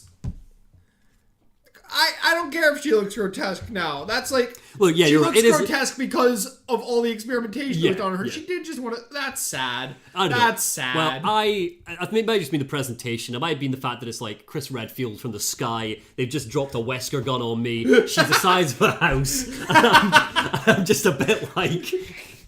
yeah, you did. You stupid bin. So she's dead, and it's sad. So with the threat over, Ethan learns that the military helicopter actually belongs to Blue Umbrella, a private military company founded in 2007 by former staff of the original Umbrella Corporation after its bankruptcy. Inside is Mia and Chris Redfield, who now looks like this, and is now working for Blue Umbrella. Why is he working for Blue Umbrella? Why have they taken the Umbrella logo at all? We do not know. What happened to his UN bioweapon fighting organization? What happened to the BSAA? Yeah, we don't know. Is Chris Redfield a baddie now? We don't know. Because in the trailer, so Resident Evil 8... Well, to be fair, he clearly came to contain it. This may be something like that Resi 2... containment umbrella organization that this is now remnants that are nah, we realized we fucked up, we've got to go clean up the bioweapons.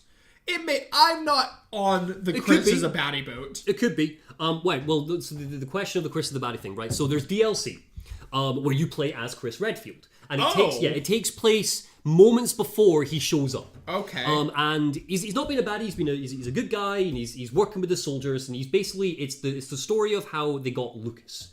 They track down Lucas, and they're basically like, you're a little fucking creeper, and thank you for the help, but you need to come in now. We're arresting you for doing all this weird fucked up shit with the bakers.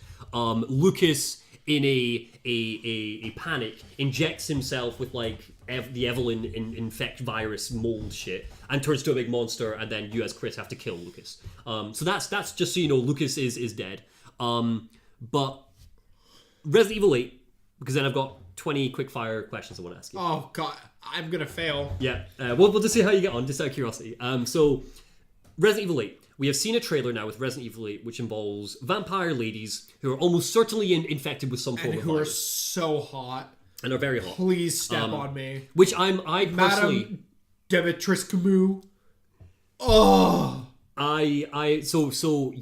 So they're almost certainly infected with the virus. The trailer shows an Umbrella logo engraved in stone in the village. We don't know why. Oh, does it? Yeah, don't know the relevance of it. I'm guessing it's maybe years and years ago, Umbrella came here and they worked on a virus in secret, and then it got released into the population, and even though Umbrella's broken down, the virus is still, all that sort of shit. I think it's going to be that. But the biggest issue is that you're playing as Ethan. Chris Redfield is a dickhead in that trailer. He's constantly showing up, punching Ethan in the face. His soldiers are pinning Ethan down. And then there's a really clear moment where Ethan turns to Chris in the trailer, and this is the last clip of the trailer, and he says what are you even doing here, Chris? You killed Mia! And then it cuts to black.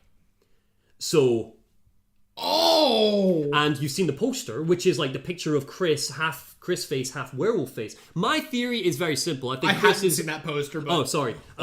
Yeah, and my theory is very simple. I think he's under the control of a virus similar to like how Jill was in Resident 5, and I think, realistically, I think Chris Redfield might be one of our final bosses.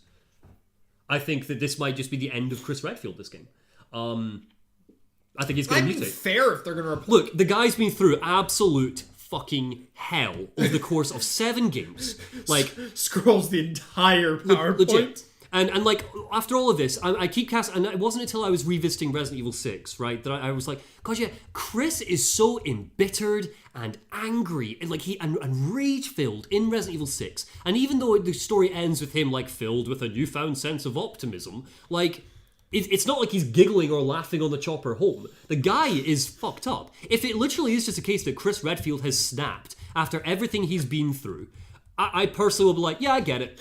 Like, if all of this has just been leading to Chris Redfield just snapping and becoming a villain, fair enough. Fair enough. But I don't know. I still feel like we need motivation. I don't like when villains just snap and do a bad thing. Yeah, that's like, totally fair. I still need him to have like a motivation for why he's doing it. Like, sure, yeah. If he snaps and somehow finds a motivation, whatever, that's fine. Or if it's literally just like Chris has been injected with the virus and he's under Lady Dimitris's control. I mean, I'm okay with that too. It's been done before. Although the one thing I've seen, because I've seen the demo for Resi 8, yeah, is somebody is above Madame Demetrius, because she regularly calls into that's Mother Miranda, who we have seen in the demos. I've played the village demo and the castle demo. See Mother Miranda at the very end of the village demo. People are theorizing that she's Claire Redfield. That's what people are theorizing. Wait, what? Why? People think that might be why Chris is there undercover to try and maybe she's like is Chris being there the only evidence? That and simply that her face is covered. And that Mother Miranda has always been good to the town, and then one day she just started fucking shit up out of nowhere, and we don't know why. She is that seems like such a stretch for saying it's... Yeah. Oh, yeah. There's no real evidence for it. People also think it might be Jill under mind control again. Like, but other people think, like myself, that it's just a new character, and that she's just a Lord Sadler cult type. But we'll wait and see. Right, last thing then, and then we're going to stop, is I have 20 questions for you. And I'm going to ask you them. I want you to just have a go. Oh, God. Okay. Yes, sir. What does STARS stand for? Question 1. Super Troopers are really super. Close enough. The fact that I remembered exactly what I said for that at the beginning, I legitimately do not remember what it actually stands. I remember who they are. Special Tactics and Rescue Service. Oh, yeah. There are 2 main characters in Resident Evil 0, Rebecca Chambers and... I just remember thinking Rebecca was cute, but... Do you want me to just tell you? Yeah. Billy Cohen. Oh, okay. Do you remember what he's doing, what he's up to, what his deal is? Fuck. I kind of zoned out during Zero. Zero kind of sucked. Zero kind of sucks, yeah. Zero kind of sucked. I kind of zoned out. He's a mass murderer, killed 23 people. Oh, shit, it's him! Yeah. Oh, I remember the guy that. with the tribal tattoo. Yeah, okay. Alright, question 3. What is the name of the city where 0, 1, 2, and 3 take place? They don't all take place in the same thing. Well, okay, so the Spencer Mansion... 2 takes place in Raccoon City. 1 takes place outside Raccoon City. Okay, well... 0 takes place in fucking Antarctica. Right, okay, but it'd be like 3 takes place... No, 0 doesn't take place in Antarctica. Oh, wait, no, that's Code Veronica. 0 takes place on a boat, question mark? No. Not again. I zoned out during Zero. So Zero the Arklay Mountains are just outside of Raccoon City. You got the answer right. I would say all of these count as like the Raccoon City saga. I mean, fair, but only 2 takes place in Raccoon City, so fuck you. And 3. Oh yeah, you're right. But no, fair enough. I actually appreciate that you've been paying enough attention to tell me that it's half wrong. All right, 4. What virus does William Birkin inject himself with in Resident Evil 2? I googled what G stood for. Oh, did you? During this, so. T was the Tyrant virus. G was the like Gigantus virus. Hold on. The Golgotha virus. Love it. Yep. But yeah, the G virus. Cool. No problem. That G virus. one. What virus was injected into Albert Wesker? The Progenitor. The only one they needed. Good. Why did they make fucking more of them? Very good. There are 6 members in STARS Alpha Team. Name them all. Fuck you is that's the answer. Besides, fuck. Okay. Fuck. Start with the big 3, the easy 3. The easy 3 are Chris, Jill, and Albert. Yep, fair enough. Fuck. There's bullshit boy who ran away in a helicopter, and I'm not going to try and remember his name because I fucking hate him. Fair enough, fine. Brad Vickers. Brad Vickers, fuck him. Jill Sandwich. Is that all you remember of poor wee Barry Burton? Yes. Oh, bless him. His name is Jill Sandwich. Jill Sandwich stood out to me. And there's a sixth. I'll give it to you if you can remember what happens to him at the start of the game. Oh shit! He's the one who was really irrelevant because he died like 2 seconds in. Yeah. Oh, that's they open the gate and he just immediately dies. Yeah. I don't remember his name. That's right. He's Joseph Frost. I wouldn't expect you to remember that. That's a You've dumb been through name. a lot for the past 5 hours. Question 7. Who is the family?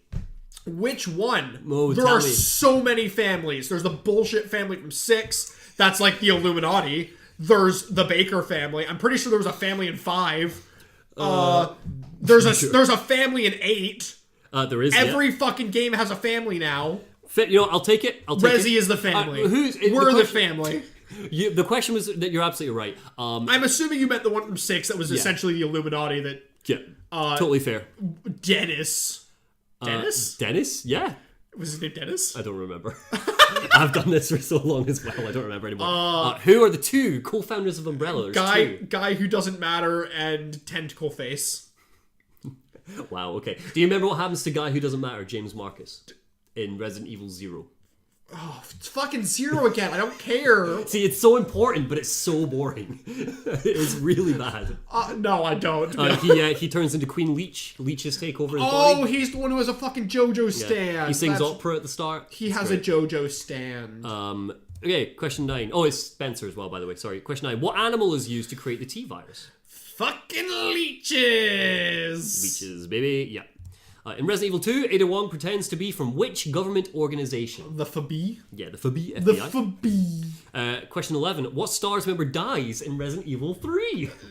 None. Yes. None of them die in Resident Evil 3. Resident Evil 3, a STARS person dies at the Oh, beginning. shit. It's a fucking Bravo team member. No.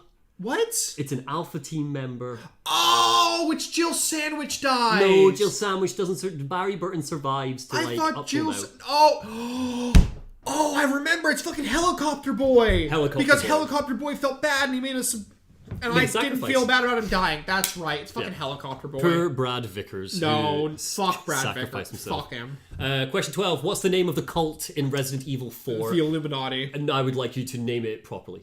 Los Illuminados. Fair enough. The Good lad. Illuminati. Proud of you. 13. What is the real name of fake Ada in Resident Evil 6? And I guarantee you can't remember, but if you can give me the first name, I will be impressed. Charlotte or Christine? Starts with a C? It does start with a C. Charlotte, Christine. It's neither of those. I'm just going to keep rattling off C names. Fine. Charlotte, Christine, Carrie, This is painful. It's Carla Radames next. Oh yeah, the Egyptian royalty. Question 14. What illness does Alfred Ashford have? Alfred Ashford. Remind me who that is. Hello, Claire. Oh, damn. He's got the fucking... What's wrong with him, bless him? Oh, he's got the fucking Code Veronica virus. No, he doesn't. He ain't got no virus in him. Wait, what? He's not infected with the virus. Oh, He has like an everyday illness, yeah. Oh, well, you said it was DID, but I don't think it's DID. Yeah, I don't think the game's clear enough too, but if you remember like what he was has happening, he thinks he's his sister. Yeah, He's the yeah. fucking character from oh, that's a spoiler. From Danganronpa 3. Yeah. No spoilers for Danganronpa, just in case. You can cut that. 16. Who is the worst character in the series? So many of according to me. So many of them. I would like to rattle off something you really didn't like from this. Helicopter Boy fucking sucks. Fuck him. Fuck Helicopter Boy. Fuck 80% of the characters in 6, honestly. Fair. Mainly because from the bit I've seen, it's too scurry for me. I don't like. Yep. Who do I specifically hate out of all these games? What character?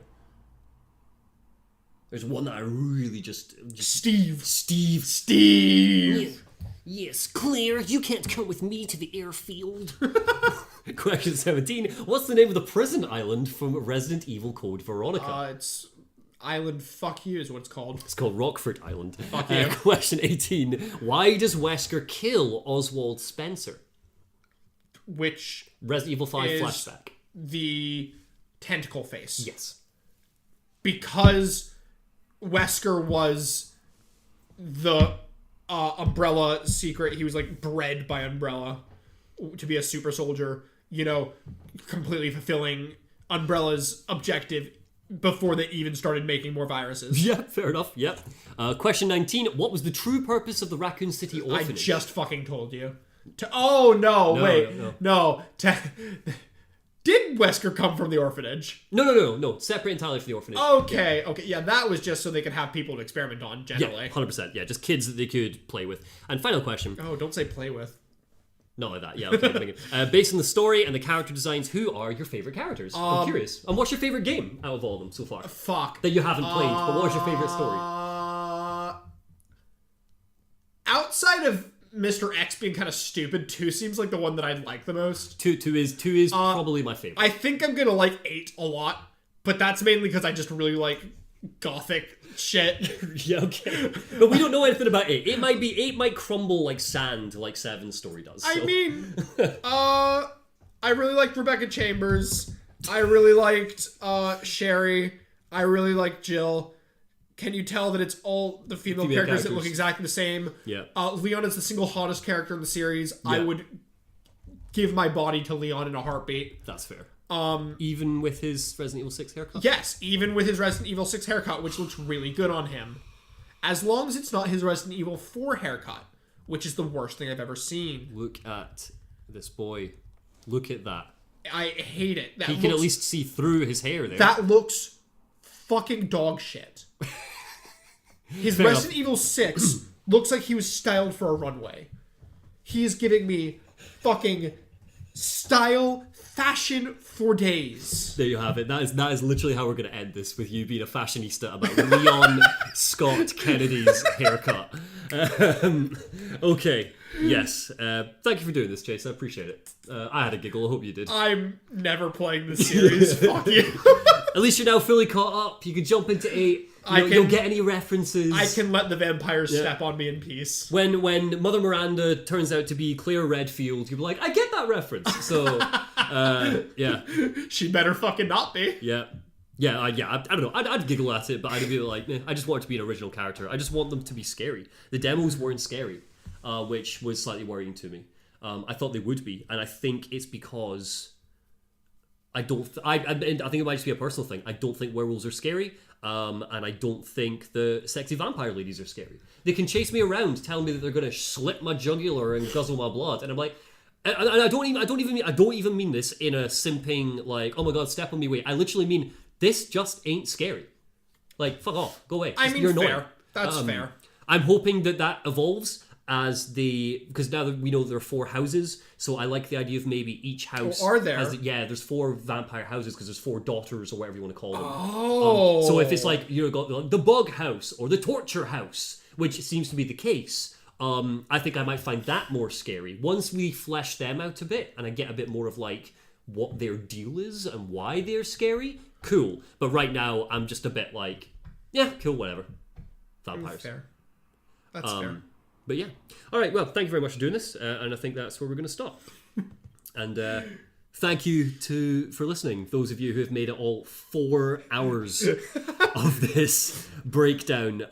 We're going to pretend it's been 4 hours for us as well. Yes, even though it's been so much longer. Thanks for watching, and take care. Later.